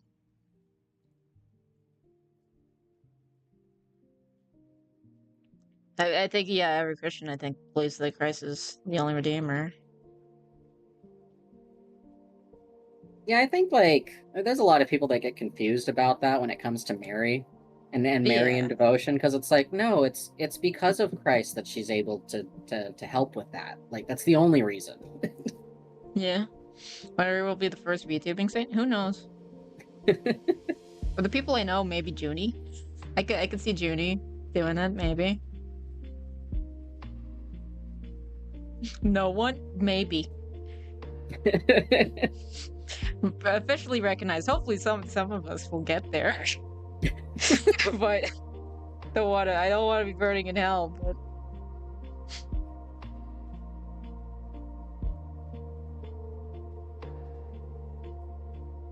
so some of the co-redemptrix stuff Leah just proved on? Oh, are you talking about like I'd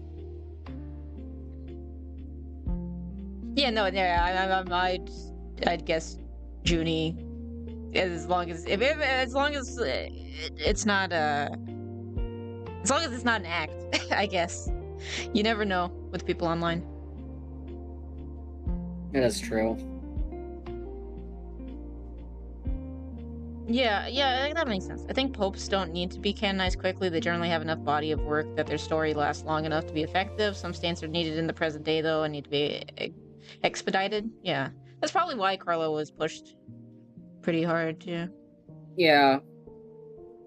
I mean, like what is the thing that he did? I mean, he made a pretty big website, didn't he? Yeah. He made a website categorizing Eucharistic miracles. In general, he just had a big like Eucharistic devotion. I think Right. he might have also had a Marian devotion.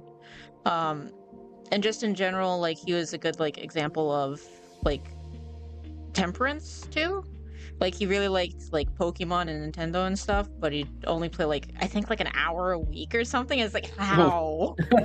How did you do that? Wow. Maybe it was an hour a day, but I think it was like something like really. It might have been in like an hour a week or something. It's pretty crazy.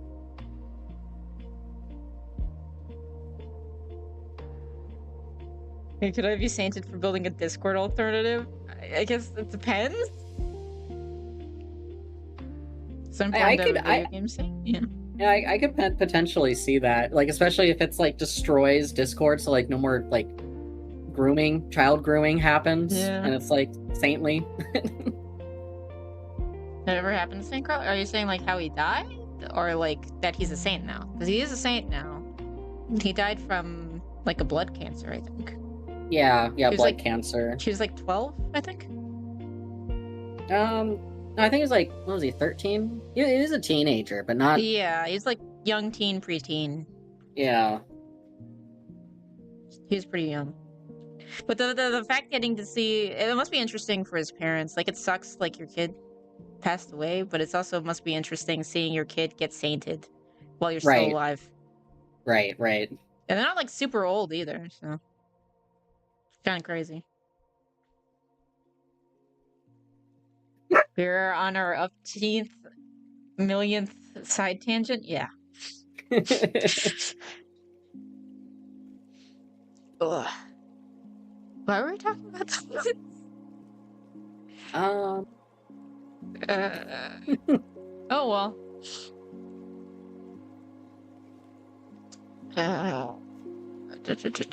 Poor country. Okay, humanity. Okay. How did we get here? Oh well. In Octo, she's Edmonton. It sounds like Octopath Adventure. So like Octopath Traveler. Oh well. Written on the occasion of the 80th anniversary of Rerum Novarum, Paul VI applied this perspective to post-industrial society and its consequences.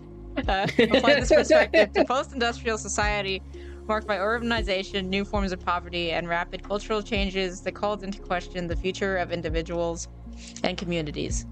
Paul VI believed that although the gospel was proclaimed, written, and lived out in a historical and cultural context very different from our own, its message was not outdated. Instead, it offers a vision of the human person, relationships, authority, and the common good that is still capable of guiding economic, political, and cultural choices today. In other words, the gospel remains relevant because it provides the criteria for recognizing what humanizes or dehumanizes and what liberates or oppresses in ever-changing situations. For the social doctrine of the Church, Paul VI's most demanding legacy is precisely this. As long as there are people in the world who are excluded from this development, befitting human dignity, the Christian community cannot be content with the theoretical proclamation of peace. Rather, beginning where people are marginalized, it must allow the gospel to pass judgment on those economic and political structures, which, as John Paul II would later remind us, can become veritable structures of sin. As a result, no people or person should be treated as expendable in the process of development. Again, McJuggernuggets. Jeez. And made. Yeah, have you heard, like... Okay, I'm going on another tangent. But you know that, like, like Canada, they'll, like, call up war veterans specifically to try to kill them. Because it's what? like, oh, you guys have mental health struggles and we don't want to have to pay for your stuff. Do you want to go away forever? Forever? No, it'll be super cool. Yeah. Do you ever have feelings that, oh, I'm a burden? Do you want me to add to that? But yeah, I feel like that's one of the big things with suicidality is being seen as a burden. And then they straight up call you. It's like, hey, do you want to kill yourself? Yeah. Hey, Burden, you want to kill yourself? It's just like so evil. Yeah. I think that's like a side effect of what do you call that? Socialized medicine that people don't like to talk about. Because like Yeah. through socialized medicine, that's kind of how the state views people, especially in like an overburdened medical system. Yeah, you see them And as like, here's the cost. yeah, here's the cost and here's how many more people we could help than just this one person with this money. So maybe we should get rid of that person. Yeah, whenever it's like the Asmongold thing, where it's like this person costs money kind of thing, where you reduce people to numbers, and it's like what it kind of going back to the government is for people, not people for the government. Yeah. If it's like you are a leech on the government when it should be the government is to provide for people.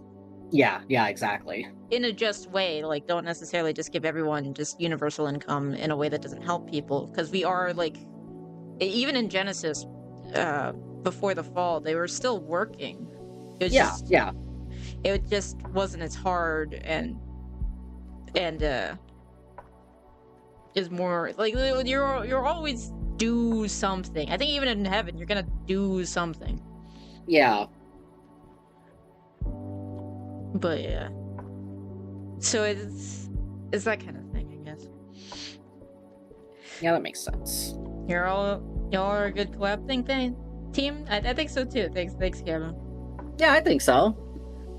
Be careful, you might get a free vacation in a pod. Oh no, you're saying something against the Canadian government. You're gonna get the loving prick, the loving poke. At least I think it's a poke. It's a poke. Assuming it's a poke. What else would they use? Because I feel like anything else would just look bad. Yeah. I've always wondered about that, because isn't like they say that it's not painful, but like how do we actually know? Yeah, because it could just be like paralyzed or something. Yeah, you just can't scream. It just like is an immense pain, but like you can't tell, so there's no difference. It's like they're dead, so we don't know. You just gotta hope, I guess. Yeah. Oof. But yeah, it's a whole thing.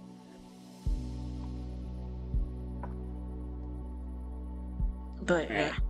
I think the recent magisterium. The rich social teaching of St. John Paul II lies at the crossroads of the crisis of the great ideological systems of the 20th century and the onset of economic globalization. His encyclical Laborum Exercens, written 90 years after the publication of Rerum Novarum, opened up a new avenue for reflection on work. It presents fair wages as the concrete means of verifying the justness of the entire socio-economic system, because they reveal whether the worker is treated as a person or merely as a cost of production. Work is not considered simply as a problem to be dealt with or a means of generating income, but a fundamental good for the person, a principle of economic activity, and the key to the entire societal question. Through work, human beings bring their freedom, creativity, and capacity for cooperation into play, contributing to the cultural and moral elevation of society. In light of this, the various kinds of job insecurity, fragmented career paths, and automation must not be evaluated solely in terms of efficiency, but in relation to the dignity of the worker, the right to sufficient remuneration, and the genuine possibility of participating in society. So yeah, like what we were saying. Yeah. And I realized because I'm so slow why he's bringing up work so much. It's because of the AI aspect of it. I'm smart. So you should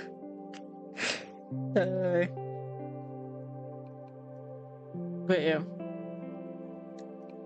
MASH's theme song is the official song for Maid. Oh gosh. Suicide is painless. Could just be carbon monoxide. It's a peaceful way to pass technically. They could do that, but that would probably sound bad because you'd kind of be gassing them. Yeah. And that just sounds bad.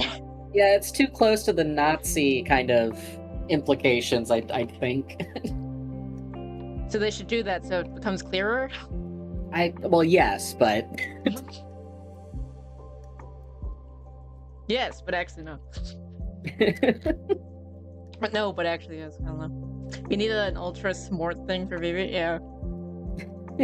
One of our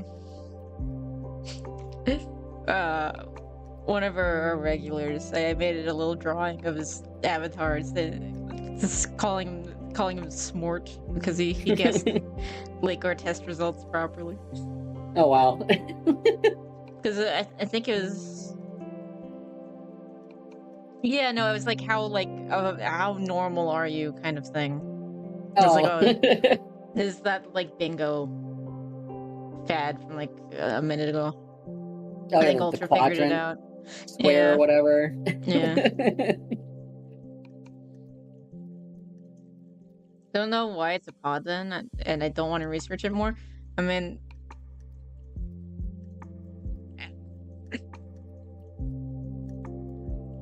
I guess it's their mitigating circumstance. How painful you decide to make it, I guess, does make it worse or better. It's never good.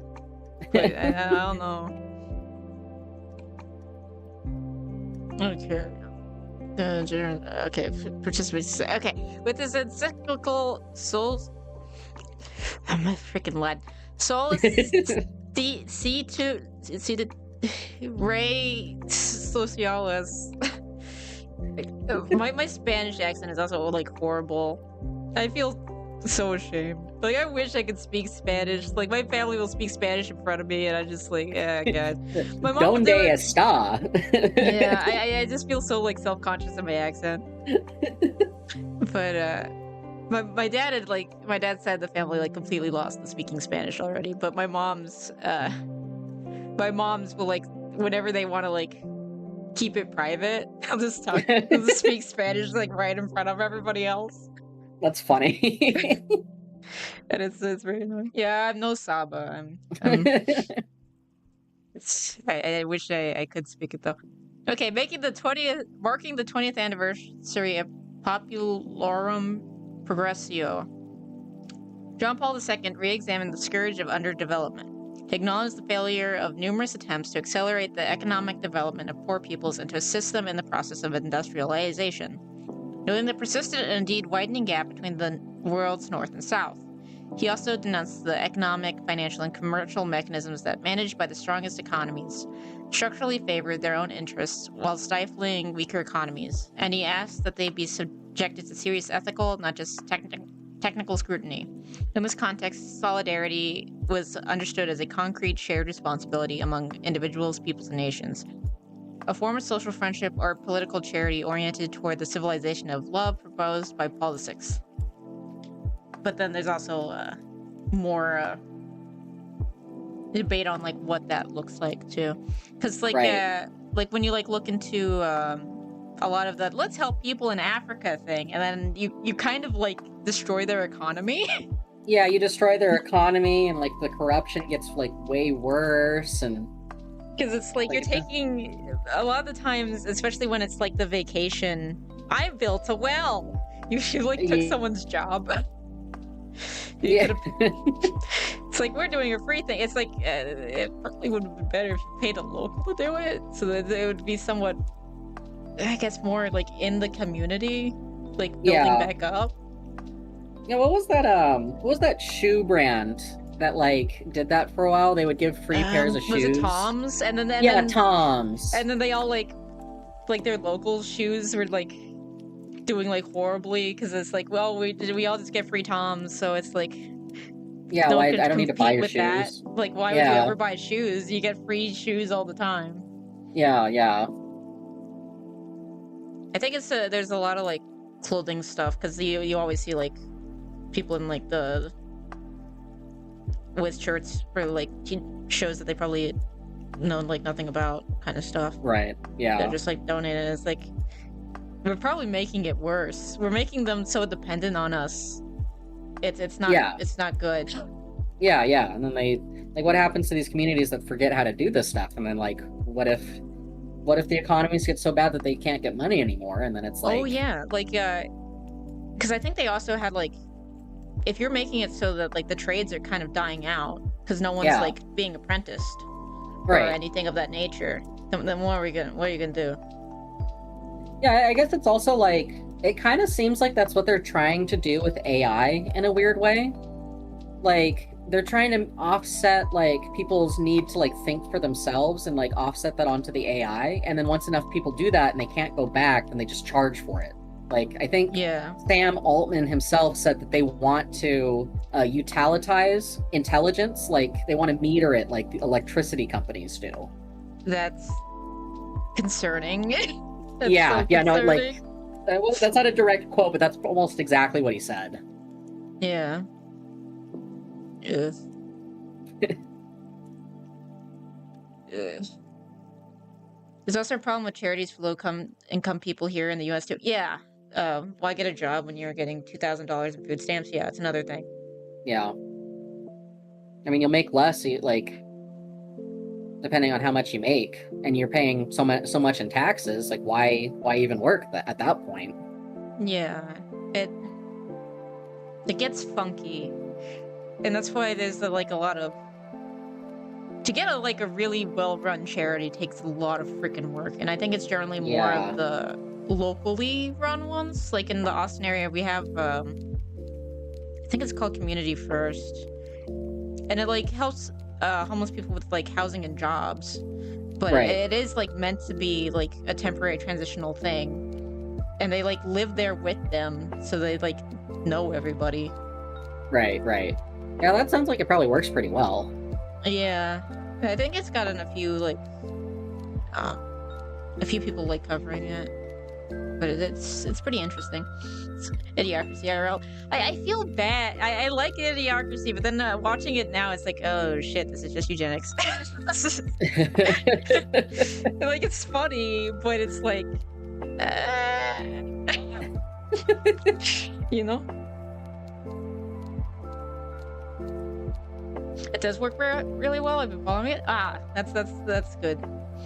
But yeah, I think I forget if my dad was helping out with it too, or if he wanted to. Hello, Joshua's final form. That's a cool username.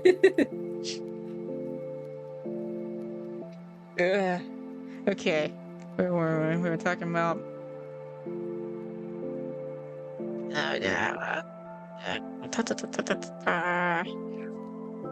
Oh yeah, okay. Here we are. On the centenary, yeah, on the centenary of Rerum Novarum. Huh? No, you're good. Oh.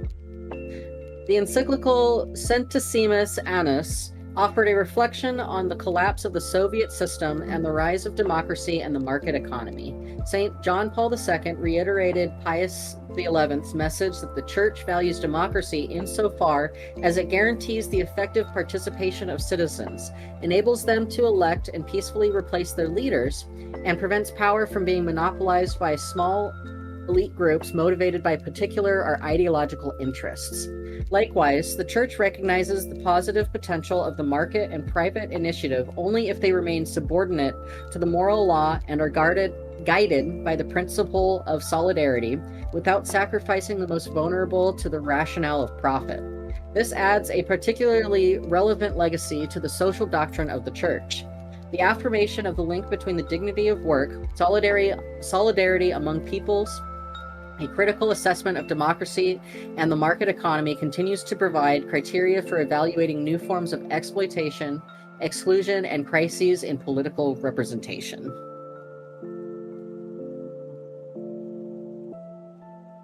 Basically, just why democracy probably like not necessarily democracy, because it's not like true democracy, I guess. Yeah, representative democracy. Yeah, and it's more of a republic. Yeah, republic. Yeah. Like why it's supported more than the other ones. Yeah. At least compared to like Soviet. Oh, you kind of knew the Catholicism? Yeah, this is the new encyclical on AI. We have You've been here for a long time and we've barely gotten through it because I keep going on tangents. But it's okay. It's fine. They're partially on topic sometimes. They're mostly on topic, right? Yeah, it's just every once in a while God's Gang shows up, or Family International, or Mormons. Yeah. Haven't read it yet, so this is cool. Yeah, I generally only read. The last time I read an encyclical was 4 hours and 4 sentences in, basically. But the last time I read encyclicals was like for schoolwork in high school. This will be my first one. Yeah. Yeah. And even then, it was more. Here's this part of the encyclical. This is like the kind of heart of the matter. Write like a reflection on this kind of thing, you know. Right. But yeah, once we get to 44, we'll only have 200 more paragraphs to go. Oh, jeez. It's fine. It's totally fine. Okay. Where are we at? Okay. Political reference. Okay. It is social, encyclical. I also do like his like general like reiterations of the themes over time. Yeah, it's pretty good so far, I'd say. Yeah. It is social encyclical Caritas in Veritate? Is it like Direction and Truth or something? Pope Benedict XVI. Oh wow, we're getting close to, we're almost caught up. Sought to reassess and expand the concept of development presented in Popularum Progressio, interpreting it in light of globalization. He noted that such development should translate into real growth of benefit to everyone and generally sustainable.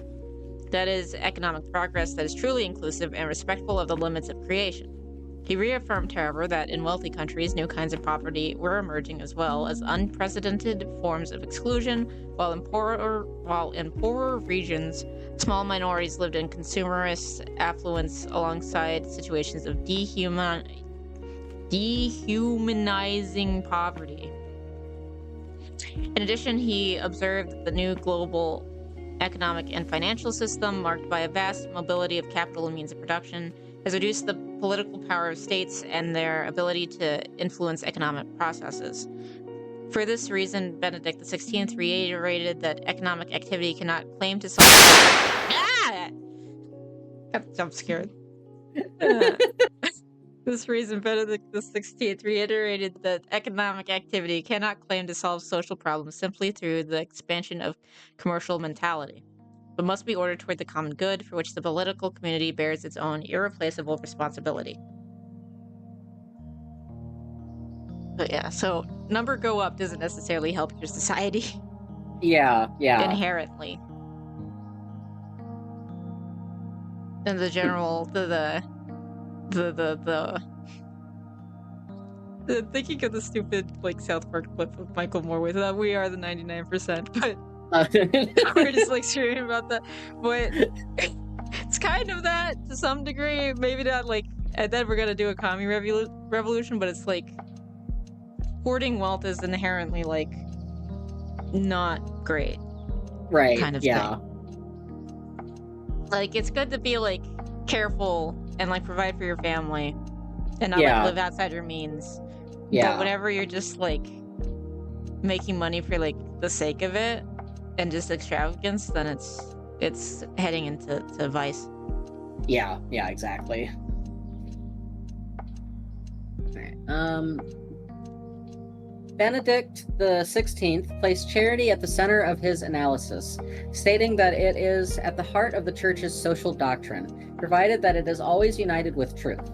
He also noted with concern that there is a tendency to dismiss moral relevance precisely within the social, legal, political, and economic fields. The originality of his contribution lies in showing that development, justice, institutions, and the market are not neutral realities, but spaces where charity and truth must find historical expression.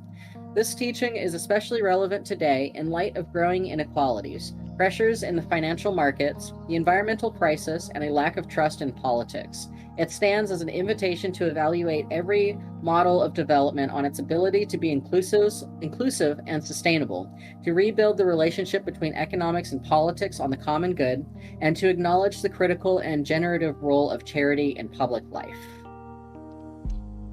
And I think there's a general, like, little asterisk of, like, responsible charity. Yeah. Of, I like, mean, what actually helps people kind of thing. I think it's apparent if you're paying attention to what he's saying. Yeah, no, But I that's like- think it's Yeah. it's clear by if it's like if anyone ever comes in just like when we're in the middle of one of these paragraphs, it's like it makes sense within like the context, you know? Yeah. Which I guess Yeah. does make it like somewhat. It definitely is easy to like, what is it called, like clip chimping? Right, yeah.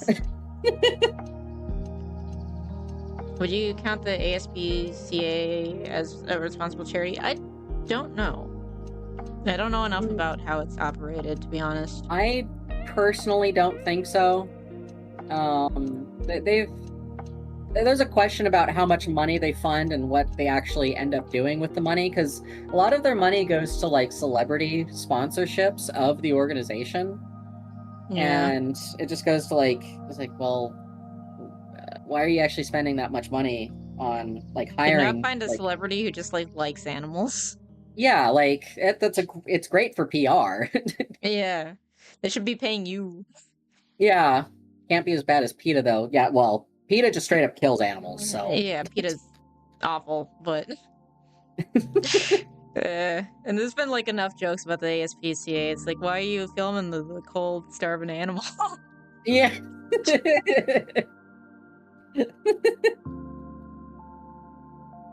It also kind of reminds me a little bit of again another like South Park clip of that. Like apparently there's this one like there's an overweight lady who used to be like a big part of like raising money for like African starving kids charities. Right, yeah. Back when they did the starving Marvin joke, and they Oh, had her like yeah. stealing all this food from the Africans. I mean, it was a real like a real question. I was like, but you're filming like children, like literally starving children. Like, what are you doing? Yeah, it's strange, but Yeah. it's like, oh, we got to show the issues, but I don't know.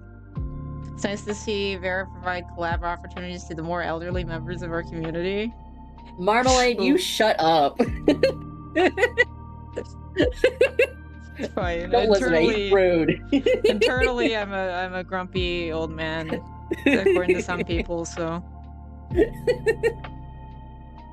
honestly, one of the people that I got along best with was a grumpy old man. Like I think I got along with him better than with his own grandkid.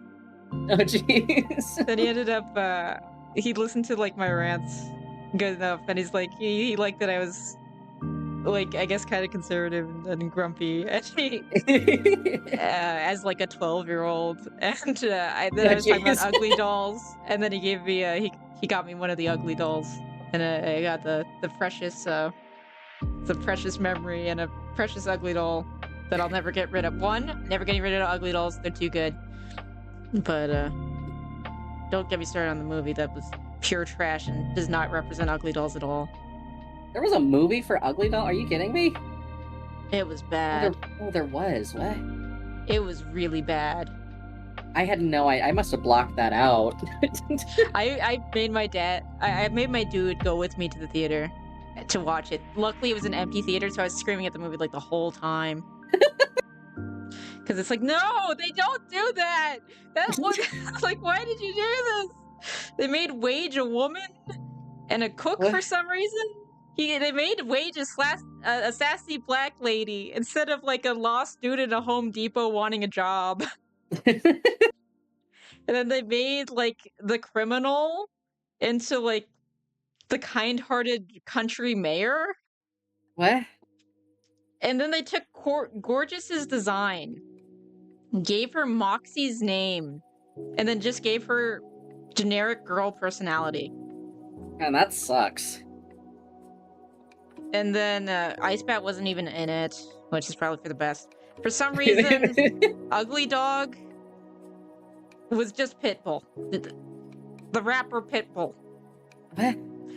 When Ugly Dog is just supposed to be a dog that looks funny. And it's... Ugh. I'm trying to remember who else is in the mid. Bobo is supposed to be the smallest one. They made him the biggest one. He doesn't say what dat. He doesn't like cookies. What? And he's Why? big. He just has a pouch where he takes stuff out of. None of them resemble like their characters at all. Did they not know that there was lore, or? Yeah, no, there's lore. Like, look at let me show you like the Ugly Dog. And now, anytime that I look up Ugly Dog comics, I think it's just gonna show me like fan comics of the stupid. Okay, good. This is like they have stupid fan comics of like the shitty one. Oh boy, this is like the original one where it was like almost like a kind of dystopian. Like I think it was partially based on Korea because like the wife was from Korea and the man's American. Because the Ugly Dolls thing, it was an American artist who fell in love with a Korean woman, and then they had to go away for a little bit. So he'd write her love letters where he'd draw these little doodles and like give a little story of, and they're all like little pathetic dudes, and I love them. And it's things like but he's like all pathetic and stuff, but he like really loves you kind of thing. And then she'd make them into a plushie and send them back to him. And then they kept doing that back and forth. And then they eventually made them into a company, which would be a much better story than freaking Emoji Movie with Ugly Dolls. Yeah, what? It wasn't done by Illumination, was it? The Minions company? Was it? It was literally Illumination. Jeez.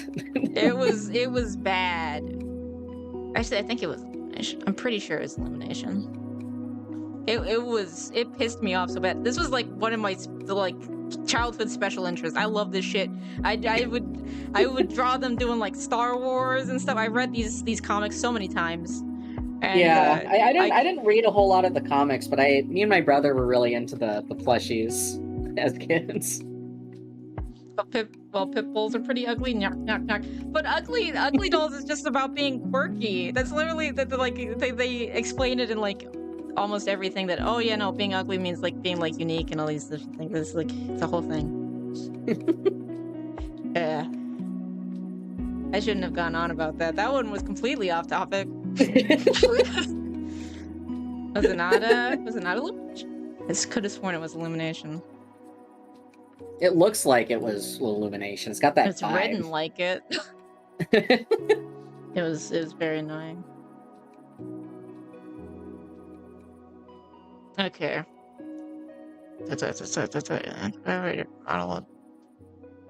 Charity. Okay, yeah. Pope Francis's social teaching develops along the lines of Gaudium et Spes, which invites us to view history through the lens of human hopes and vulnerabilities, and bring them into dialogue with the gospel. This approach emerges with particular clarity in Evangelii Gaudium. I just want to make an Evangelium joke. Where he states that the Christian proclamation has an intrinsic social dimension and call for a church capable of listening to the cry of the poor, migrants, and victims of new forms of slavery. Francis's insistence on a synodal church, a church that walks together, that seeks to read the signs of the times in the light of the gospel and allow herself to be evangelized by the poor with whom she shares history, also fits into the perspective. Appreciate it, Joshua. Thanks for stopping by. You know, there's one thing that I don't think I like here is like, you know, he brings up Francis's insistence on a synodal church, right? Yeah. Like, on its face, I think is good, but like the only thing I ever hear about like the synods and like synodality and whatnot is just like Germany trying to push the female priests and fathers. I guess they're not really called fathers, but and like they keep on like doing synods on how much they should do it, but it's like, is that pressure gonna actually do anything, or is a church letting them do that just to vent out their frustrations with not being able to do that? you know? I'm assuming it would just be venting, because it's like, it's not going to change. Right. If anything, in theory, I feel like I'd be okay with married priests. Because it happens in some rites. And then also, Right. fun fact, if you, there was a kid in my school whose dad could have been a Catholic priest, because he was an Anglican priest who converted. And he had a whole family. It's partially, I guess I mostly say that because of, like, the vocations crisis. And some of the really good guys I know are all married. Yeah, yeah.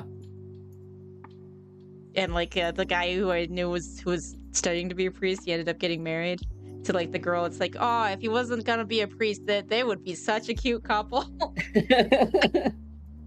But eventually it's like, nope, he wants you to get married to her because you guys are adorable.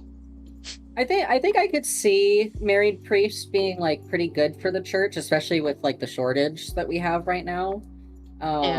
Because like the argument against it is, like, it's really hard to, like, run a family as a man, and to do that on top of being a priest could probably push a lot of people over the edge.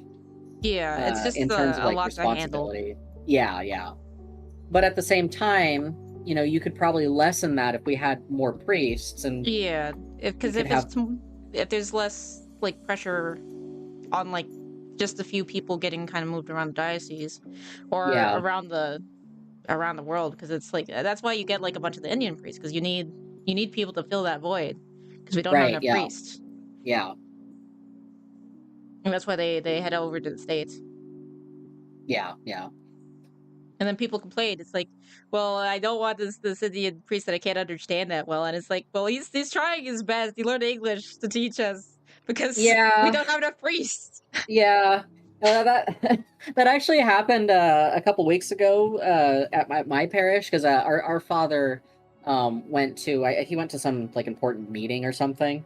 Mm-hmm. We had another priest come in, and he was Indian, and I feel really bad because it was really difficult for me to understand what he was saying. I think sorry, finish what you're gonna say. But I think that was mostly only because of the way that our church is set up. Our father doesn't actually speak in the what is it called, the little round vestibule thing. I forget what the sanctuary. He's closer up front, so the sound bounces in a really weird way, so it's even harder to understand people sometimes. Sometimes it's just some accents are just, like, heavier than others, or, like, some people just have, like, harder grasp. Like, I've had my fair share of Indian priests, and some of them are perfectly understandable. And then there's some, it's like, oh, I know he's gonna do the mass. I'm sorry, I'm not gonna go to this one. I'm gonna go to the other one.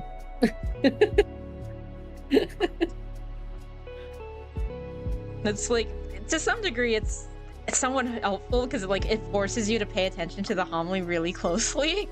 Right. But it's also like, dang, we need more priests. Yeah. Not that they're doing, like, a bad job or anything, but it'd probably be easier if everyone gets to, like, speak in their native tongue. Yeah, exactly.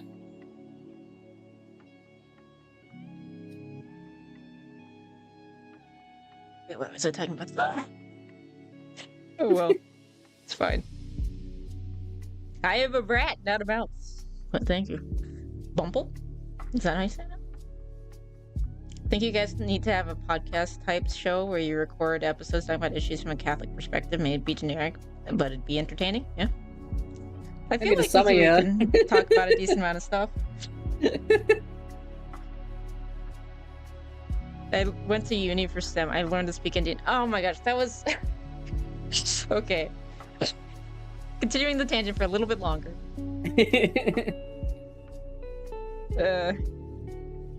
If you think Indian priests are hard to understand, try bacterial genetics. Oof. That was one of my favorite things about changing from electrical engineering to accounting. Understandable teachers. The accents in that department. My God, they were crazy. There was one guy, I don't think he was Russian, because I think he'd say he wasn't Russian, but he had like the thickest Russian like accent like ever. And then there was like a Greek guy that you couldn't understand. And then there was a bunch of Indian guys that you couldn't understand. Everyone had like super thick accents because you could tell that they were there just for like the labs and not there to be teachers. And it was very hard to learn sometimes. Slavic is basically Russian. Yeah. It's mouse propaganda, dude. They just LARP as rats, yeah.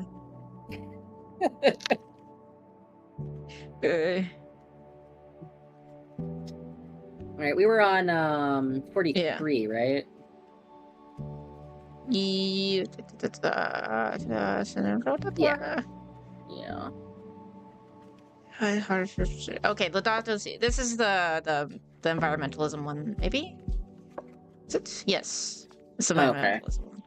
Oh, I guess that could also like tie into the AI stuff with the data centers, I guess. Yeah.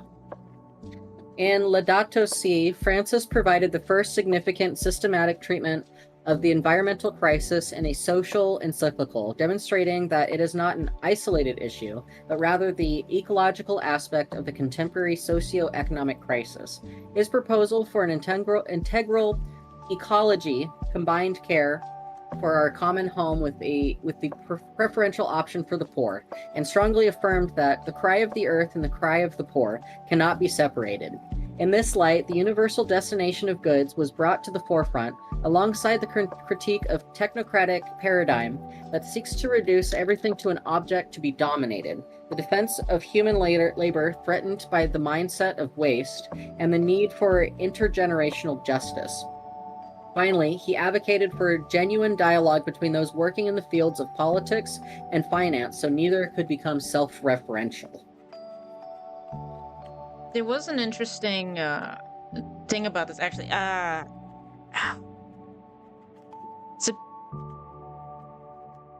Was it Bake? I want to say it was Bake. This is one of the other philosophies that came up in terms of where the guy was kind of rephrasing Machiavelli and being like, "Oh yeah, no, we should like rape the land." What? Because we can. What? Yeah, no, it was crazy. It's almost a direct quote because it's supposed to be like a pretty like get your attention quote. Right. Where it's like you completely dominate nature in like no respect way because we can. Right. And we should just like go forward, plow forward, and it's kind of like the science versus science kind of mindset. And I think this is somewhat talking about that too. I see. Because it's like, yeah, we're with the environmentalism thing, it's always like, do you like reroute like this water system that could help you put out fires because there's like this like species of fish? Or right. Yeah. Or is it the whole thing of we have dominion over the earth and we can do what we want with the earth, but we're also supposed to take care of the earth, partially also for like later generations kind of thing. Yeah. Now the water thing is always hard for me because like that's like a California thing with like the dams and whatnot. Yeah. And it's like always so difficult because like I understand wanting to like save the species of fish. I get that. But I feel like there might be better options to save the fish and also like dam up the water so it can actually be used to fight fires and save other animals and people. Yeah, there might be more damage than saving the fish probably does more damage to other species in like an odd way. Yeah, exactly. But so it's kind of what that as usual. There's nuance, unfortunately. It's annoying. Nuance is annoying. Some of those animals are too dumb to survive, in my honest opinion. Yeah, it's like the panda. Just let them die. Yeah, well, You seem like the stupid, like, it's a guy in a suit. oh yeah, Oh and they have my them like in zoos. God. Yeah. Because they need to, like... I think it's a conspiracy, but I think some of that might be true. I forget. Whenever it's just like, we need the pandas. Because it's like, it's a Chinese, like, thing that they like the panda. We make a lot of stuff with pandas. Well, there's like there's an actual conspiracy with like American zoos where like they can't like no one working for zoos can say anything against like China because then they'll like pull like the pandas because the pandas technically belong to China. Oh. And they have the like legal right to remove them from the zoos, and the zoos don't want that because people want to see the pandas and they pay to see the pandas. It is. They don't even want to mate. Let them die. Yeah, no, they want to die. Just let them die. The Catholic Critter stream show. Yeah.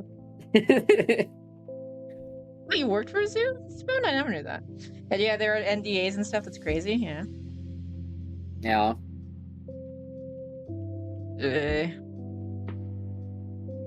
It's like just as soon as politics gets involved with anything, it just starts to go south. It would be really funny if we went to war for pandas. Oh jeez. That'd be one of the stupidest reasons to go to war ever. So they're forced to panda. Oh yeah. Oh, pander. Yeah, to China. Yeah. Are they not endangered anymore? I swear they still were. Because because I think to not be endangered, I think they need to exist in the wild on their own without human help. In a decently large population. Writing this idea down. It's gonna be my next fan fiction. Bad fan fiction? Which one? Have you seen how panda moms treat their cubs? I have not. Are they neglectful or are they cute? I don't actually know that much about pandas. I never really found them that cute. I always found trash pandas cuter than actual pandas. Oh, they're no longer endangered. Huh. But yeah.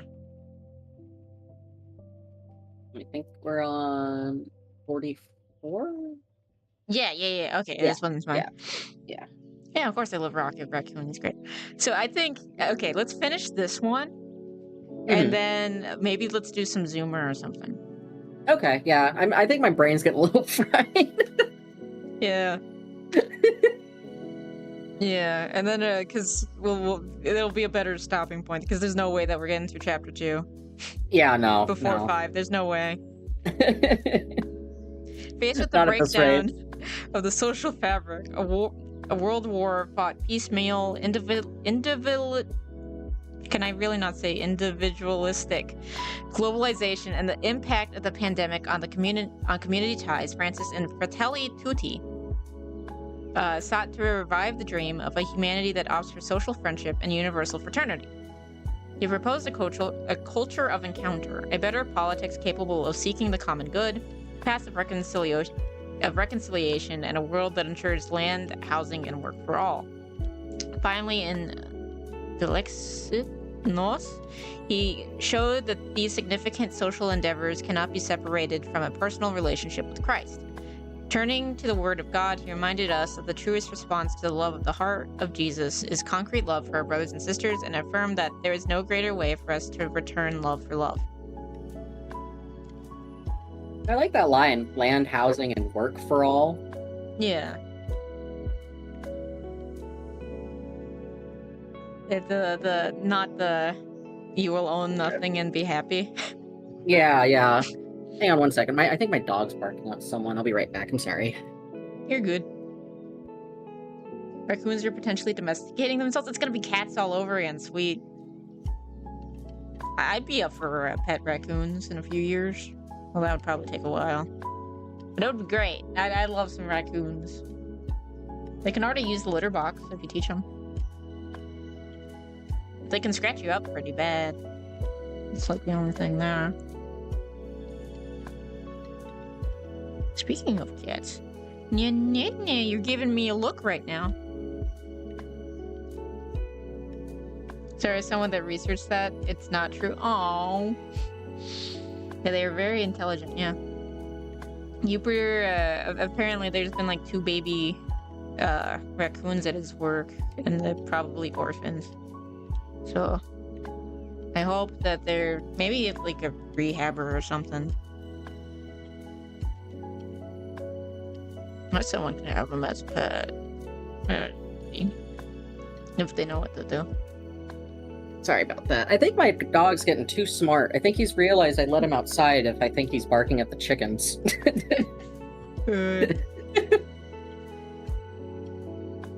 They potentially, which is true, yeah.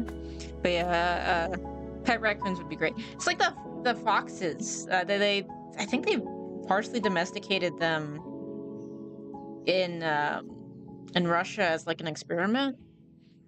I don't think that they ever like really went over, but they acted like an in-between of dog and cat in terms of like sociability kind of with humans, which was interesting.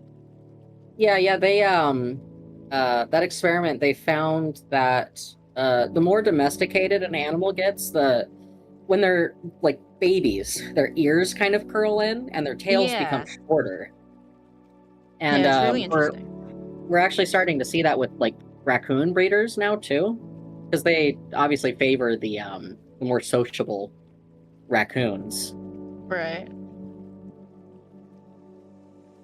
My folks had 2 raccoons. One was before I was born, and he hated human men, and my grandpa scared him off, I think. And one while I was alive, who was found in my mom's workplace roof. She was sick, though, apparently, and didn't live long. My in-laws had a pet raccoon. Her mom got, like, electrocuted in an attic, so they took her in. And she even had, like, they eventually kind of, like, let her out a bit. And she'd go off in, like, the pasture and then, like, would come back every once in a while and hang out. She brought the babies back too, but she went after my father-in-law's leg when he got too close. Oh jeez. And while the babies were near, once the babies were gone, she was back to normal and she was chill. Oh. But then they brought home a dog who was like lost on the road or something. Turned out that was a coon dog. Oh. And then Jasper was no more. Uh-oh. Jeez. And my mother-in-law was not happy about that. Yeah, I imagine not. Yeah, so rip Jasper the raccoon. She sounded really cool. She hung out with their cat. They were friends and they'd play. That's how she learned how to use the litter box. I wish I could have a raccoon. They're so cute. Yeah. There was this one, I watched a lot of Lone Star Law, which is like the Game Wardens. There was an episode there's episodes that pissed me off, and one of them was when they found a domesticated raccoon in a lady's yard, and they're like, well, you can't have this.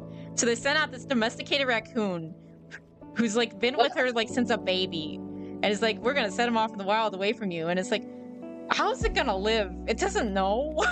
Yeah, what? Jeez. Especially where it's raccoons. Like, whenever that's like the type of species where they stay with their parent for a bit because they need to learn how to do stuff. Yeah, that's yeah. Like, I feel like they're kind of like stuck like that after a while, you know? You kind of just let them be. I don't, that's not even legal, is it? Like, I feel like most states have laws against doing that, like letting go, like, animals climatized to people into the wild, because then they'll like... Actually, I think they might have killed it. Oh jeez. Yeah. It might have been like the raccoon and the squirrel in New York. Yeah. Which kind of had nuance when you look into it. Like, the guy was doing weird things to that squirrel.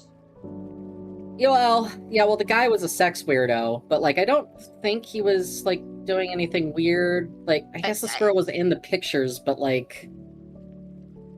But it's still like... They shouldn't have killed the animals. They Yeah. They definitely didn't have rabies.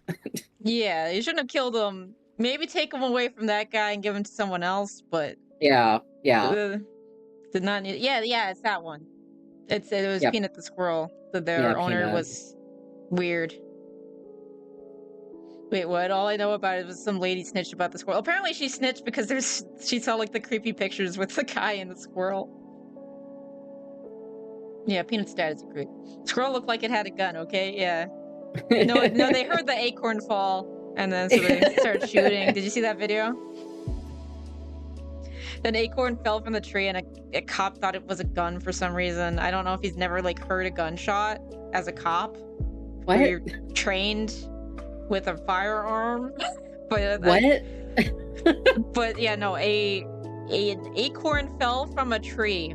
He did like a stupid like little parkour move, and I think he was like flagging his partner, and I think almost shot like an innocent person who was just like around. Oh, jeez. Yeah, not only fired but crossfired at her partner. I think it was a dude. I thought it was a dude cop.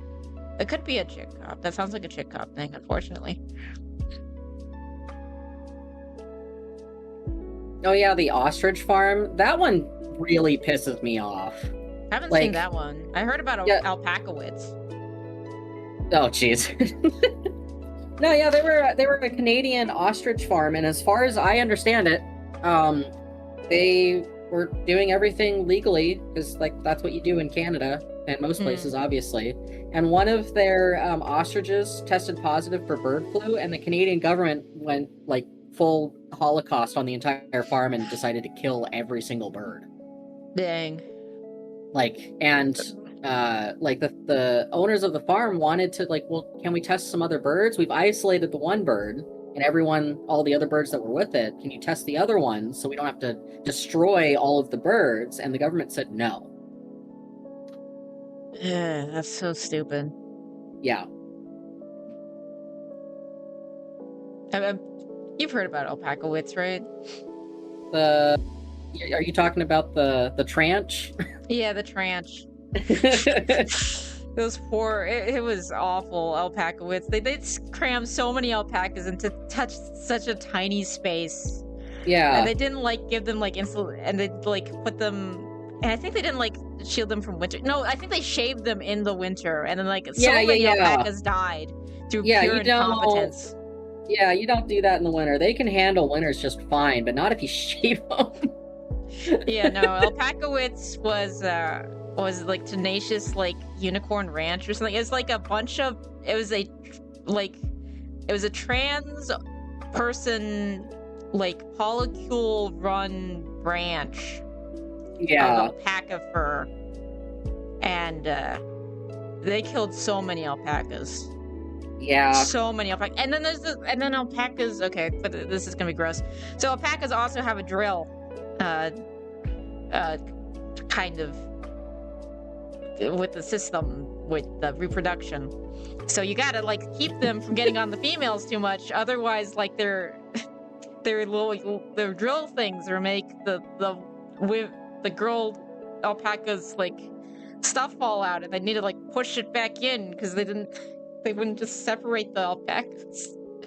Oh, I completely forgot about that. Oh my gosh. There was so much neglect and just like abuse.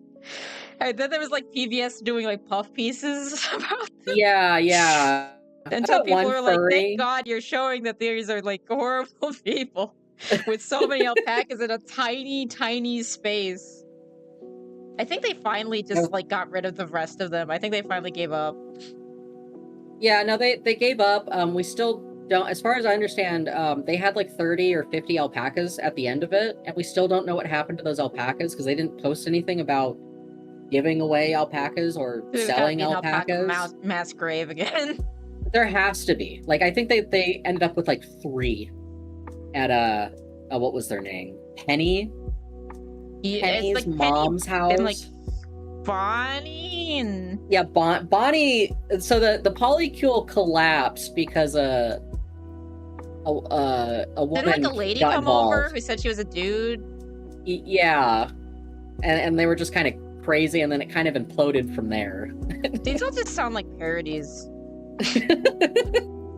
It's like it's very strange. Okay, let's finish this up. Yeah. While we're talking about over the horrible crimes to alpacas. Interpreting history in the light of faith. The history of alpaca wits. Alright, faced... Okay, no, I haven't, okay. Faced with the breakdown of the social fabric, a world war being fought piecemeal, individual globalization, and the impact of the... I think we already read that one. Oh, we already did. Oh yeah, I'm odds. Okay, right. Yeah. Considering this historical overview, it is clear that the Church's social doctrine is not the result of a project devised at a desk, but rather the product of a patient process in which each pontiff, together with the Second Vatican Council, made a unique contribution in light of the new things of each particular era. In response to the challenges of their time, each one interpreted historical changes according to the gospel, bringing to light different aspects of a single heritage, the dignity of the person, the value of work, the universal destination of goods, solidarity and subsidiarity, care for creation, and the centrality of peace and fraternity. The result is a harmonious, though not always linear, development that is marked by different emphasis, progressive insights, and at times, changes in perspective that do not break with what came before, but allow its imperfections to mature. If today we can speak of a corpus of shared principles and criteria, it is because this faith-based interpretation of history has never been interrupted, remaining ever open to the challenges posed by each generation. It is to the great principles of social doctrine, which direct the discernment of believers in their personal and public lives, that I now wish to turn our attention in order to grasp more effectively their internal coherence and capacity to guide our times. Yeah, so I think the next one is just gonna go through, like, this is more like the history of, like, build, and this is more like, this is these principles is Right. two. I wonder when we get to AI, like more. Okay, Chapter 3, yeah. Chapter 3. So we'll in like 2 streams. We'll get to it. And 4, it looks like they really get into meat of it. Truth, work, and freedom. Yeah. Let's see, what's the... So is it 4 chapters or 5 chapters? Culture of power and civilization of love. Love! The freaking Russian Renaissance. Love! Okay, I think it's 5 chapters and a conclusion. So... Where? So that's kind of 7. So it's a like marathon. 2 out of 7 or so. Yeah, it's a marathon, not a race. Yeah. I told you that my dad ran a marathon in all 50 states. Really? Yeah. I used to get dragged around until they realized I was like super miserable, because they do it during the school year. And especially, like, I got dragged around to Chicago, and they made the mistake of telling my teachers that, oh, it's because of my parents' thing. So they gave me homework during the trip, and I was, like, crying and freaking out and stressing myself out with all the schoolwork that they gave me. Well, my parents are like, let's go and see the Bean! Let's go and see the Sears Tower! And it's like, no! I don't have time for this! Oh, that's funny. I was especially a very neurotic child in general, so it did not help.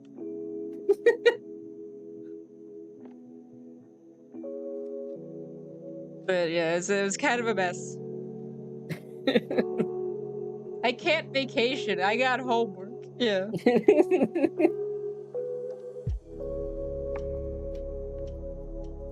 I think the most surprising thing was how many mosquitoes are in Alaska. You'd be surprised.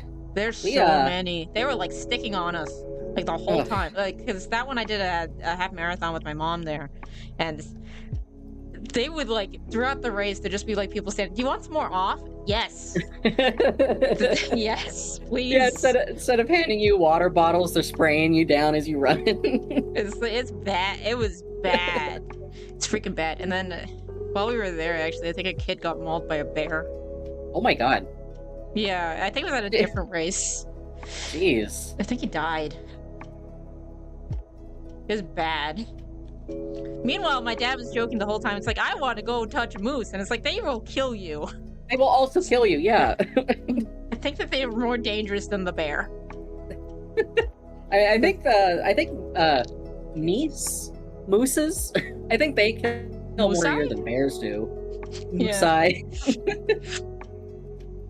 The Moosaya? It's like a Jesus moose. The Kenai Fjords? Tell me about the annexation of Puerto Rico? What? Your dad is a very unserious person? Depends on the topic. A lot of the time, yes. Other times, not so much. The Messiah can also be a cow. Yes, it could be a cow Jesus, too. The plural of moose is moose. Okay. Okay, alright. Are you saying it's not meese? It's been a VTuber bit for too long, guys. Oh. Well, I don't watch real VTubers. 6-7. Okay, thank you. Alright. Insight. Did you get the athletic genes from your dad? No. No. So I think it was always like every spring. They do the stupid, you gotta play basketball. I could never make a basket ever. And I did a stupid game where you get in a line and you can't move on to the next person until the person in front of you gets the basket. So my team always lost. Oh, jeez, I hated that. It was pretty bad. And I never played soccer. Soccer was like the only sport that I kind of enjoyed, and we never played it. Never. It was basketball and volleyball, and it sucked. Hated it. I don't like balls coming at my face. I would run away from the ball. Say that you don't watch real VTubers anymore, but what about Blossom? Like, I watch like Blossom and Astral and Maywin and stuff, but it's like, I guess mainstream. Because even like indies can be big, you know? Yeah. Like, I used to watch a bit of Kirsha, and I used to watch a bit of Pippa, and it's like, I can't anymore. It's like once you know, like, can't go back. Right. What did Kirsha do? I watch her sometimes, but I don't really have the time to watch all that much stuff. That says she also defended like the same Lolicon stuff. Ew. Yeah, it was in a stream with Pippa and Kirsha. They're both like they were both defending it like super hard. It was also kind of funny because I think it started with like Kirsha being like wood chipper, and then Pippa was like silent, and then eventually it got to Kirsha read the room and like changed her opinion to be Pippa's. I see. So in general, I think Kirsha just doesn't have a spine for certain things. And then in general, she lies. Like, she had an interaction with the owner of Kiwi Farms one time when he, like, confronted her about the loli stuff. And she's like, oh no, my thing has always been I'm against loli. But then he mentioned that on stream, and then she went to her viewers and changed her opinion again. What? Well, alright, okay. And it's like... I see. And that's why I can't, like... I can't. And then also, in general, still also kind of do the baby voice a bit. And then her thing of, like, oh, I want Shadman art. Oh, right. Yeah, I forgot about that. To be fair, most people generally do that to align with friends. Yeah. Yeah. It's just... If it's... Yeah, big enough moral evil. And then, like, the one thing that she's, like, consistent on, if chat disagrees with her on, is she's consistent on being pro-abortion. Really? Yeah. How weird. Yeah. Which is, yeah. It's strange. Yeah, that is kind of strange. She's a libertarian. She's a libertarian. That's why... She's like a quintessential libertarian. That's part of why, like, she likes Asmongold so much. Right. Lots of attention.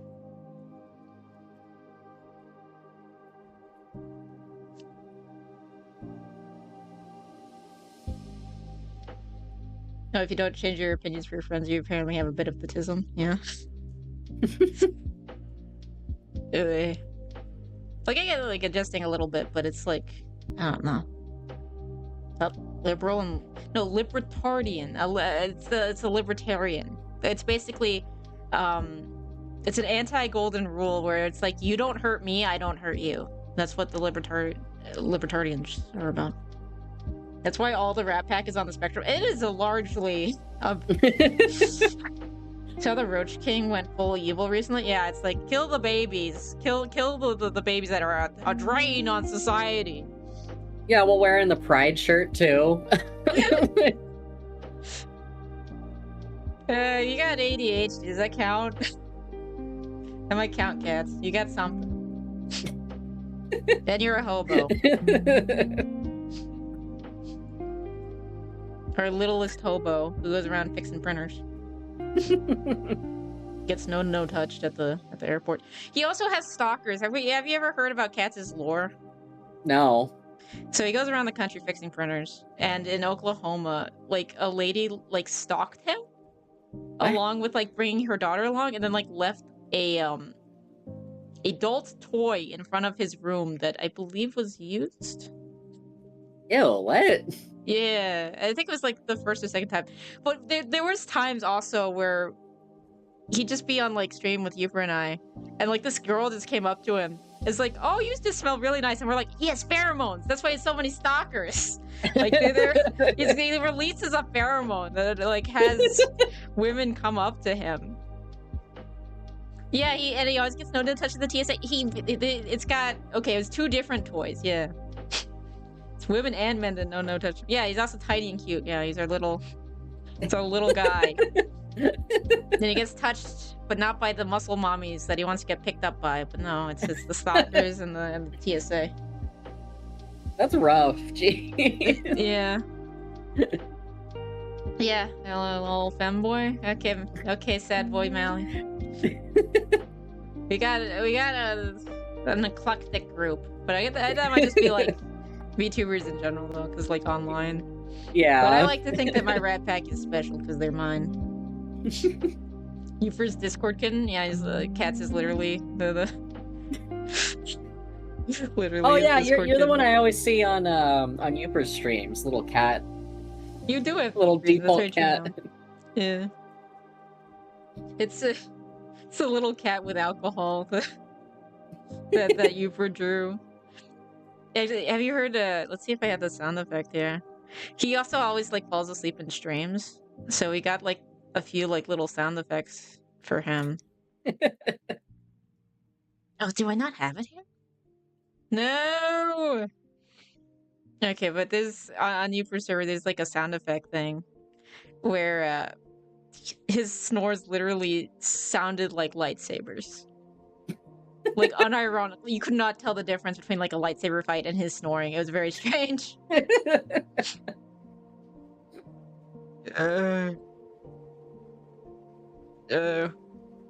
As like a Alex, do you want to watch some God's Gang or like some Zoomer or something? I don't know. Or do you want to call it a day because it's been a while?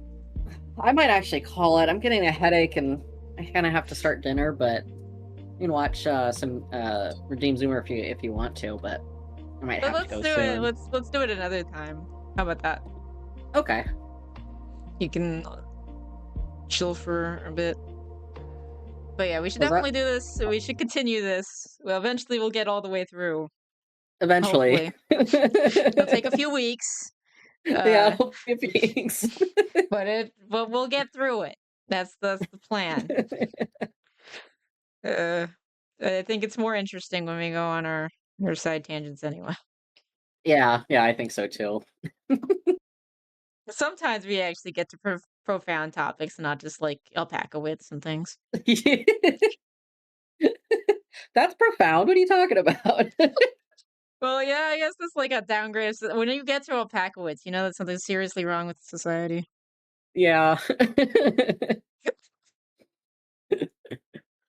Okay, let's go ahead and read. Did you see that Jay Dwyer is going to stop debating? Oh Who's the? yeah, I did. Jay Dreyer. He's Mhm. that Orthodox guy. Mm. He Is he like does an ortho bro or like an actual like Orthodox? no, he's like the ortho bro. Oh, that sucks. That's annoying. Yeah, I don't really know why he's stopping his debating because I don't know. I actually really don't like his like I didn't like his stuff at all. He was like way too like he's just like really mean for some Yeah. reason. Like towards Do you people and it's just ever like oh sorry. did you ever like get to the point when you're like watching someone, even when you agree with them, it's like you're a piece of shit. Like sometimes um with Matt Walsh, there'll be Oh times yeah. where it's like, what? Yeah, It's like, yeah, oh, why no. are you saying it that way, kind of thing. It's like I hate. There's like plenty of times it's like I hate that this person is on my side because you sound like a retard or you sound like so mean. You Yeah, make it. yeah. It's like No, I'm ashamed to ugh. share an opinion with you because your version of the opinion sounds awful. Yeah. Ugh. You know, that Like some of happens all the those time. It's like, people. why are you making that argument like that? Why are you being so mean? Stop it. Yeah, one of the leading personalities in online orthodoxy. Is that like part of the, like the ortho thing? Like Yeah, there's a lot of Orthodox people that I can respect and stuff, but a lot of like the American Orthodox are generally more like the ortho bro because it's more like Twitter, internet people, and as yeah, opposed to grew up in Orthodoxy or like actually go to an Orthodox church kind of thing, you know? yeah, yeah. No, yeah, Jay Dyer, I mean, I don't think he had bad lines of like argumentation or like bad stances. It's just like the way he went about things was very much like ortho bro. Yeah. Yes. It's kind of obnoxious, you know? Yeah. I mean, there's obnoxious in like every denomination, but Yeah, yeah. my typical like my biggest bias is towards Baptists. That's my biggest bias. I think it's because they're basically like opposite structure. Yeah, We're going yeah, from like no structure and like screaming in church to reverence personal relationship kind of thing. yeah, Thank you for the follow. But I'm sure that and there are plenty of Baptists that don't live up to that stereotype. yeah, And there's yeah. plenty of Catholics who probably listen to Good Father too much. But but it's just like the opposite of what I think is helpful to me. Like I went to a Catholic conference. I think it was like DCYC or something. Mhm. And they were like singing all like modern Christian music type of stuff. And I was crashing out hard. Like I was retreating into like imaginary friends while people were talking. So it could be just like I cannot deal with all these people. It's like a concert for music I don't like. And it was very unpleasant. Yeah, that doesn't sound particularly fun. But if you like that stuff, I'm sure it would be great if you just want to Yeah, sing the same songs or like those songs that just repeat the same three lyrics over and over again. I'm yeah. sure you'd love it. The only part I enjoyed is when they were like when the Dominican sisters are singing a traditional song during adoration. It's like, oh, thank God I can like breathe. Ye It also didn't help that I was away from my parents kind of too, and I'm very much was like a homebody. I didn't have like Yeah. a lot of friends because I wasn't really close with this youth group. I was just like, "Ah, I should go. I'm more involved with the apologetics than before, and then it was a mess.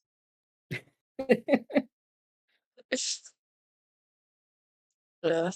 But that's why I had the Baptist don't likey, no likey. When you like raise up your hands, it's like, oh, God got saved, or it's like you like yell at the pastor in like the middle of their speech. Do Baptists do that? Yeah, it's like the amen kind of thing. Oh, right, yeah. Hallelujah. That's right. Kind of thing. Yeah, yeah. I think it depends also on which Baptist church you're in. Because I think there's not a lot of structure in general. So it kind of because that's another thing about like Protestants that are interesting because it's it's because my mom has some Protestant friends who she's like asked about, oh, are you gonna go to like church while we're like away? And she's like, no, because I just go to my church with my pastor. So you can't like go to Oh, like any church of the same denomination. They're right. basically like completely by themselves, and it's very strange. But interesting. Check out a prosperity church. Oh God, don't get me started. Do not. Oh my gosh. It's called affirming. Okay, the yelling at the preacher thing. Go to Joel Olstein's church. Oh God, I would crash out. Uh,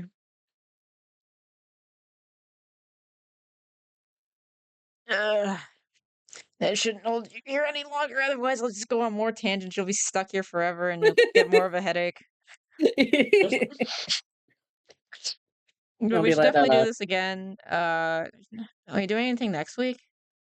I can do it on the same day Yeah, let's do that. if that works for you. Yeah, I think that should work for me.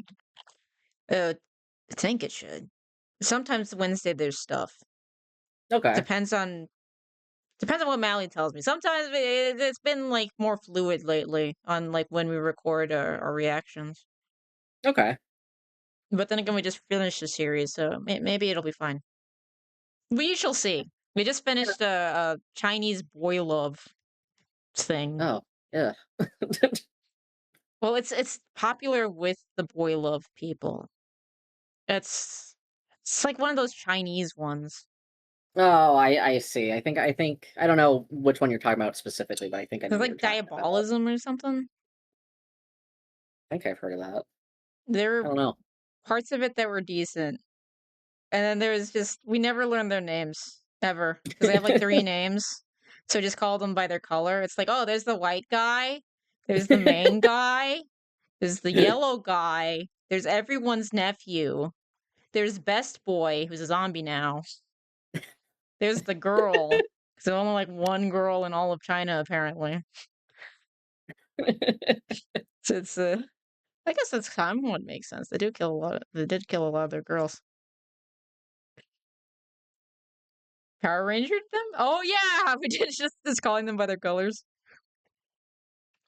Oh, is Okay, it it's very like a game or something or no.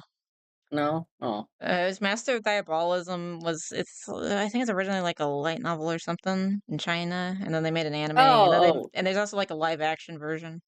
I see. I see. Okay, I misunderstood. You said boy love, and I thought of Nambla. Oh God, no, not Nambla. It's the one where like girls are like, oh ship, and then China's like, Okay, no. okay. All right, that makes so much more sense. It's like they oh God. We need to show you Chicken Hawk Pathfinder. Oh God. So NAMBLA is something Boy Love Association. Yeah, It, North American. Uh, Men Boy Love. It's about pedophiles who like little boys. yeah, So that's their organization. they were super huge in the '80s for the gay rights stuff. Oddly Yeah. enough. Actually, I have no idea who to rate. I would say Blossom's not streaming right now, but it's her birthday today. Um, I don't really have anybody. Does anyone have any suggestions for for who to raid? Uh, no one I follow Because is online right now.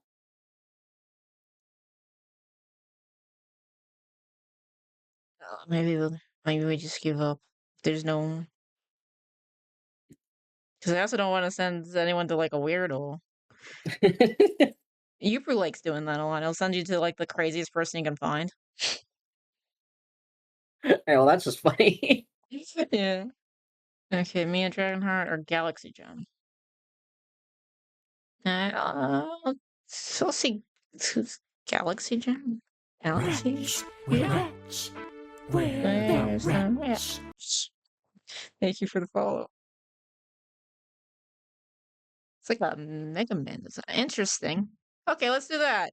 Sure, let's do that. In inject Inject robot? Oh yeah, I can try to help out Pathfinder. I can't make too many promises.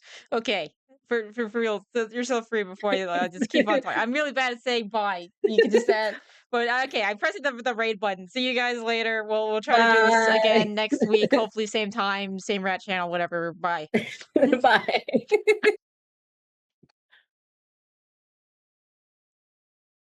It's like 6 seconds, maybe. No. Do the thing. Press the button. There. Yes. Bye.